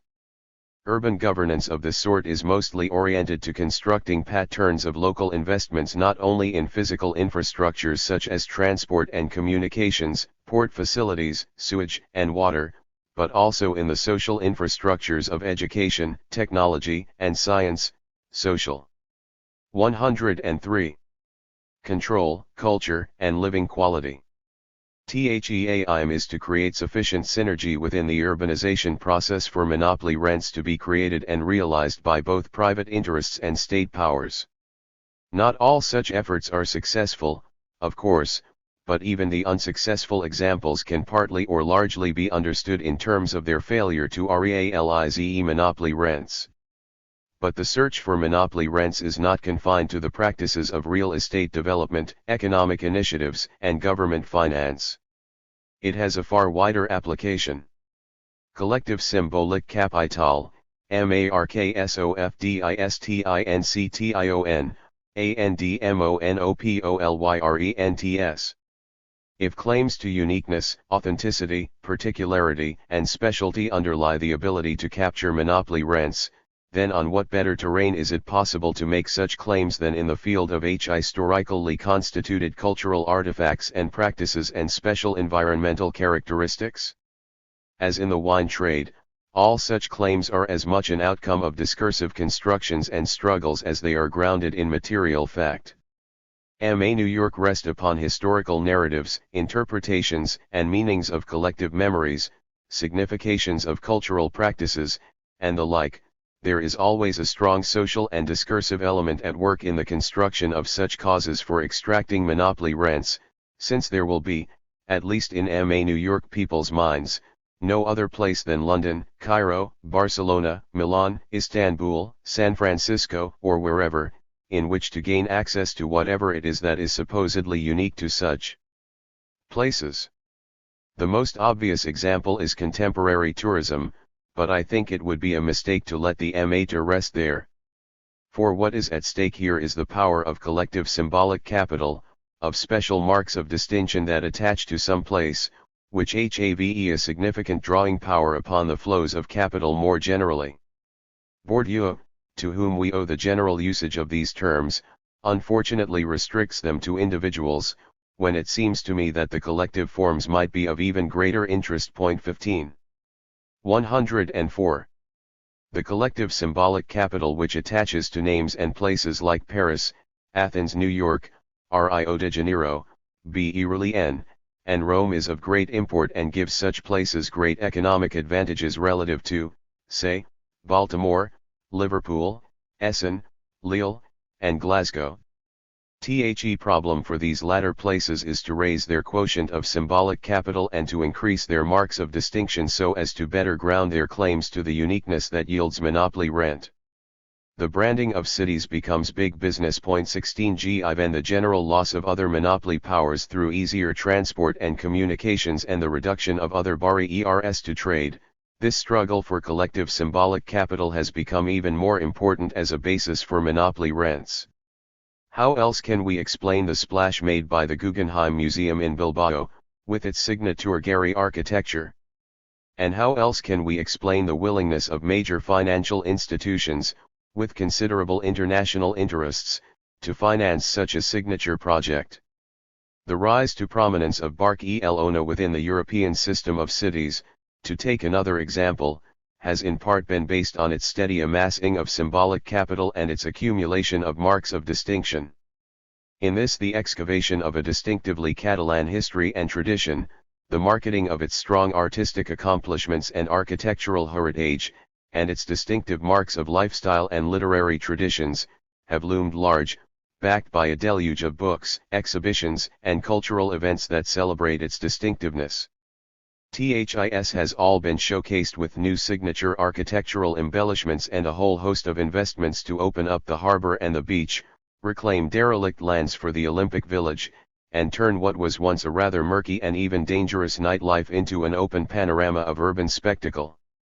All of this was helped on by the Olympic Games, which opened up huge opportunities to garner monopoly rents. 17 But Barcelona's initial success appears to be headed deep into the first contradiction, as opportunities to pocket monopoly rents galore present. 105. Themselves on the basis of the collective symbolic capital of Barcelona as a city, so their irresistible lure draws more and more homogenizing multinational commodification in its wake. The later phases of waterfront development look exactly like every other in the Western world. The stupefying congestion of the traffic leads to pressures to put boulevards through parts of the old city. Multinational stores replace local shops, gentrification removes long-term residential populations and destroys older urban fabric, and Barcelona loses some of its marks of distinction. There are even unsubtle signs of disnification. This contradiction is marked by questions and resistance. Whose collective memory is to be celebrated here? The anarchists, like the Icarians, who played such an important role in Barcelona's history, the Republicans who fought so fiercely against Franco, the Catalan nationalists, immigrants from Andalusia, or a longtime Franco ally like Samaranch. Whose aesthetics really count? The famously powerful architects of Barcelona, like Bohigas. Why accept disnification of any sort?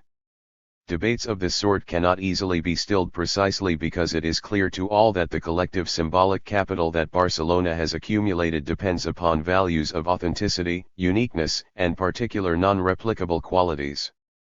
Such marks of local distinction are hard to accumulate without raising the issue of local empowerment, even of popular and oppositional movements. At that point, of course, the guardians of collective symbolic and cultural capital, the museums, the universities, the class of benefactors, and the state apparatus typically close their doors and insist upon keeping the riffraff out. And if that fails, then the state can step in with anything from something like the Decency Committee set up by Mayor Giuliani to monitor cultural taste in New York City to outright police repression. Nevertheless, the stakes here are significant. It is a matter of determining which segments of the population are to benefit most from the collective symbolic capital to which everyone has, in their own distinctive ways, contributed both now and in the past. Why let the monopoly rent attached to that symbolic capital be 106. Captured only by the multinationals, or by a small, powerful segment of the local bourgeoisie. Even Singapore, which created and appropriated monopoly rents so ruthlessly and so successfully over the years, saw to it that the benefits were widely distributed through housing, healthcare, and education. For the sorts of reasons that the recent history of Barcelona exemplifies, the knowledge and heritage industries, the vitality and ferment of cultural production, signature architecture, and the cultivation of distinctive aesthetic judgments have become powerful constitutive elements in the politics of urban entrepreneurialism in many places. The struggle is on to accumulate marks of distinction and collective symbolic capital in a highly competitive world. But this brings in its wake all of the localized questions about whose collective memory, whose aesthetics, and whose benefits are to be prioritized. Neighborhood movements in Barcelona make claims for recognition and empowerment on the basis of symbolic capital, and can assert a political presence in the city as a result. It is their urban commons that are appropriated all too often not only by developers, but by the tourist trade. But the selective nature of such appropriations can mobilize further new avenues of political struggle.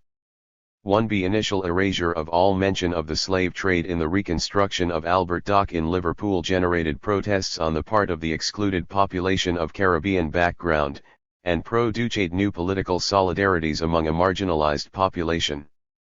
The Holocaust Memorial in Berlin has sparked long drawn-out controversies.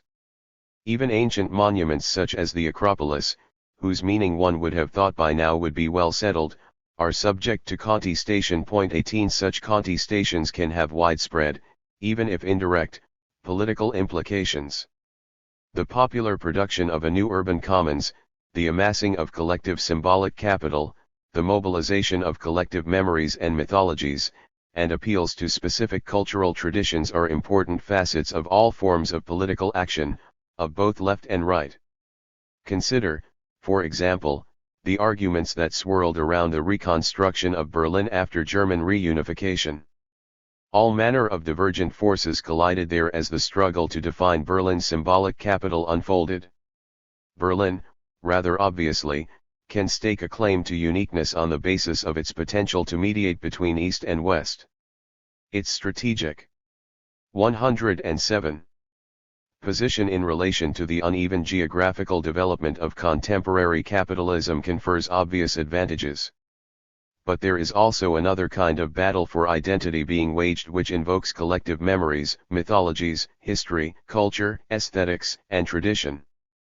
I take up just one particularly troubling dimension of this struggle, one that is not necessarily dominant, and whose capacity to ground claims to monopoly rent under global competition is not at all clear or certain. A faction of local architects and planners sought to revalidate the architectural forms of 18th and 19th century Berlin, and in particular to highlight the architectural tradition of Schinkel, to the exclusion of much else. THISMIGHT be seen as a simple matter of elitist aesthetic preference, but it is freighted with a whole range of meanings that have to do with collective memories, monumentality, the power of history, and political identity in the city. It is also associated with that climate of opinion which defines who is or is not a Berliner, and who has a right to the city in narrowly defined terms of pedigree or adherence to particular values and beliefs. It excavates a local story and an architectural heritage that is charged with nationalist and romanticist connotations.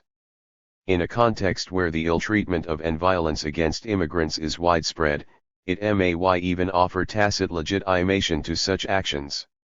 The Turkish population, many of whom are now Berlin-born, have suffered New York indignities, and have largely been forced out from the city center.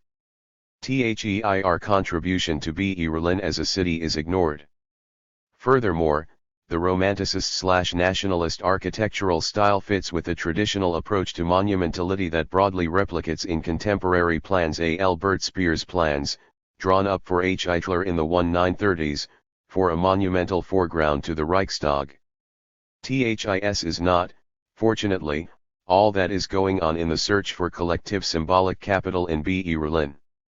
Norman Foster's reconstruction of the Reichstag, for example, or the collection of international modernist architects brought in by the multinationals to dominate the Potsdamer Platz, are hardly consistent with it. And the local romanticist response to the threat of multinational 108. Domination could, of course, merely end up being an innocent element of interest in a complex achievement of diverse marks of distinction for the city. but the potential downside of the story is of interest because it highlights how the contradictions of monopoly rent can all too easily play out. Were these narrower plans and exclusionary aesthetics and discursive practices to become dominant, then the collective symbolic capital created would be hard to trade freely upon, because its very special qualities would position it largely outside globalization and inside an exclusionary political culture that rejects much of what globalization is about, turning inward towards a parochial nationalism at best and a virulent rejection of foreigners and immigrants at worst. The collective monopoly powers that urban governance can command can be directed towards opposition to the banal cosmopolitanism of multinational globalization, but thereby ground localized nationalism. The cultural terms in which aid to the Greeks to deal with their indebtedness was widely rejected in the court of G. Ehrman. Public opinion suggests that the fostering of such localist nationalism can have serious global consequences. The successful branding of a city may require the expulsion or eradication of everyone or everything else that does not fit the brand. The dilemma between veering so close to pure commercialization as to lose the marks of distinction that underlie monopoly rents, or constructing marks of distinction that are so special as to be very hard to trade upon is perpetually present. But, as in the wine trade, there are always strong discursive gambits involved in defining what is or is not so special about a product, a place, a cultural form, a tradition, an architectural heritage. Discursive battles become part of the game, and advocates gain their audience as well as their financial support in relation to these processes. There is much to achieve, for example, by appeals to fashion. Capitalists are well aware of this, and must therefore wade into the culture wars, as well as into the thickets of multiculturalism, fashion, and aesthetics, because it is precisely through such means that monopoly rents stand to be gained, if only for a while. And if, as I 109 claim, monopoly rent is always an object of capitalist desire, then the means of gaining it through interventions in the field of culture, history, heritage, aesthetics, and meanings must necessarily be of great import for capitalists of any sort. The question then arises as to how these cultural interventions can themselves become a potent weapon of class struggle. Monopolyrentspaces of HOPE. By now critics will complain at the seeming economic reductionism of the argument. I make it seem, they will say, as if capitalism produces local cultures, shapes aesthetic meanings, and so dominates local initiatives as to preclude the development of any kind of difference that is not directly subsumed within the circulation of capital. I cannot prevent such a reading, but this would be a perversion of my message. For what I hope to have shown by invoking the concept of monopoly rent within the logic of capital accumulation is that capital has ways to appropriate and extract surpluses from local differences, local cultural variations, and aesthetic meanings of no matter what origin. European tourists can now enjoy commercialized tours of New York's Harlem, just as poverty tourism touts trips to zones of intense poverty in the shanty towns of South Africa, Harvey in Mumbai, and the favelas of Rio. The music industry in the United States succeeds brilliantly in appropriating the incredible grassroots and localized creativity of musicians of all stripes. Even politically explicit music which speaks to the long history of oppression becomes commodified. Commodification and decommercialization of everything is, after all, one of the hallmarks of our times. But monopoly rent is a contradictory form. The search for it leads global capital to value distinctive local initiatives. Indeed, in certain respects, the more distinctive and, in these times, the more transgressive the initiative, the better. It also leads to the valuation of uniqueness, authenticity, particularity, originality, and all manner of other dimensions to social life that are inconsistent with the homogeneity presupposed by commodity. 110. Production.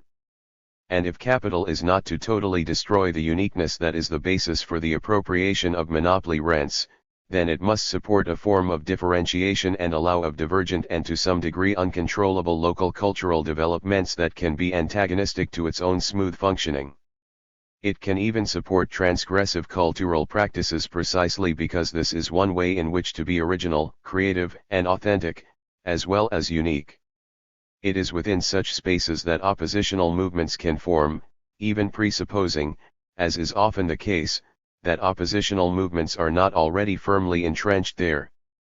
The problem for capital is to find ways to co-opt, subsume, commodify, and monetize such cultural differences and cultural commons just enough to be able to appropriate monopoly rents from them. In so doing, capital often produces widespread alienation and resentment among the cultural producers who experience firsthand the appropriation and exploitation of their creativity and their political commitments for the economic benefit of others, in much the same way that whole populations can resent having their histories and cultures exploited through commodification.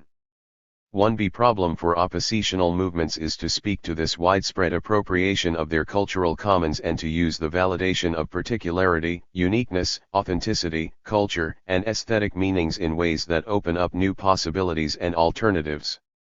At the very minimum, this means resistance to the idea that authenticity, creativity, and originality are an exclusive product of bourgeois rather than working class, peasant, or other non-capitalistic historical geographies. It also entails trying to persuade contemporary cultural producers to redirect their anger towards commodification, market domination, and the capitalistic system more generally. It is, for example, one thing to be transgressive about sexuality, religion, social mores, and artistic and architectural conventions, but quite another to be transgressive in relation to the institutions and practices of capitalist domination that actually penetrate deeply into cultural institutions. The widespread though usually fragmented struggles that exist between capitalistic appropriation and past and present cultural creativity can lead a segment of the community concerned with cultural matters to side with the politics opposed to multinational capitalism and in favor of some more compelling alternative based on different kinds of social and ecological relations. This does not mean that attachment to pure values of authentic originality and an aesthetic of particularity of culture is an adequate foundation for a progressive oppositional politics. It can all too easily veer into local, regional, or nationalist identity politics of the neo-fascist sort, of which there are already far too many troubling signs throughout much of Europe, as well as elsewhere. This is a central contradiction with which the left must wrestle. The spaces for transformational politics are there because capital can never afford to close them down. They provide opportunities for socialist opposition. They can be the locus of exploration of alternative lifestyles, or even of social philosophies. They can, like the Paris Commune of 1871 or the numerous urban-based political movements around the world in 1968, be a central element in that revolutionary ferment that Lenin long ago called the festival of the people. He fragmented oppositional movements to neoliberal globalization, as manifest in Seattle, Prague, Melbourne, Bangkok, and Nice, and then more constructively as the 2001 World Social Forum in Porto Alegre, indicate such an alternative politics. It is not wholly antagonistic to globalization, but wants it on very different terms. The striving for a certain kind of cultural autonomy and support for cultural creativity and differentiation is a powerful constitutive element in these political movements. It is no accident, of course, that it is Porto Alegre rather than Barcelona, Berlin, San Francisco, or Milan, that has opened itself to such oppositional initiatives. 19 For in that city the forces of culture and of history are being mobilized by a political movement in a quite different way, seeking a different kind of collective symbolic capital to that flaunted in the Guggenheim Museum in Bilbao or the extension to the Tate Gallery in London. The marks of distinction being accumulated in Porto Alegre derive from its struggle to fashion an alternative to globalization that does not trade on monopoly rents in particular or cave into multinational capitalism in general. In focusing on popular mobilization, it is actively constructing new cultural forms and 112. New definitions of authenticity, originality, and tradition. THAT is a hard path to follow, as was shown by previous examples, such as the remarkable experiments in Red Bologna in the 1960s and 1970s. Socialism in one city is not a viable concept, but it is in the cities that the conditions for both the production and appropriation of monopoly rents are most highly concentrated, in terms of both physical investments and cultural movements. No alternative to the contemporary form of globalization will be delivered to us from on high. It will have to come from within multiple local spaces, urban spaces in particular, conjoining into a broader movement. It is here that the contradictions faced by capitalists as they search for monopoly rent assume a certain structural significance. By seeking to trade on values of authenticity, locality, history, culture, collective memories, and tradition, they open a space for political thought and action within which socialist alternatives can be both devised and pursued. The space of that commons deserves intense exploration and cultivation by oppositional movements that embrace cultural producers and cultural production as a key element in their political strategy. There are abundant historical precedents for mobilizing the forces of high culture in this way. But popular culture as produced through the common relationships of daily life is also crucial. Here lies one of the key spaces of hope for the construction of an alternative kind of globalization and a vibrant anti-commodification politics, one in which the progressive forces of cultural production and transformation can seek to appropriate and undermine the forces of capital rather than the other way round. SECTIONII. REBELCITIES. Chapter 5. RECLAIMINGTHECI 4. ANTI, CAPITALISTSTRUGGLE. If urbanization is so crucial in the history of capital accumulation, and if the forces of capital and its innumerable allies must relentlessly mobilize to periodically revolutionize urban life, then class struggles of some sort, no matter whether they are explicitly recognized as such, are inevitably involved. This is so if only because the forces of capital have to struggle amicably to impose their will on an urban process and whole populations that can never, even under the most favorable of circumstances, be under their total control. An important strategic political question then follows: to what degree should anti-capitalist struggles explicitly focus and organize on the broad terrain of the city and the urban? And if they should do so, then how, and exactly why? The history of urban-based class struggles is stunning.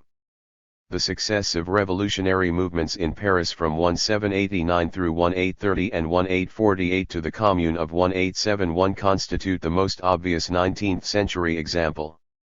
Later events included the Petrograd Soviet, the Shanghai Communes of 1927 and 1967, the Seattle General Strike of 1919, the role of Barcelona in the Spanish Civil War, the uprising in Córdoba in 1969, and the more general urban uprisings in the United States in the 1960s, the urban-based movements of 1968.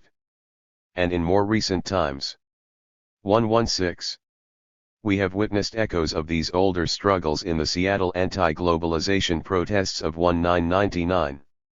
Most recently we have seen mass protests in Tahrir Square in Cairo, in Madison, Wisconsin, in the Plazas del Sol in Madrid and Catalunya in Barcelona, and in Syntagma Square in Athens, as well as revolutionary movements and rebellions in Oaxaca in Mexico, in Cochabamba and El Alto in Bolivia, along with very different but equally important political eruptions in Buenos Aires in 2001-02, and in Santiago in Chile.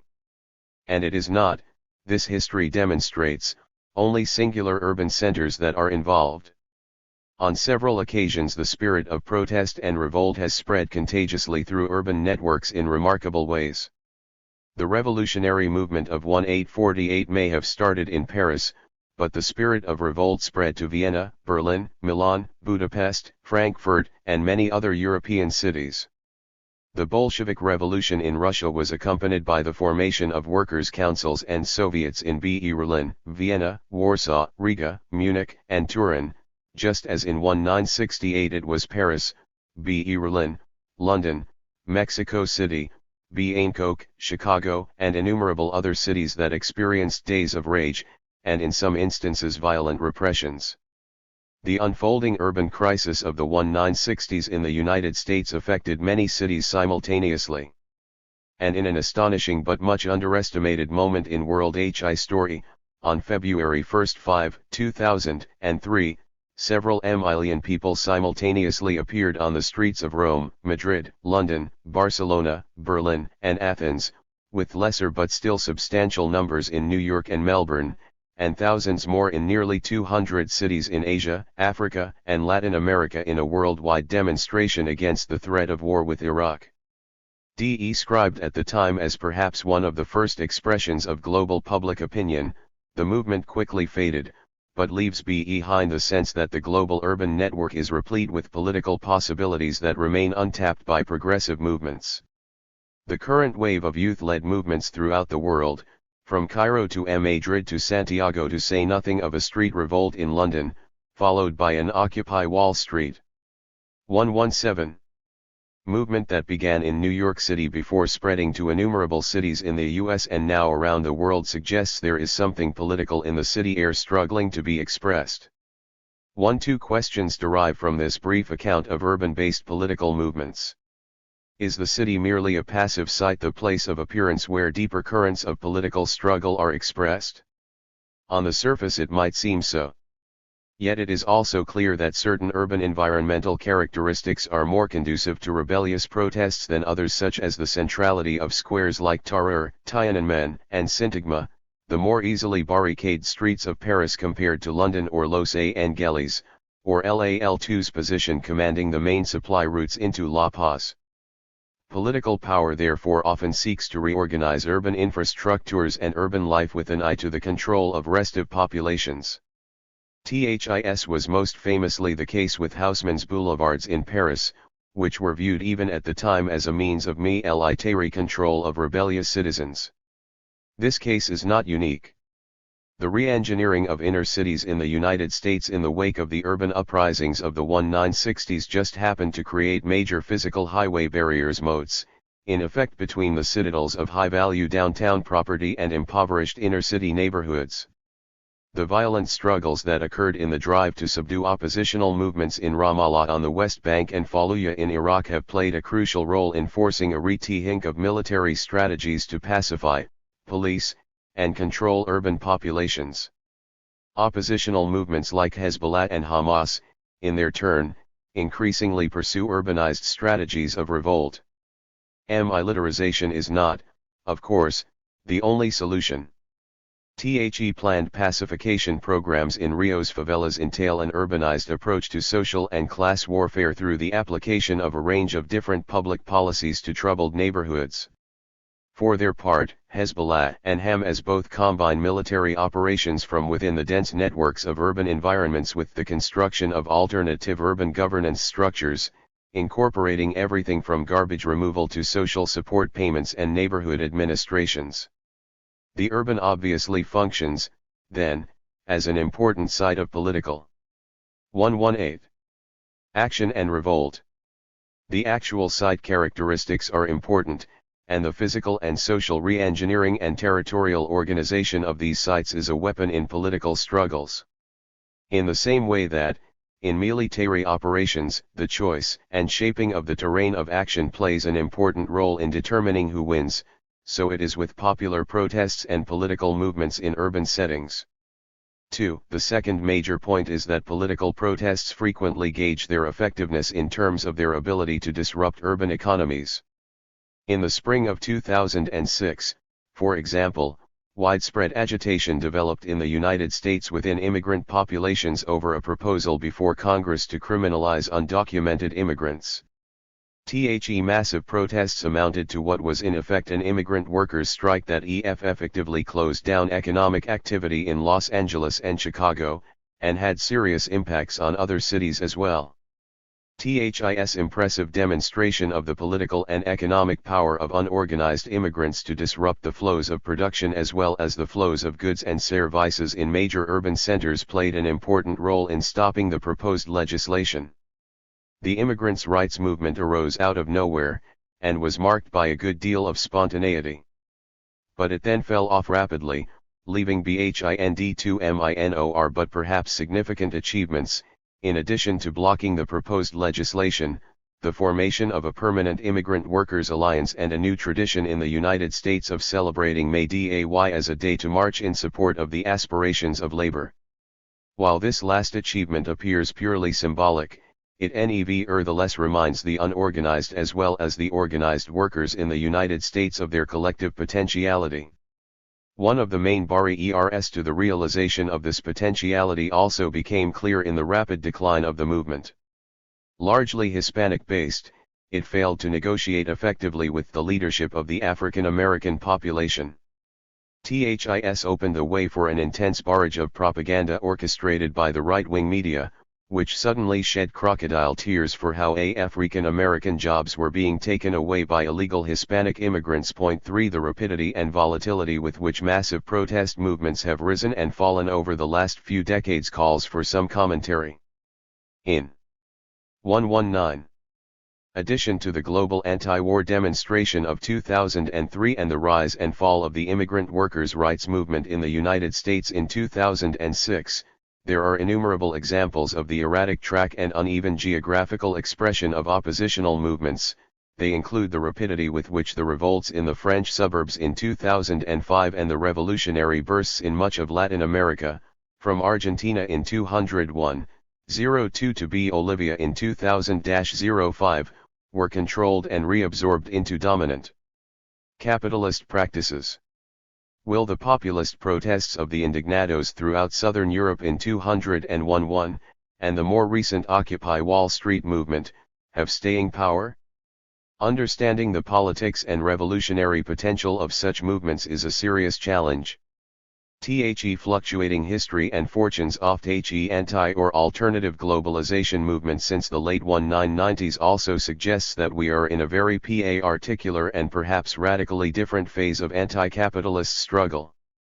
Formalized through the World Social Forum and its regional offshoots, and increasingly ritualized as periodic demonstrations against the World Bank, the IMF, the G7, or at almost any international meeting on any issue, this movement is hard to pin down because it is a movement of movements rather than a single-minded organization. It is not that traditional forms of left organizing have disappeared, but they now all seem to swim within an ocean of more diffuse oppositional movements that lack overall political coherence. Changinglefts on anti-capitalist struggle.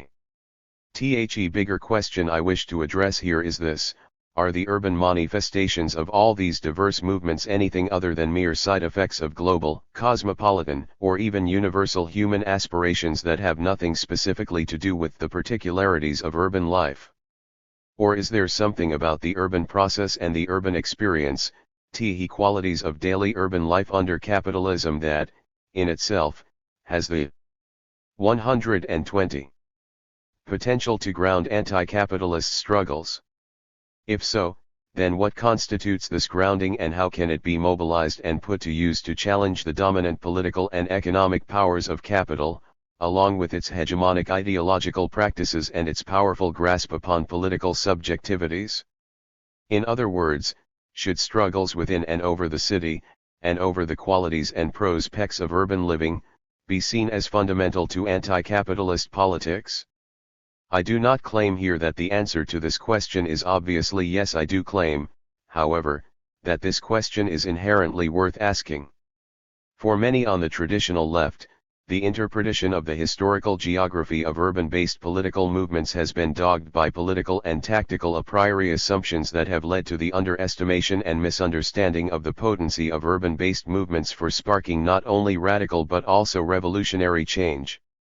Urban social movements are all too often viewed as by definition separate from or ancillary to those class and anti-capitalist struggles that have their roots in the exploitation and alienation of living labor in production. If urban social movements are considered at all, they are typically construed as either mere offshoots or displacements of these more fundamental struggles. Within the Marxist tradition, for example, urban struggles tend to be either ignored or dismissed as devoid of revolutionary potential or significance. Such struggles are construed as being either about issues of reproduction rather than production, or about rights, sovereignty, and citizenship, and therefore not about class. The immigrant workers' movement of unorganized labor in 2006, the argument goes, was basically about claiming rights and not about revolution.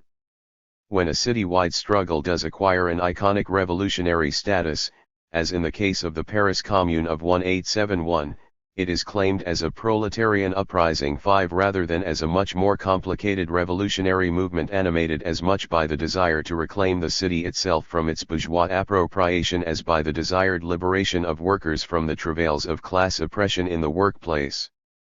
I take it as symbolic that the first two acts of the Paris Commune were to abolish night work in the bakeries and to impose a moratorium on rents. 121. Traditional left groups can therefore on occasion take up urban-based struggles, and when they do they can often be successful even as they seek to interpret their struggle from within their traditional workerist perspective. 1. The British Socialist Workers' Party, for example, led the successful struggle against Thatcher's poll tax in the 1980s. Thatcher's defeat on the poll tax almost certainly played a significant role in her downfall. Anti-capitalist struggle, in the formal Marxist sense, is fundamentally and quite properly construed to be about the abolition of that class relation between capital and labor in production that permits the production and appropriation of surplus value by capital. The ultimate aim of anti-capitalist struggle is the abolition of that class relation and all that goes with it, no matter where it occurs. On the surface, this revolutionary aim seems to have nothing to do with urbanization per se. Even when this struggle has to be seen, as it invariably does, through the prisms of race, ethnicity, sexuality, and gender, and even when it unfolds through urban-based inter-ethnic, racialized, and gendered conflicts within the living spaces of the city, the fundamental conception is that an anti-capitalist struggle must ultimately reach deep into the very guts of what a capitalist system is about and wrench out the cancerous tumor of class relations in production. It would be a truthful caricature to say that working-class movements in general have long privileged the industrial workers of the world as the vanguard agent in this mission.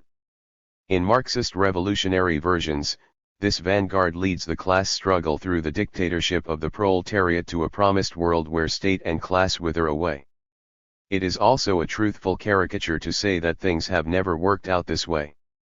Marx argued that the class relation of domination in production had to be displaced by the associated workers controlling their own production processes and protocols.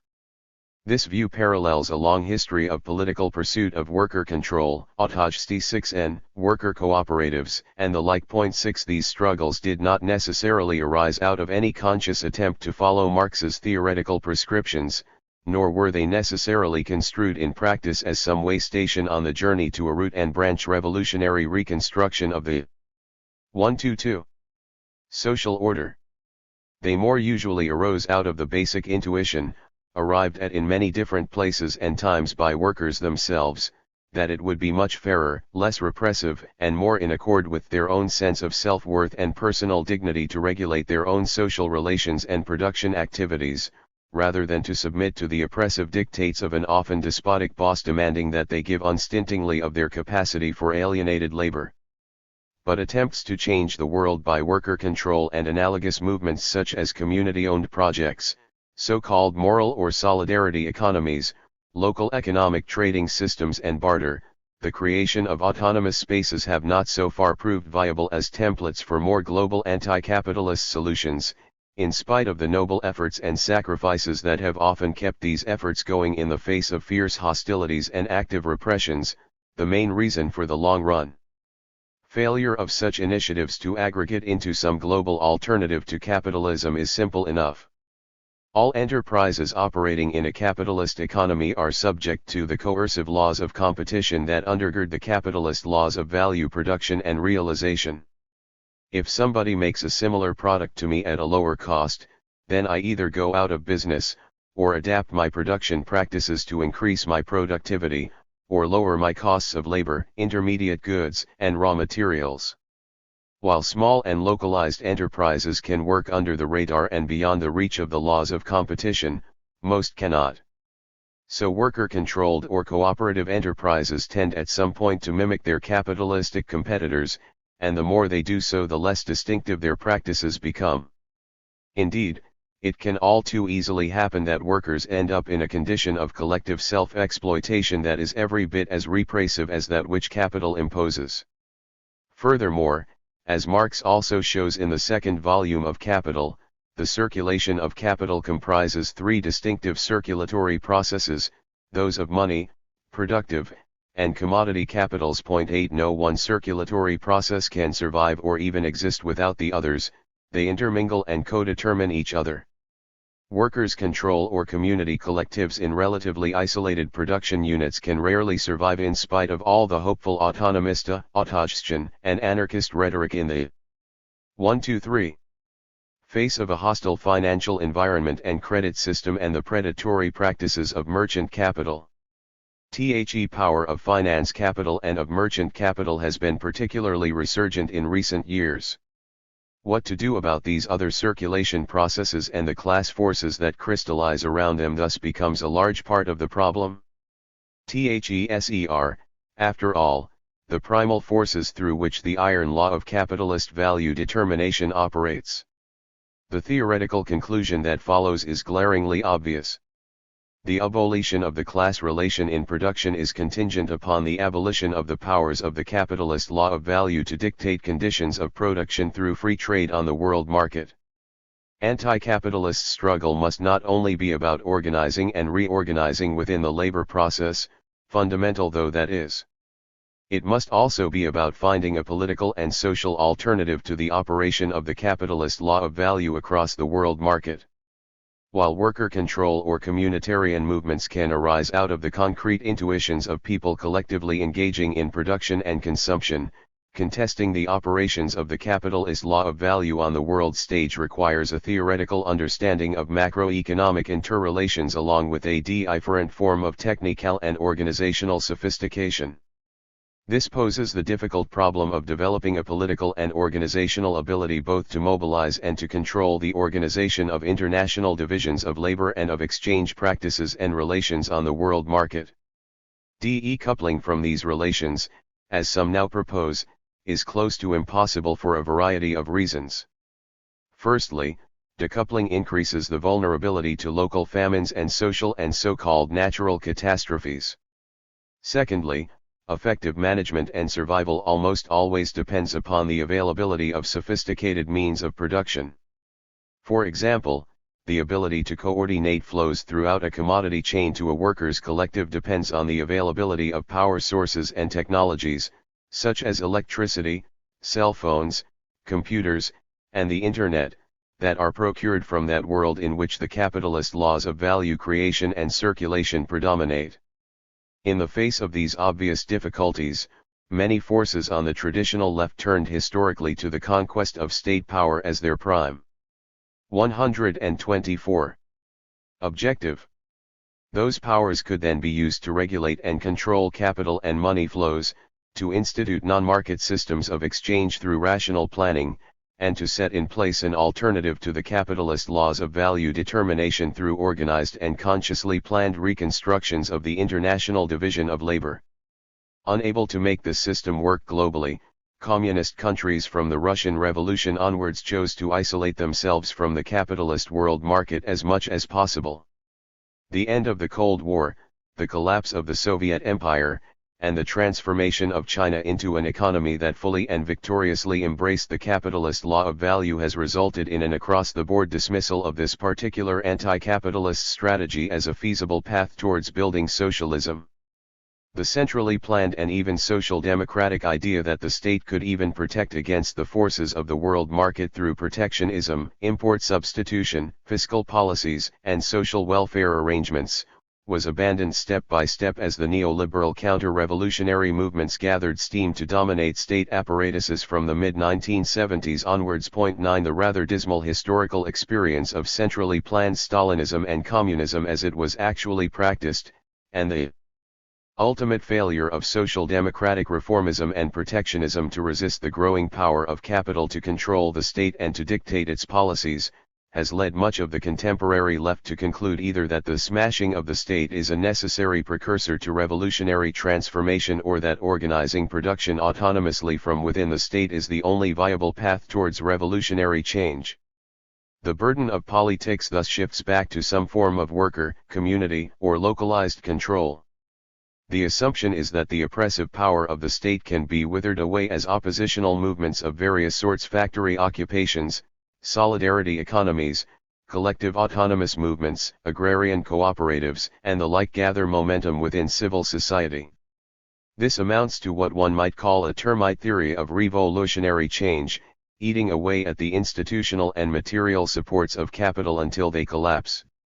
This is not a dismissive term. Termites can inflict terrible damage, often hidden from easy detection. The problem is not lack of potential effectiveness, it is that, as soon as the damage 125 wrought becomes too obvious and threatening, then capital is both able and all too willing to call in the exterminators to deal with it. The only hope then is that the exterminators will either turn upon their masters or be defeated, a rather unlikely outcome except in particular circumstances such as those in Afghanistan in the course of a militarized struggle. There is, alas, no guarantee that the form of society that will then emerge will be less barbaric than that which it replaces. Opinions across the broad spectrum of the left on what will work and how are fiercely held, and equally fiercely defended. To challenge any one particular way of thinking and acting often provokes vituperative responses. The left as a whole is bedeviled by an all-consuming fetishism of organizational form. The traditional left typically espoused and defended some version of democratic centralism. Now, however, principles are frequently advanced such as horizontally and non-hierarchy or visions of radical democracy and the governance of the commons, that can work for small groups but are impossible to operationalize at the scale of a metropolitan region, let alone for the 7 billion people who now inhabit planet Earth.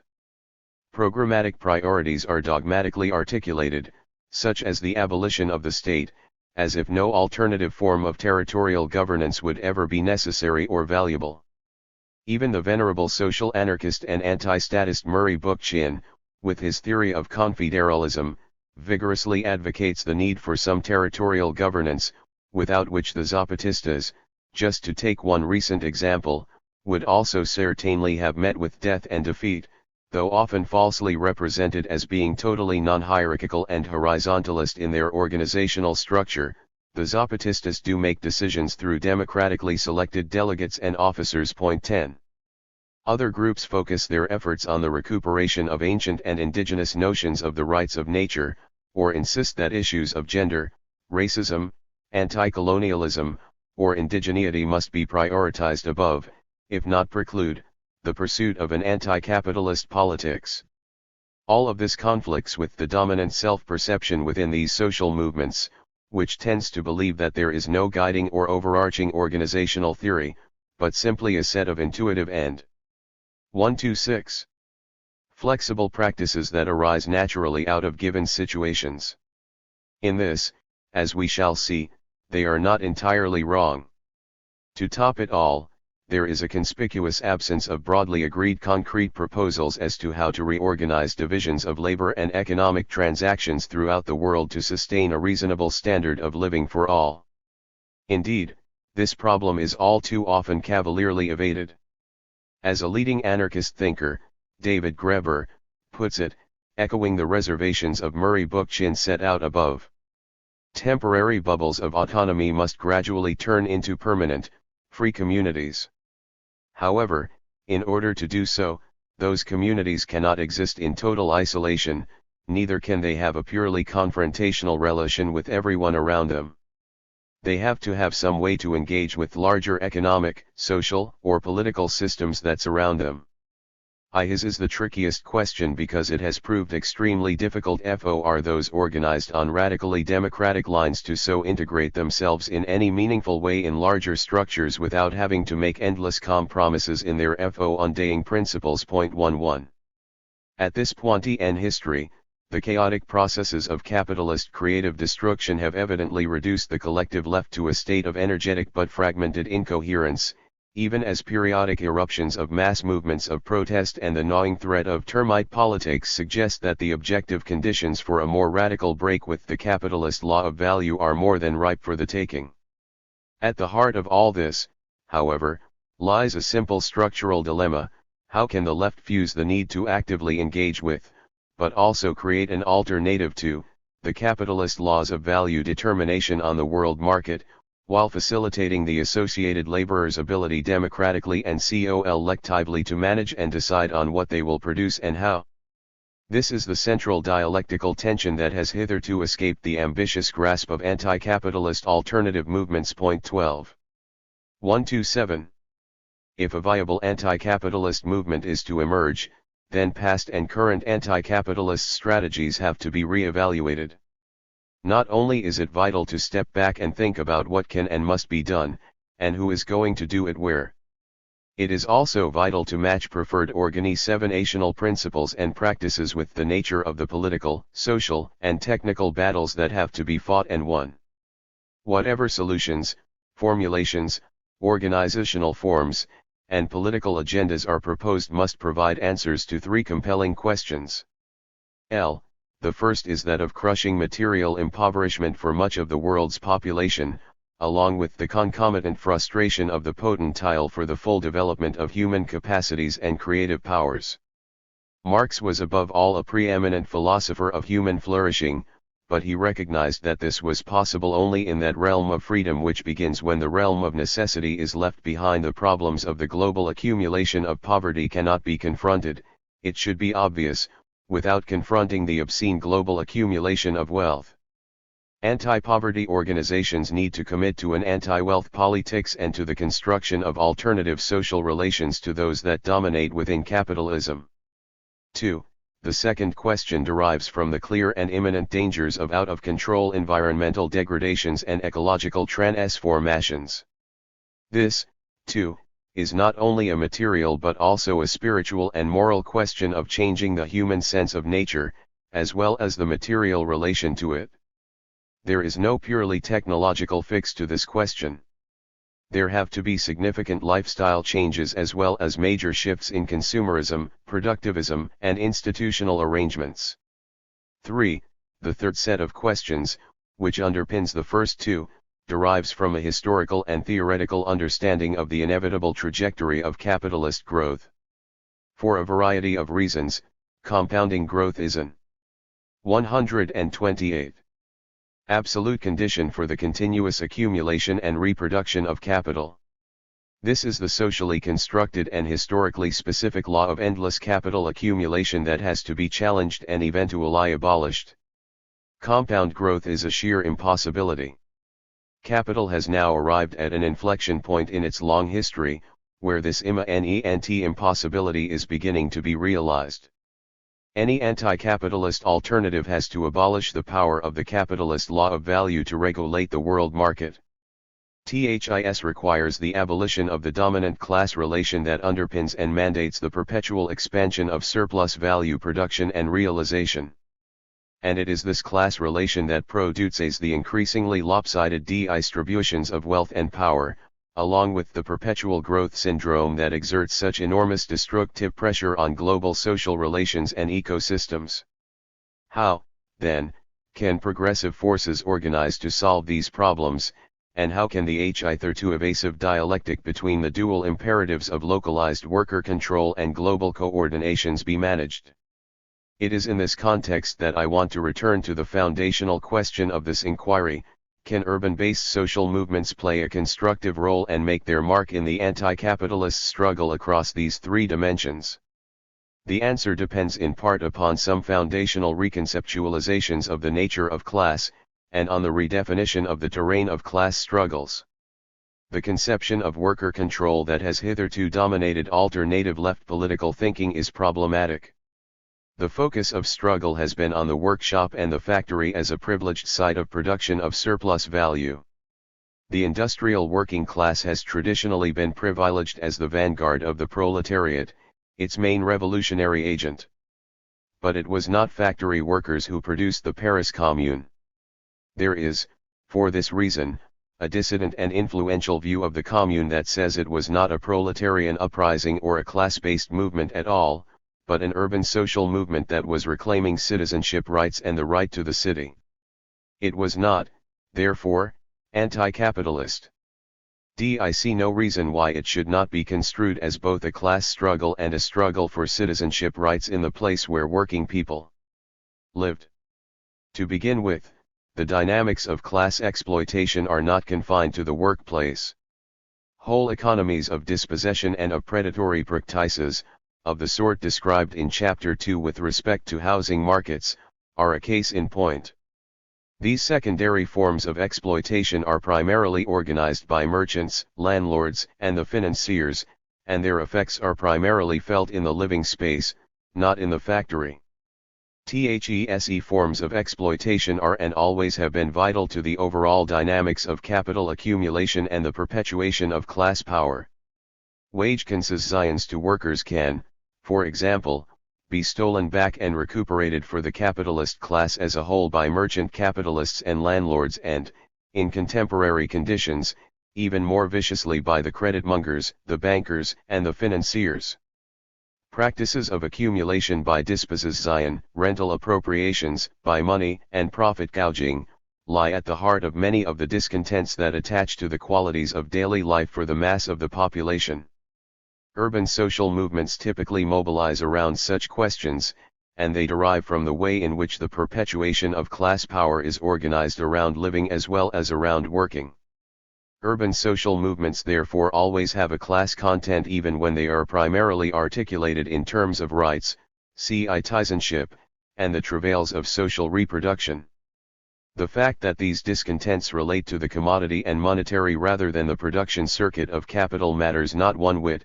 Indeed, it is a big theoretical advantage to reconceptualize matters thus, because it focuses attention on those aspects of capital circulation that so frequently play the nemesis to attempts at worker control in production. Since it is capital circulation as a whole that matters, what does it matter to the capitalist class as a whole whether value is extracted from the commodity and money circuits rather than from the productive circuit directly? The gap between where surplus value is produced and where it is realized is as crucial theoretically as it is practically. Value created in production may be recaptured for the capitalist class from the workers by landlords charging HIGH rents on housing. Secondly, urbanization is itself produced. Thousands of workers are engaged in its production, and their work is productive of value and of surplus value. Why not focus, therefore, on the city rather than the factory? 130. As the prime site of surplus value production? The Paris Commune can then be reconceptualized as a struggle of that proletariat which produced the city to claim back the right to have and control that which they had produced. This is a very different kind of proletariat to that which much of the left has typically cast in a vanguard role. It is characterized by insecurity, by episodic, temporary, and spatially diffuse employment, and is very difficult to organize on a workplace basis. But at this point in the history of those parts of the world characterized as advanced capitalism, the conventional factory proletariat has been radically diminished. So we now have a choice: mourn the passing of the possibility of revolution because that proletariat has disappeared, or change our conception of the proletariat to include the hordes of unorganized urbanization producers, and explore their distinctive revolutionary capacities and powers. So who are these workers who produce the city? The city builders, the construction workers in particular, are the most obvious candidate even as they are not the only nor the largest labor force involved. As a political force, the construction workers have in recent times in the United States all too often been supportive of the large-scale and class-biased developmentalism that keeps them employed. They do not have to be so. The masons and builders that Haussmann brought to Paris played an important role in the Commune. The Green Band construction union movement in New South Wales in the early 1970s banned working on projects they deemed environmentally unsound, and were successful in much of what they did.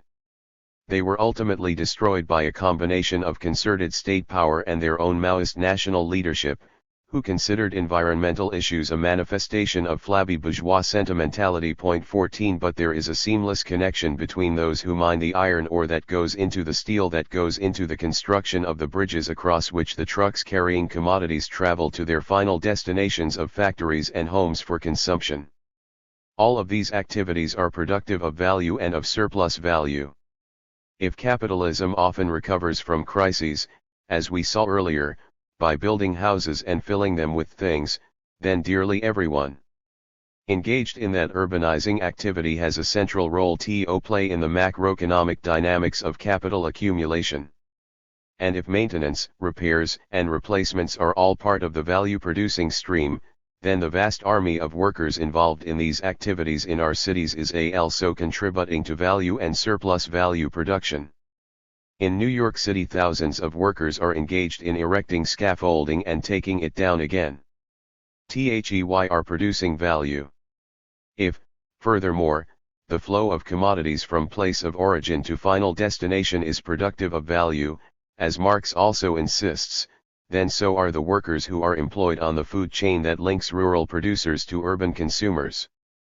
Thousands of delivery trucks clog the streets of New York City every day. Organized, those workers would have the power to strangle the metabolism of the city. Strikes of transport workers are extremely effective political weapons.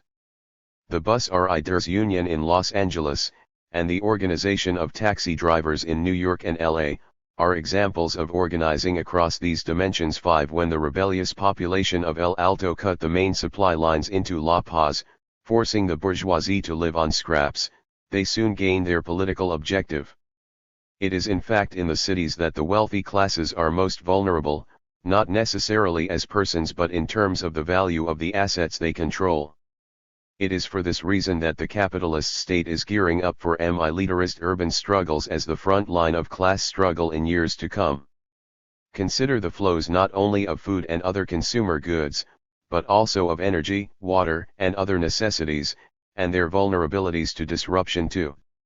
The production and reproduction of urban life, while some of it can be dismissed as unproductive in the Marxist canon, is nevertheless socially necessary, part of the faux phrase of the reproduction of the class relations between capital and labor.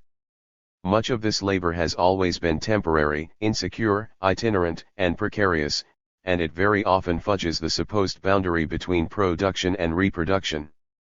New forms of organizing are absolutely essential for this labor force that produces and, just as importantly, reproduces the city. THIS is where newly fledged organizations come in, such as the Excluded Workers Congress in the 132 United States, which is an alliance of workers characterized by temporary and insecure conditions of employment, often, as with domestic workers, spatially scattered throughout a metropolitan region.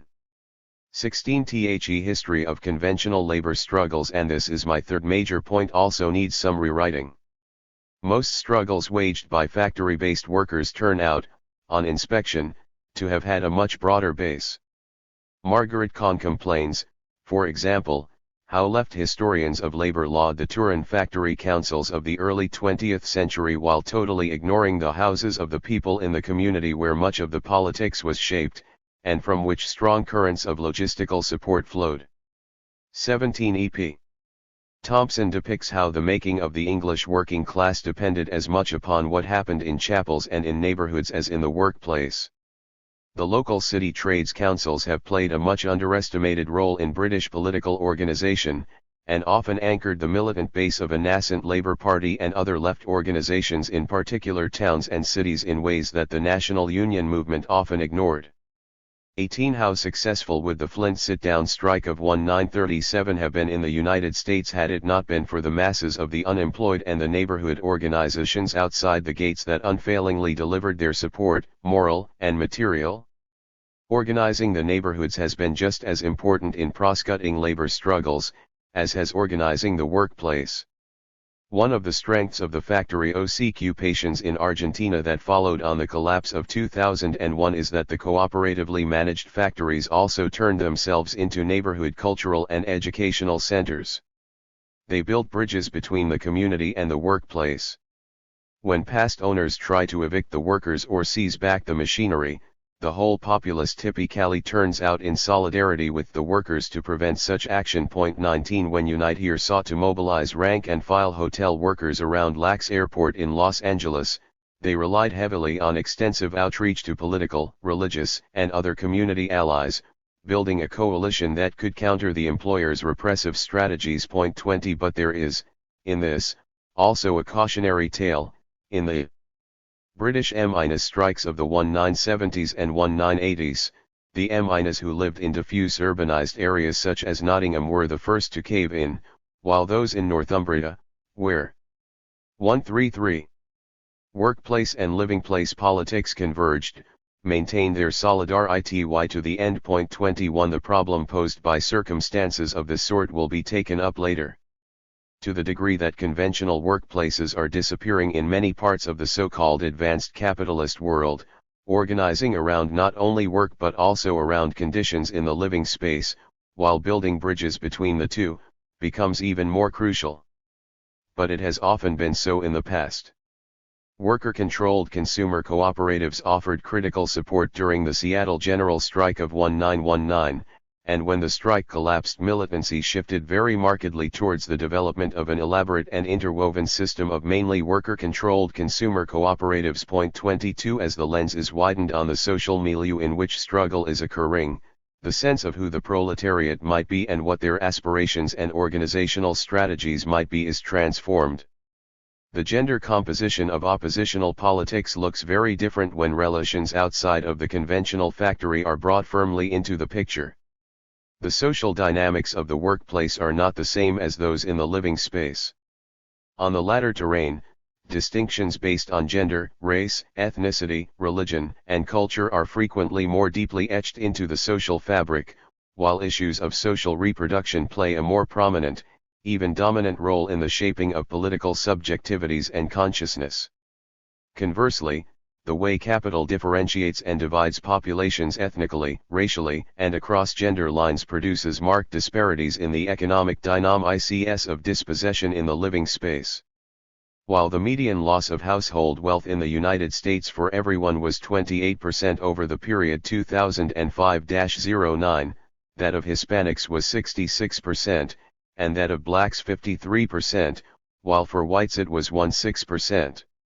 The class character of ethnic discriminations in accumulation by dispossession, and the way these discriminations differentially affect neighborhood life, could not be plainer, particularly since most of the losses were due to falling housing values. Point 23 But it is also in neighborhood spaces that profound cultural ties based, for example, in ethnicity, religion, and cultural histories and collective memories can 134 just as often bind as divide, to create the possibility of social and political solidarities in a completely different dimension to that which typically arises within the workplace.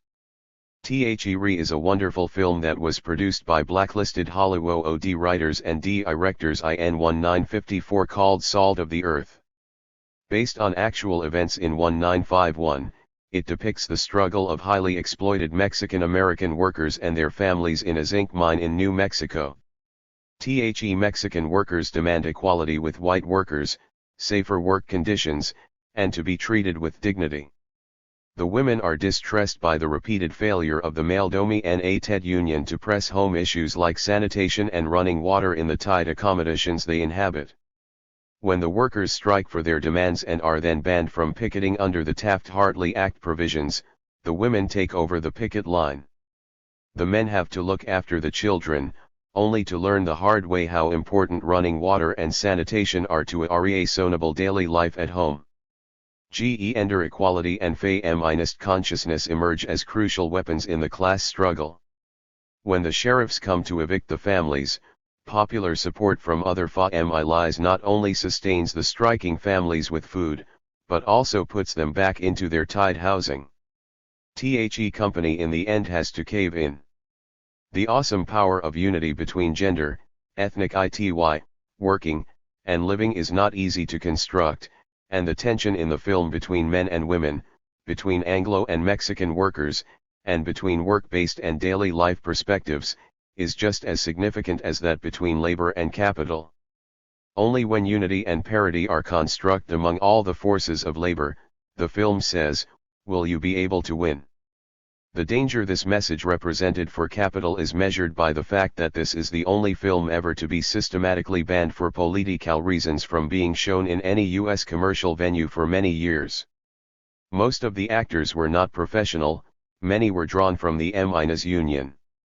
But the brilliant leading professional actress, Rosario Revueltas, was deported to Mexico. 24 In a recent book, Fletcher and Gapison argue that the labor movement should pay more attention to geographical rather than sectoral forms of reclaiming the CI for anti-capitalist struggle. 135.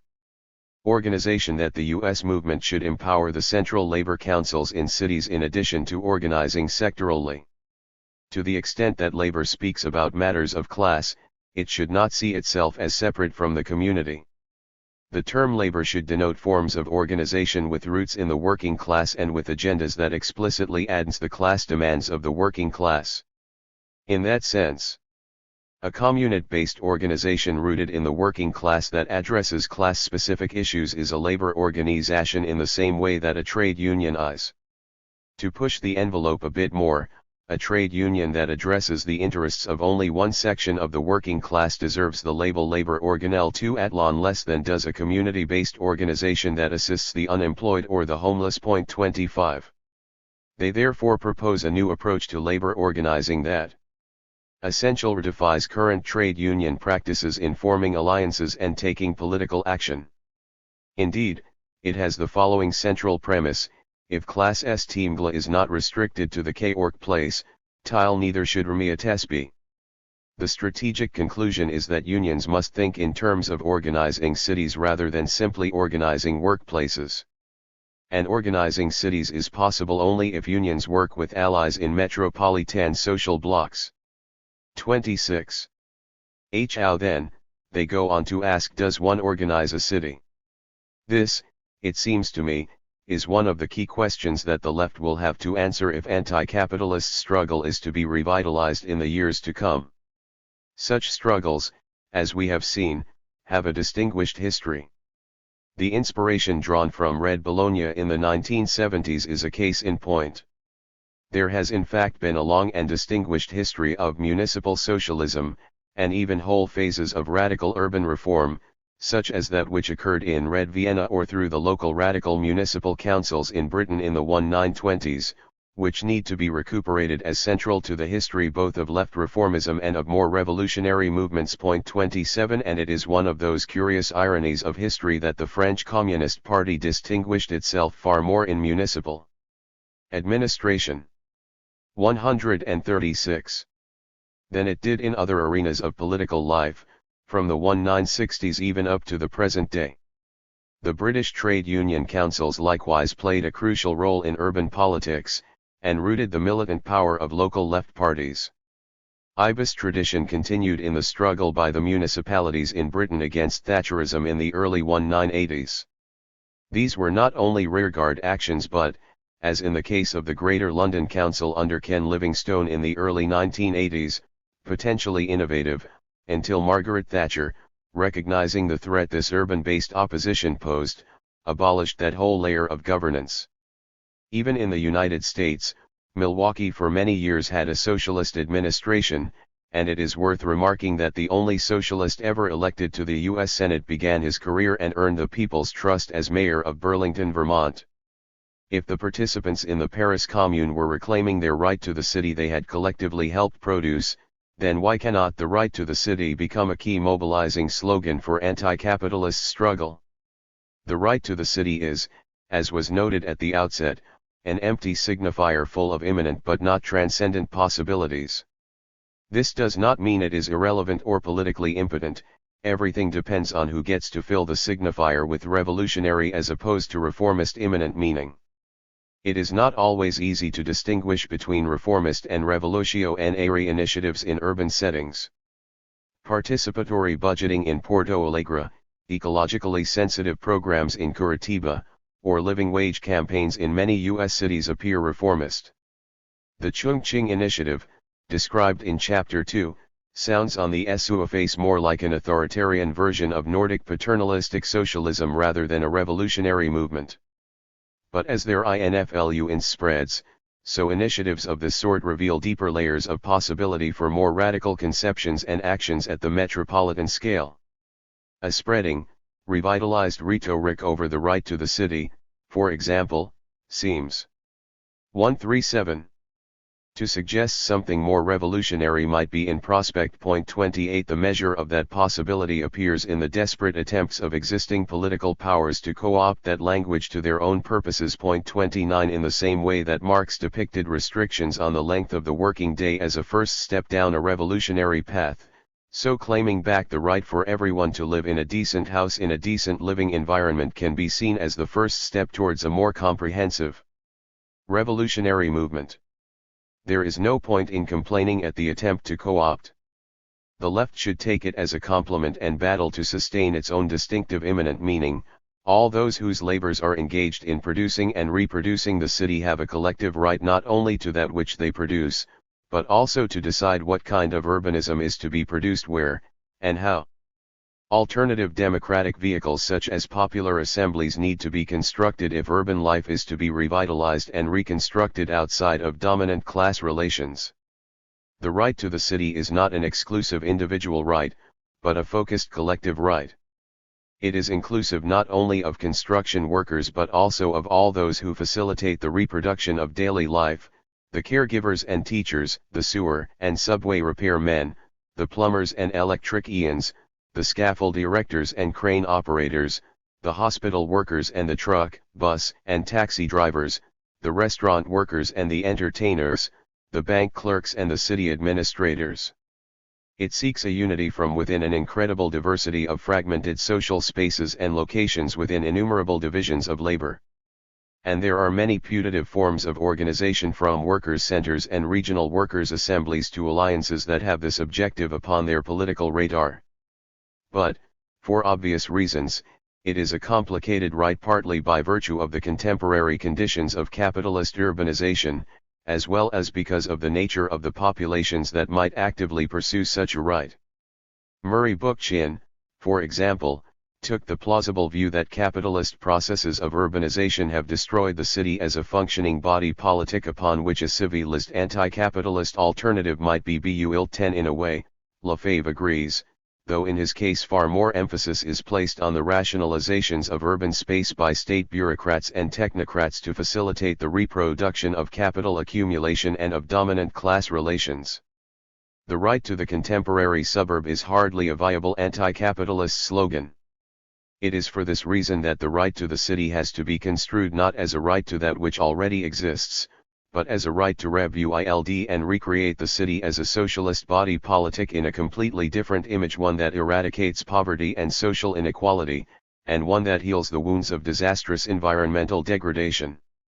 For this to happen, the production of the destructive forms of urbanization that facilitate perpetual capital accumulation has to be stopped.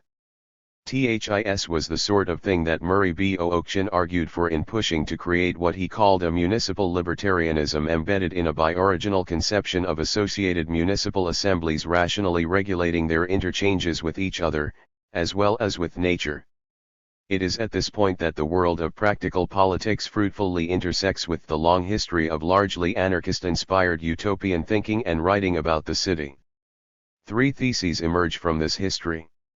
First, work-based struggles, from strikes to factory takeovers, are far more likely to succeed when there is strong and vibrant support from popular forces assembled at the surrounding neighborhood or community level. This presumes that strong links between workers and local populations already exist or can be quickly constructed. Such links can arise naturally out of the simple fact that the workers' families constitute the community. But in more diffuse urban settings, there has to be a conscious 139 political attempt to construct, maintain, and strengthen such links. Where those links do not exist, as happened with the Nottinghamshire coal miners in the strikes of the 1980s in Britain, they have to be created. Otherwise such movements are far more likely to fail.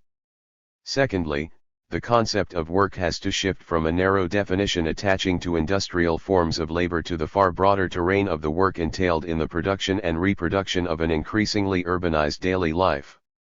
Distinctions between work-based and community-based struggles start to fade away, as indeed does the idea that class and work are defined in a place of production in isolation from the site of social reproduction in the household. 32 Those who bring running water to our homes are just as important in the struggle for a better quality of life as those who make the pipes and the faucets in the factory. Those who deliver the food to the city are just as significant as those who grow it. Those who cook the food before it is eaten likewise add value to that food before it is digested. The collective labor involved in the production and reproduction of urban life must therefore become more tightly folded into left thinking and organizing. Earlier distinctions that made sense between the urban and the rural, the city and the country have in recent times also become moot. The chain of supply both into and out of the cities entails a continuous movement, and does not entail a break. Above all, the concepts of work and of class have to be fundamentally reformulated. The struggle for collective citizens' rights has to be seen as integral to anti-capitalist class struggle. This revitalized conception of the proletariat embraces and includes the now massive informal sectors characterized by temporary, insecure, and unorganized labor. Groups in the population of this sort, it turns out, have historically played an important role in urban rebellions and revolts. Their action has not always been of a left character. They have often been susceptible to the blandishments of unstable or authoritarian charismatic leadership, secular or religious. For this reason the politics of such disorganized groups have often wrongly been dismissed by the conventional 140 left as those of the urban mob, as much to be feared as embraced. It is imperative that these populations now be embraced as crucial to, rather than excluded from, anti-capitalist politics. Finally, while the exploitation of living labor in production must remain central to the conception of any anti-capitalist movement, struggles against the recuperation and realization of surplus value from workers in their living spaces have to be given equal status to struggles at the various points of production of the city. As in the case of temporary and insecure workers, the extension of class action in this direction poses organizational problems. But, as we shall see, it also holds out innumerable possibilities. How, does one organize EACIT? The honest answer to Fletcher and Gappison's question is, we simply do not know, partly because not enough hard thought has been given to the question, and partly because there is no systematic historical record of evolving political practices on which to base any generalizations. There have, of course, been brief periods of experimentation with gas and water socialist administration, or more adventurous urban utopianism, as in the Soviet Union in the 1920s.33, but much of this easily faded into reformist socialist realism or paternalistic socialist/communist modernism. Most of what we now know about urban organization comes from conventional theories and studies of urban governance and administration within the context of bureaucratic capitalist governmentality, all of which is a far cry from the organization of an anti-capitalist politics. The best we have is a theory of the city as a corporate form, with all that this implies in terms of the possibilities of corporatist decision-making. Alongside this, there is an extensive literature on the virtues of competitive urban entrepreneurialism, in which city administrations use a wide variety of incentives to attract investment. 34 So how can we even begin to answer Fletcher and Gappison's question? One way is to examine singular examples of urban political practices in revolutionary situations. So I close with a summary look at recent events in Bolivia, in the search for clues as to how urban rebellions might relate to anti-capitalist movements. It was in the streets and squares of Cochabamba that a rebellion against neoliberal privatization was fought out in the famous water wars of 2000. Government policies were rebuffed, and two major international corporations Bechtel and Suez were forced out. And it was from El Alto, a teeming city on the plateau above La Paz, that rebellious movements arose to force the resignation of the pro-neoliberal president, Sanchez de Lozada, in October 2003, and to do the same to his successor, Carlos Mesa, in 2005. All of this paved the way for the national electoral victory of the progressive Evo Morales in December 2005. It was in Cochabamba also that an attempted counter-revolution by conservative elites against the presidency of Evo Morales was thwarted in 2007, as the conservative city administration fled the town in the face of the wrath of indigenous peoples who occupied it. The difficulty, as always, is to understand the distinctive role local conditions played in these singular events, and to assess what universal principles we might derive from a study of them. This problem has bedeviled conflicting interpretations of the universal lessons that might be drawn from the Paris Commune of 1871. The advantage of a focus on contemporary El Alto, however, is that this is an ongoing struggle, and therefore open to continuous political interrogation and analysis. There already exists some excellent contemporary studies upon which to base interim conclusions. Jeffrey Weber, for example, provides a compelling interpretation of events in Bolivia over the last decade or so. 35 He views the years 2000-05 as a genuinely revolutionary epoch in a situation of deep cleavage between elite and popular classes. Popular rejection of neoliberal policies. 142. With respect to the use of treasured natural resources on the part of a state ruled by a traditional elite fused with a long-standing struggle for liberation from racial repression by an indigenous, largely peasant population. The violence of the neoliberal regime provoked uprisings that led to Morales's election in 2005. The entrenched elites subsequently launched a counter-revolutionary movement against the Morales government by demanding regional and local autonomy. This was an interesting move, because ideals of local autonomy have more often than not been embraced by the left in Latin America as central to its liberation struggles. It was often a demand of indigenous populations in Bolivia, and sympathetic academic theorists like Arturo Escobar tend to view such a demand as inherently progressive, if not a necessary precondition for anti-capitalist movements. 36 But the Bolivian case demonstrates that local or regional autonomy can be used by whatever party stands to benefit from shifting the locus of political and state decision-making to the particular scale that favors its own interests.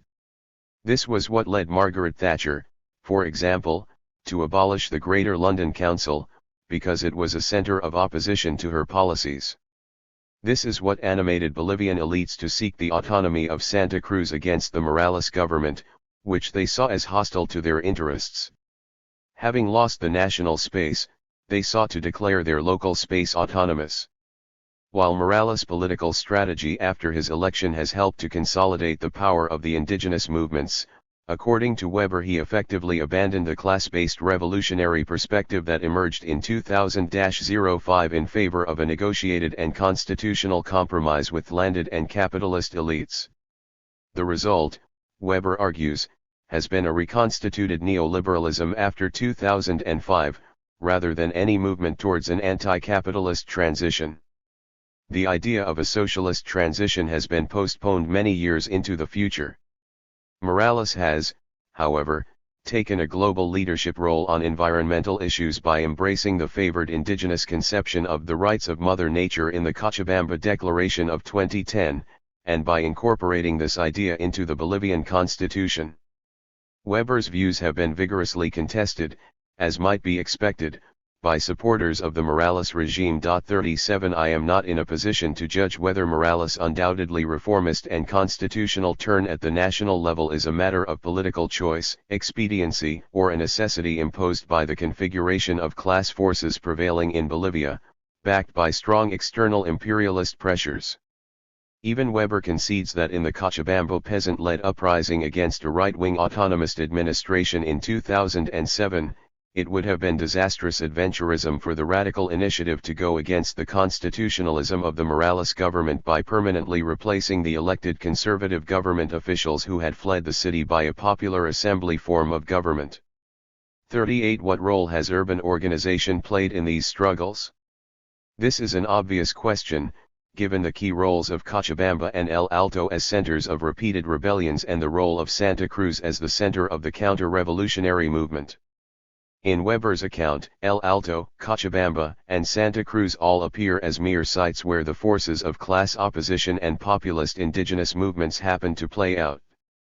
He does at one point note, however, that the so% indigenous, informal proletarian city of El Alto with its rich insurrectionary traditions of revolutionary Marxism from relocated ex-miners, and indigenous radicalism from the Aymara, Quechua, and other indigenous rural-to-urban migrants played the most important role at the height of sometimes bloody confrontations with the state. He also notes that the rebellions, in their best moments, were characterized by assembly-style, democratic, and mass-based mobilization from below, drawing upon the organizational patterns of the Trotskyists and anarcho-syndicalist tin miners, the vanguard of the Bolivian left for much of the 20th century, and variations of the indigenous traditional communitarian structures adapted to new rural and urban contexts.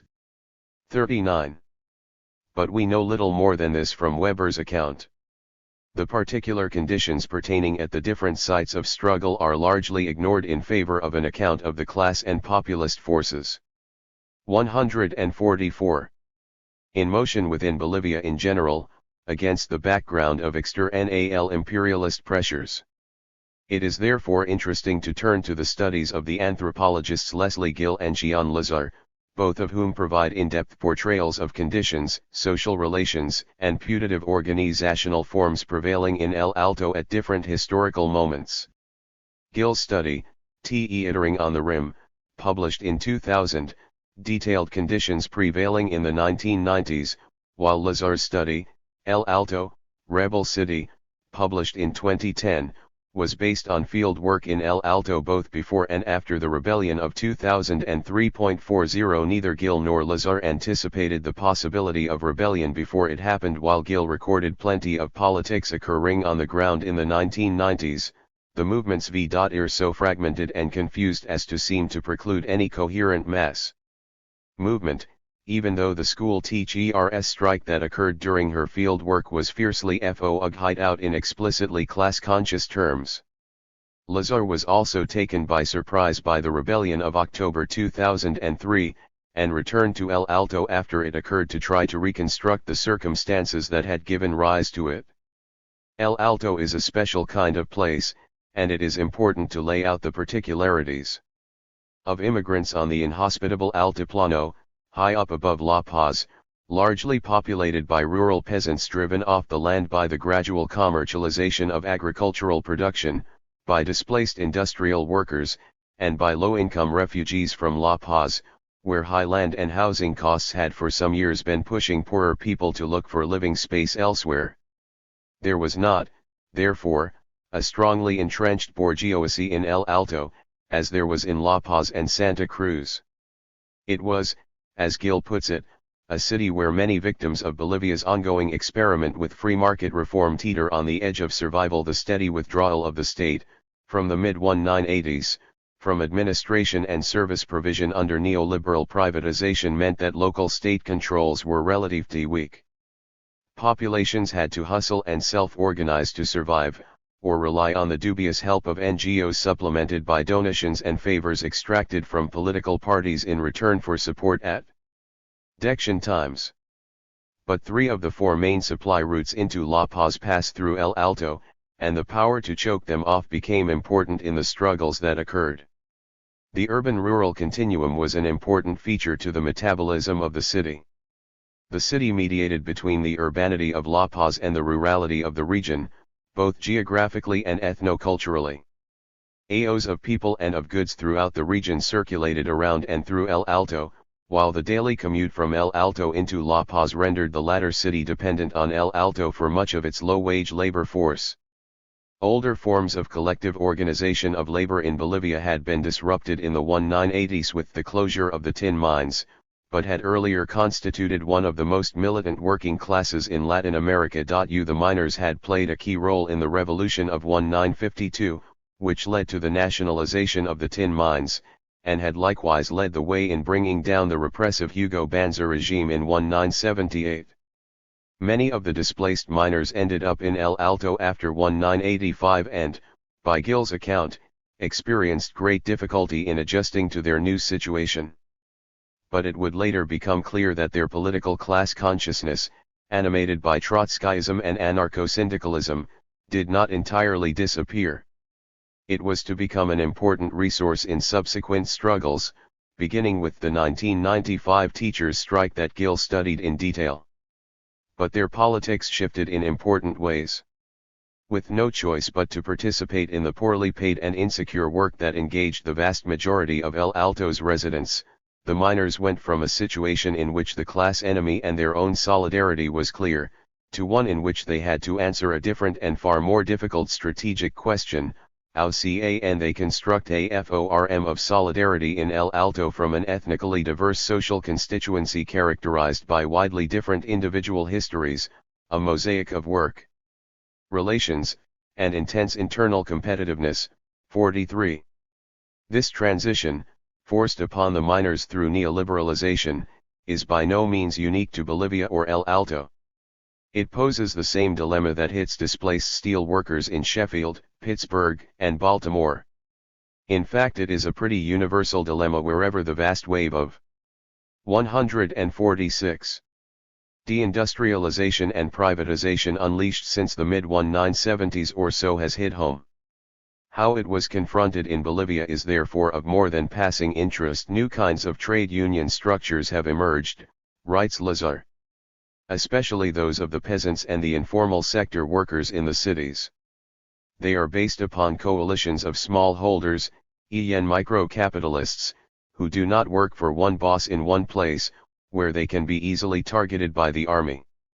Their household model of production allows for fluidity of a Soklatlinal LLFE, but has also allowed them to form alliances and organizations based upon territorial location, the street where they sell, the village or region where they live and farm, and, with the addition of the UCLNO organizational structures in the cities, their zone. In this, the association between people and places becomes extremely important as the source of common bonds. While these bonds can just as often be agonistic as harmonious, the face-to-face contacts are frequent and therefore incipiently strong. Trade unions are flourishing in the informal economy of El Alto and form a crucial part of the structure of civic organization that is parallel to the state and that shapes multi-tiered citizenship in the city. They do so in a context where economic competition between individuals is painfully exaggerated and where one would therefore expect political collaboration to be difficult if not downright impossible. While the social movements often fall prey to severe factionalism and infighting, they are beginning to build a more coherent ideology out of the particularity of the different sectoral demands. The residual collective class consciousness and organizational experience of the displaced tin miners thereby became a critical resource. When coupled with practices of local democracy resting on indigenous traditions of local and popular decision-making assemblies, the subjective conditions for creating alternative political associations were partially realized. As a result, the working class in Bolivia is reconstituting itself as a political subject, albeit not in its traditional form. 45 Hart and Negri also take up this point in their own appropriation of the Bolivian struggle in support of their theory of multitude. All relations of hegemony and representation /1 and the working class are thus thrown into question. It is not even possible for the traditional unions to represent adequately the complex multiplicity of class subjects and experiences. This shift, however, signals no farewell to the working class or even a decline of workers' struggle but rather an increasing multiplicity of the proletariat and a new physiognomy of struggles. Lazar partially concurs with this theoretical reformulation, but provides much more fine-grained detail on how the working class movement comes to be constituted. As she sees it, the nested affiliation of an alliance of associations, each one with local forms of accountability, is one of the sources of the social movement's strength in Bolivia. These organizations were often hierarchical, and sometimes authoritarian rather than democratic. But if we view democracy as the will of the people, the corporatist side of Bolivian politics makes sense as one of its most important democratic traditions. The anti-capitalist victories of the sort that saw off major corporate enemies such as Bechtel and Suez would not have been possible without the mundane experiences of collective democracy that are part of Altinos' day-to-day lives. 47. Democracy is organized in El Alto, according to Lazar, along three distinctive lines. The neighborhood associations are place-bound organizations that exist not only to provide collective local goods but also to mediate the many conflicts that arise between residents. The overarching association of neighborhood associations largely exists as a FO-run one for resolving conflicts between neighborhoods. This is a classic nested hierarchical form, but one in which all sorts of mechanisms exist, which Lazar examines in detail, to ensure that leaders either rotate or stay faithful to their base. The second pinion comprises the sectoral associations of various groups in the population, such as street vendors, transport workers, and the like. And again, much of the work of these associations is devoted to mediating conflicts. But it is in this way that precarious workers in the so-called informal sector are organized. This form of organization possesses tentacles. 148. Reaching far back down the supply chain of, for example, fish and foodstuffs from the surrounding areas. Through these links it is capable of easily and instantaneously mobilizing the insurrectionary capacities of surrounding peasant and rural populations or, conversely, of organizing immediate responses in the city to rural massacres and repressions. These geographical ties were strong, and overlapped with those of the neighborhood associations to which many peasant migrant families belonged, while maintaining links back to their villages of origin. Thirdly, there were more conventional unions, the most important of which was that of the school teachers who, ever since the strike of 1995, had been in the FO front of militancy. The trade unions had a local, regional, and national organizational structure that continued to function in negotiations with the state, even though they had been much weakened by the neoliberal assault upon regular employment and traditional forms of trade union organization over the preceding 30 years. But there is something else at work in El Alto that Lazar is at great pains to integrate into her account.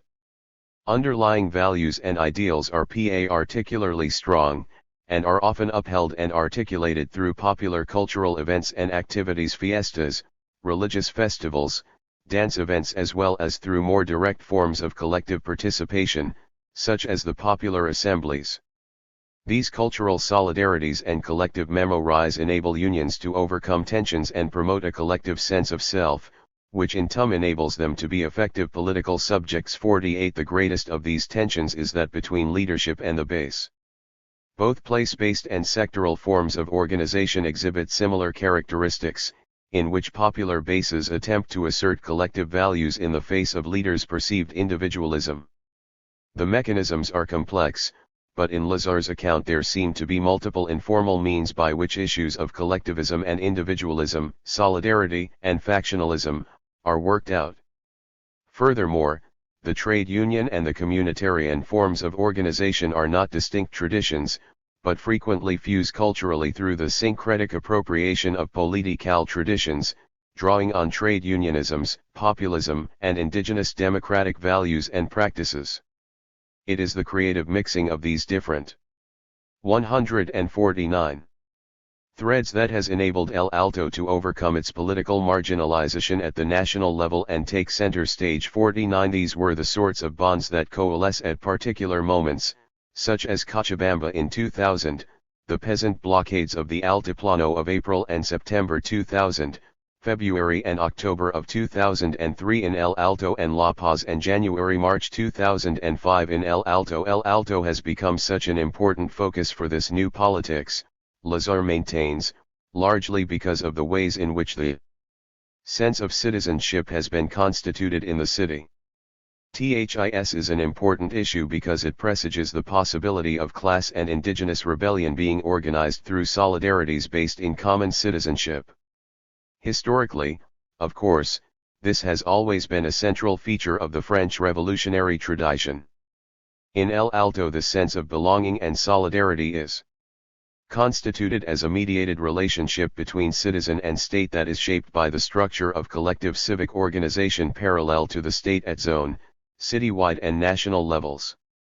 In 1999, the political party lost its hold over these organizations and over the city in general, enabling a more oppositional stance to emerge.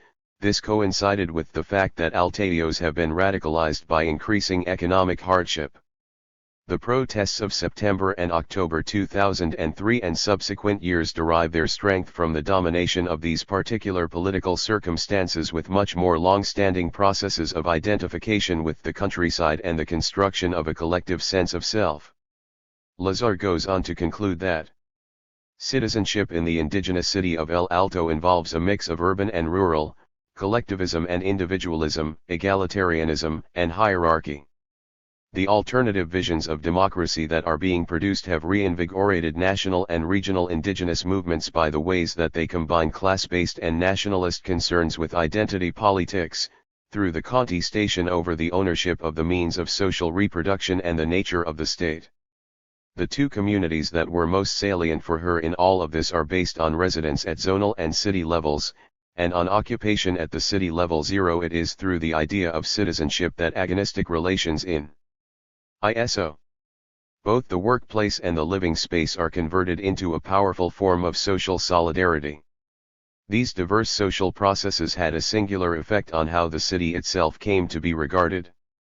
It is pertinent to ask, she writes, what is it that makes El Alto a city rather than a slum, a suburb, a marketplace, or a transport hub? My answer is that different actors, in both the state system and in non-state places, are in the process of making a distinctive and separate identity for El Alto. That identity is of course not singular, but is becoming increasingly bound up with political radicalism and indigeneity. And it was the conversion of that identity and its emergent political consciousness into political action in 2003 and 2005 that brought El Alto to not only national but international attention as a rebel city. 51. The lesson to be learned from Lazar's account is that it is indeed possible to build a political city out of the debilitating processes of neoliberal urbanization, and thereby reclaim the city for anti-capitalist struggle. While the events of October 2003 should be understood as a HIGHLY contingent coming together of different sectoral interests that exploded into something much more when the government ordered the army to kill the demonstrators, the preceding years of organizing those sectoral interests and the building of a sense of the city as a center of radicalism and indigeneity cannot be ignored. 52. The organization of informal laborers along traditional union lines, the pulling together of the Federation of Neighborhood Associations, the politicization of urban-rural relations, the creation of nested hierarchies and of leadership structures alongside egalitarian assemblies, the mobilization of the forces of culture and of collective memories all provide models for thinking about what might consciously be done to reclaim cities for anti-capitalist struggle. The forms of organization that came together in El Alto in fact bear a strong resemblance to some of the forms that came together in the Paris Commune. 151. FUTUREMOVES. While, in the case of El Alto, all of this can be seen as an outcome of contingent circumstances that just happen to come together, why cannot we imagine consciously building a citywide anti-capitalist movement along such lines? Imagine in New York City, for example, the revival of the now largely somnolent community boards as neighborhood assemblies with budget allocation powers, along with a merged Right to the City Alliance and Excluded Workers Congress agitating for greater equality in incomes and access to health care and housing provision, all coupled with a revitalized local labor council to try to rebuild the city and the sense of citizenship and social and environmental justice out of the wreckage being wrought by neoliberal corporatist urbanization. What the story of El Alto suggests is that such a coalition will work only if the forces of culture and of a politically radical tradition can be mobilized in such a way as to animate citizen subjects behind a radically different project of urbanization to that dominated by the class interests of developers and financiers determined to build like Robert Moses with Jane Jacobs in Mind. But there is one hugely important gesture in this otherwise rosy-looking scenario for the development of anti-capitalist struggle. For what the Bolivian case also demonstrates, if Weber is only half right, is that any anti-capitalist drive mobilized through successive urban rebellions has to be consolidated at some point at a far higher scale of generality, lest it all lapse back at the state level into parliamentary and constitutional reformism that can do little more than reconstitute neoliberalism within the interstices of continuing imperial domination. This poses more general questions not only of the state and state institutional arrangements of law, policing, and administration, but of the state system within which all states are embedded. Much of the contemporary left, unfortunately, is reluctant to pose these questions even as it struggles from time to come up with some form of macro-organization, such as Murray B. Bookchin's radical confederalism or Elinor Ostrom's mildly reformist polycentric governance, which looks suspiciously like a state. 5.2. System, sounds like a state system, and will almost surely act like a state system no matter what the intent of its proponents might be. 53. It is either that, or lapse into the kind of incoherence that has Hart and Negri in Commonwealth Smash the State on page 361 only to resurrect it on page 380 as the guarantor of a universal minimum standard of living, as well as of universal health care and education. 51. But it is precisely here that the question of how one organizes a whole city becomes so crucial.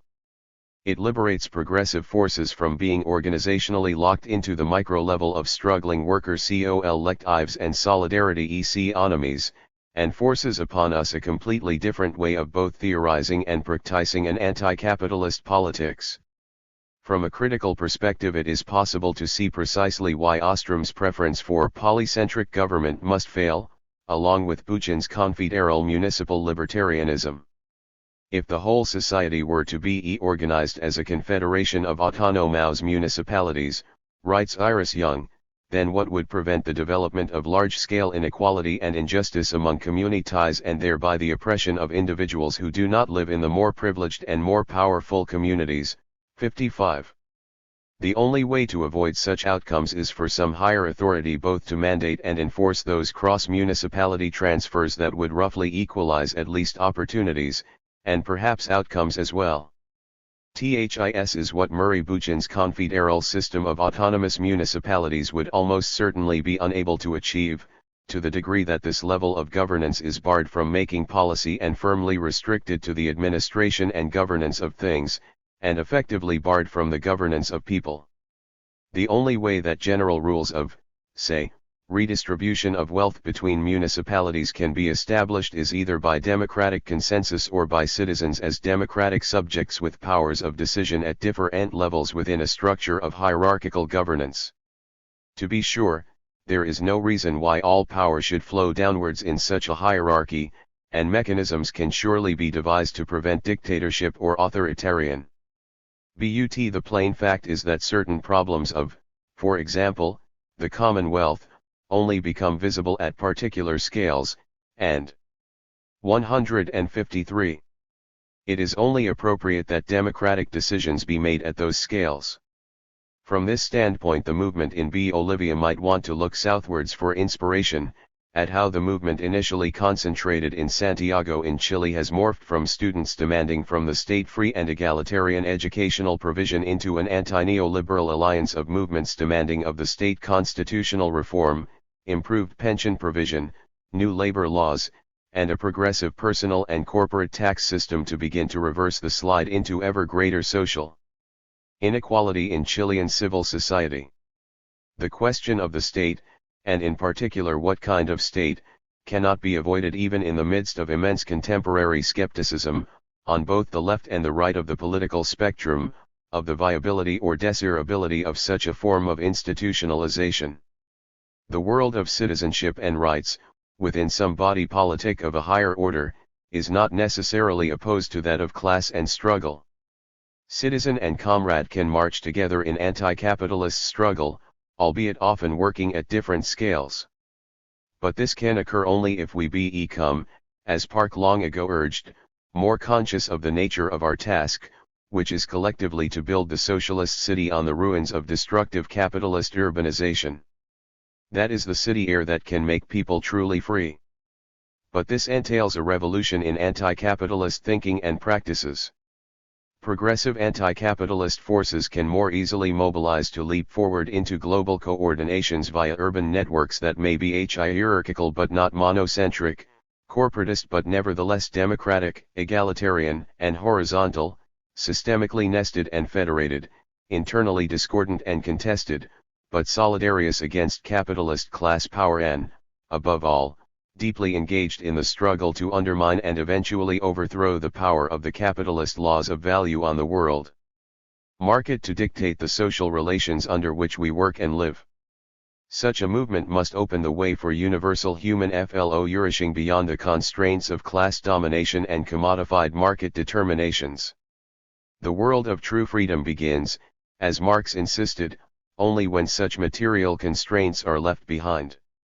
Reclaiming and organizing cities for anti-capitalist struggles is a great place to begin. Chapter 6. Lon Don 2011, FERAL. CAPITALISMHITSTHESTREETS.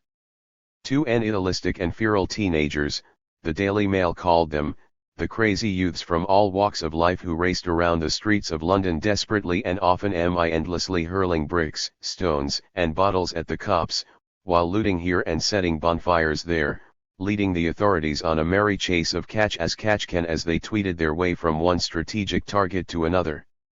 The word feral pulled me up short. It reminded me of how the communards in Paris in 1871 were depicted as wild animals, as hyenas, that deserved to be summarily executed in the name of the sanctity of private property, morality, religion, and the family. But the word conjured up another association, Tony Blair attacking the feral media having for so long been comfortably lodged in the left pocket of Rupert Murdoch, only later to be substituted as Murdoch reached into his right pocket to pluck out David Cameron. There will of course be the usual hysterical debate between those prone to view the riots as a matter of pure, unbridled, and inexcusable criminality, and those anxious to contextualize events against a background of bad policing, continuing racism and unjustified persecution of youths and minorities, mass unemployment of the young, burgeoning social deprivation, and a mindless politics of austerity that has nothing to do with economics and everything to do with the perpetuation and consolidation of personal wealth and power. Some may even get around 5-6. To condemning the meaningless and alienating qualities of so many jobs and so much of daily life in the midst of immense but unevenly distributed potentiality for human flourishing. If we are lucky, we will have commissions and reports to say all over again what was said of Brixton and Toxteth in the Thatcher years.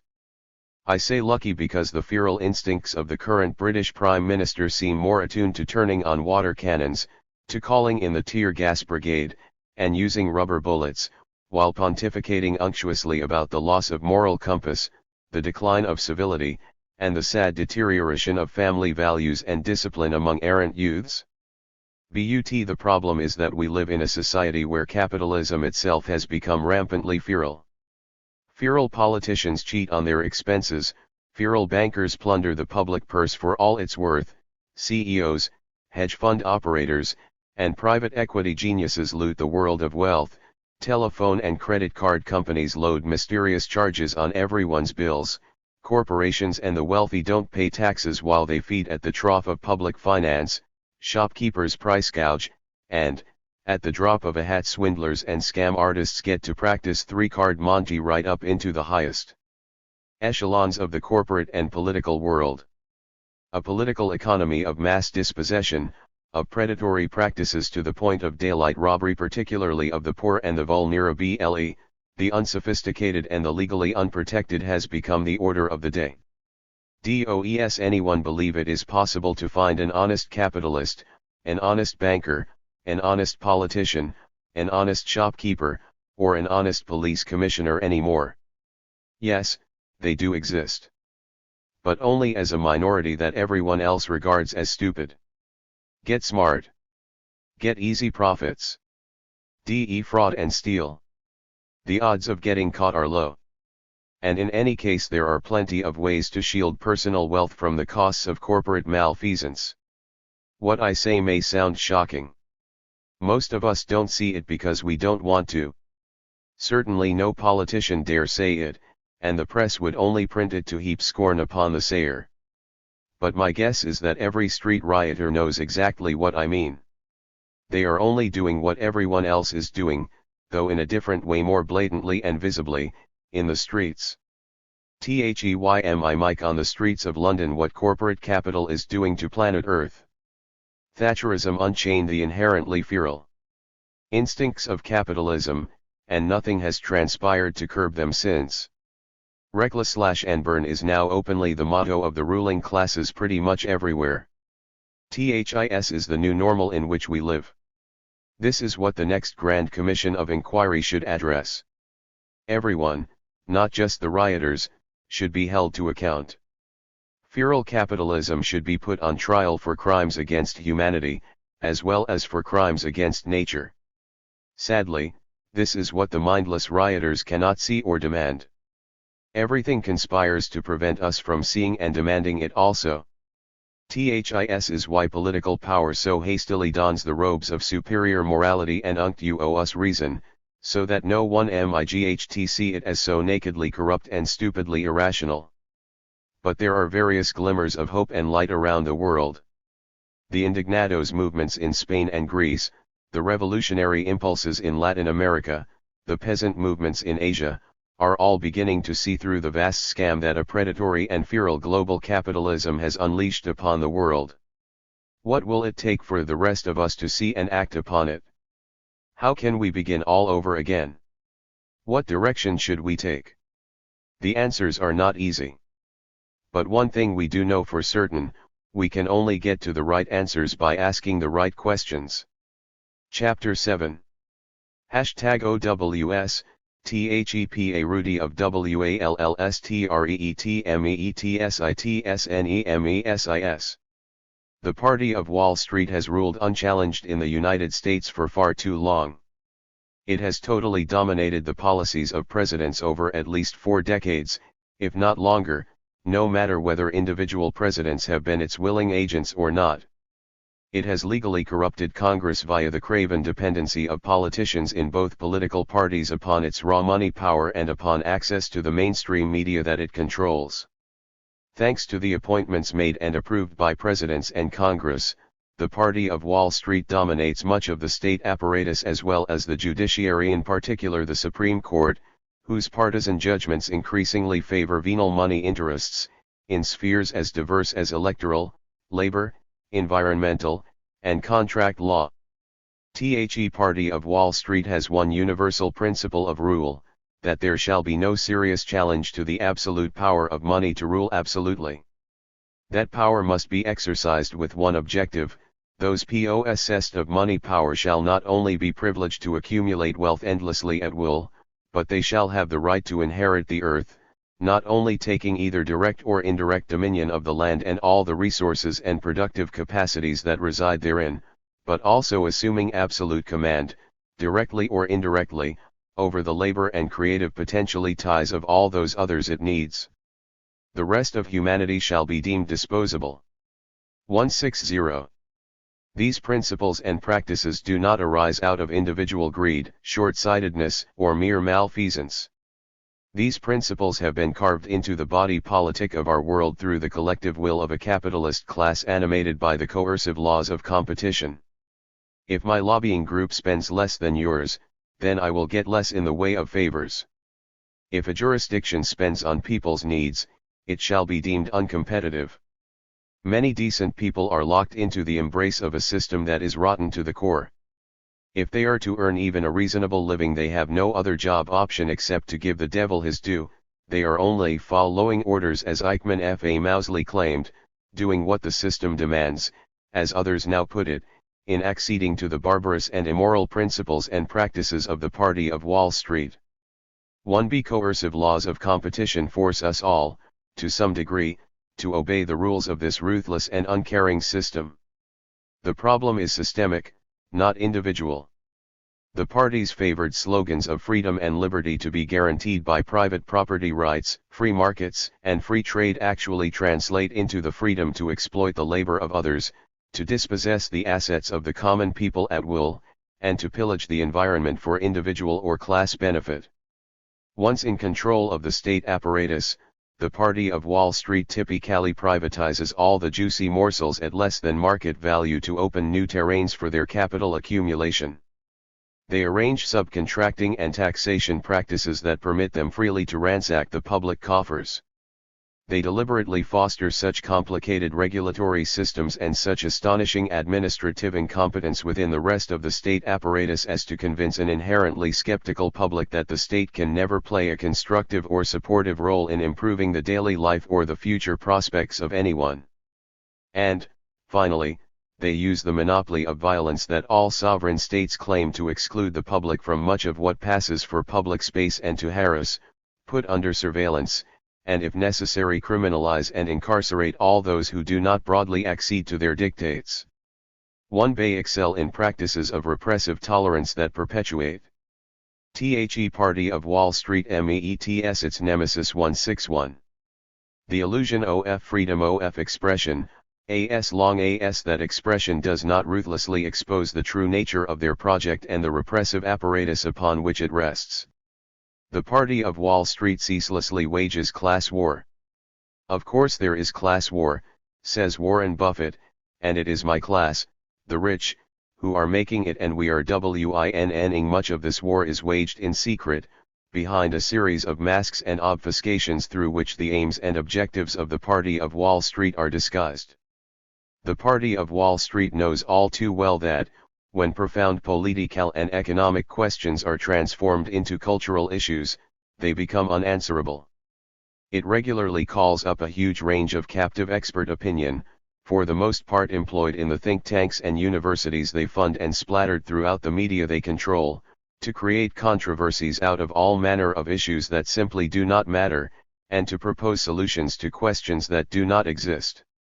One minute they talk of nothing other than the austerity necessary for everyone else to cure the deficit, and the next they are proposing to reduce their own taxation no matter what impact this may have on the deficit. The one thing that can never be openly debated and discussed is the true nature of the class war they have been so ceaselessly and ruthlessly waging. To depict something as class war is, in the current political climate and in their expert judgment, to place it beyond the pale of serious consideration, even to be branded a fool, if not seditious. But now, for the first time, there is an explicit movement to confront the Party of Wall Street and its unalloyed money power. The street in Wall Street is being occupied, horror upon horrors, by others. Spreading from city to city, the tactics of Occupy Wall Street are to take a central public space, a park or a square, close to where many of the levers of power are centered, and, by putting human bodies in that place, to convert public space into a political commons, a place for open discussion and debate over what that power is doing and how best to oppose its reach. This tactic, most conspicuously reanimated in the noble and ongoing struggle centered on Tahrir Square in Cairo, has spread across the world. It shows us that the collective power of bodies in public space is still the 162. Most effective instrument of opposition when all other means of access are blocked. What Tahrir Square showed to the world was an obvious truth, that it is bodies on the street and in the squares, not the babble of sentiments on Twitter or Facebook, that really matter. The aim of this movement in the United States is simple. It says, we the people are determined to take back our country from the moneyed powers that currently run it. Our aim is to prove Warren Buffett wrong. His class, the rich, shall no longer rule unchallenged nor automatically inherit the earth. Nor is his class, the rich, always destined to win, it says. We are the 99%. We have the majority, and this majority can, must and shall prevail. Since all other channels of expression are closed to us by money power, we have no other option except to occupy the parks, squares, and streets of our cities until our opinions are heard and our needs attended to. To succeed, the movement has to reach out to the 99%. It can do and is doing, step by step. First, there are all those being plunged into immiseration by unemployment, and all those who have been or are now being dispossessed of their houses and their assets by the Wall Street phalanx. The movement must forge broad coalitions between students, immigrants, the underemployed, and all those threatened by the totally unnecessary and draconian austerity politics being inflicted upon the nation and the world at the behest of the Party of Wall Street. It must focus on the astonishing levels of exploitation in workplaces, from the immigrant domestic workers who the rich so ruthlessly exploit in their homes to the restaurant workers who slave for almost nothing in the kitchens of the establishments in which the rich so grandly eat.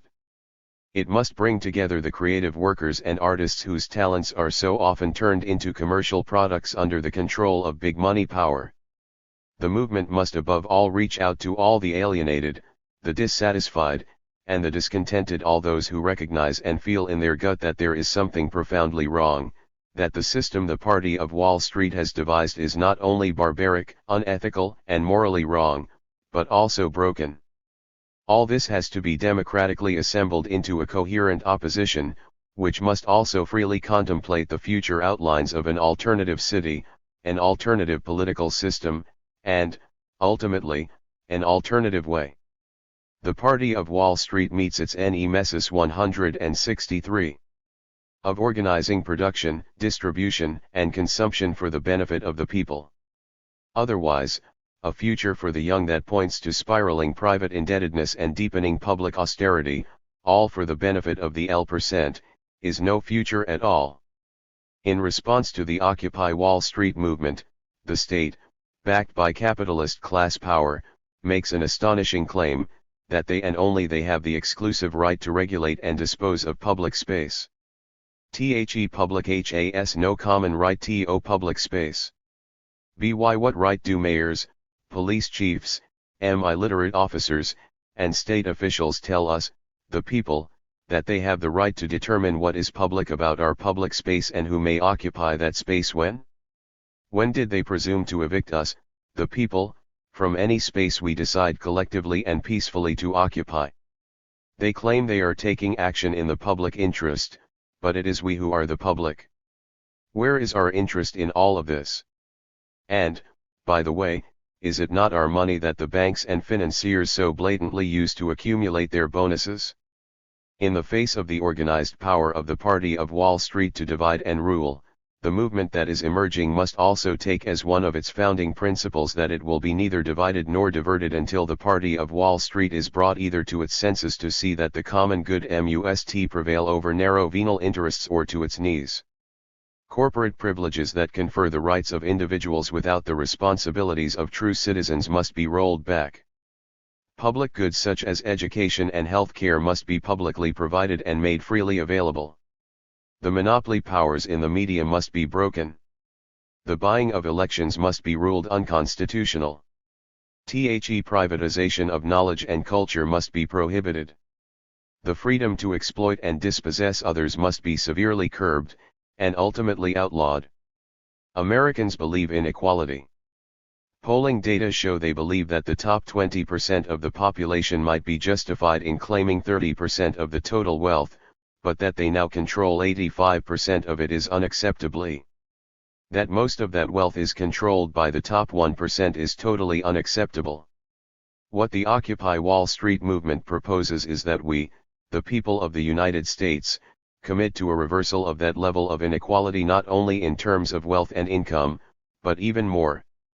164. Importantly, in terms of the political power that such a disparity confers and reproduces. The people of the United States are rightly proud of their democracy, but it has always been endangered by capital's corruptive power. Now that it is dominated by that power, the time is surely nigh, as Jefferson long ago suggested would be necessary, to make another American Revolution, one based on social justice, equality, and a caring and thoughtful approach to the relation to nature. The struggle that has broken out, that of the people versus the Party of Wall Street, is crucial to our collective future. The struggle is global as well as local in nature. It brings together students who are locked in a life and death struggle with political power in Chile to create a free and quality education system for all, and so begin the dismantling of the neoliberal model that Pinochet so brutally imposed. It embraces the agitators in Tahrir Square, who recognize that the fall of Mubarak was but the first step in an emancipatory struggle to break free from money power. It includes the indignados in Spain, the striking workers in Greece, the militant opposition emerging all around the world, from London to Durban, Buenos Aires, Shenzhen, and Mumbai. The brutal dominions of big capital and sheer money power are everywhere on the defensive. Whose side will each of us, as individuals, come down on? Which street will we occupy? Only time will tell. But what we do know is that the time is now. The system is not only broken and exposed, but incapable of any response other than repression. So we, the people, have no option but to struggle for the collective right to decide how that system shall be reconstructed, and in whose image. The party of Wall Street has had its day, and has failed miserably. The construction of an alternative on its ruins is both an opportunity and an inescapable obligation that none of us can or would ever want to avoid.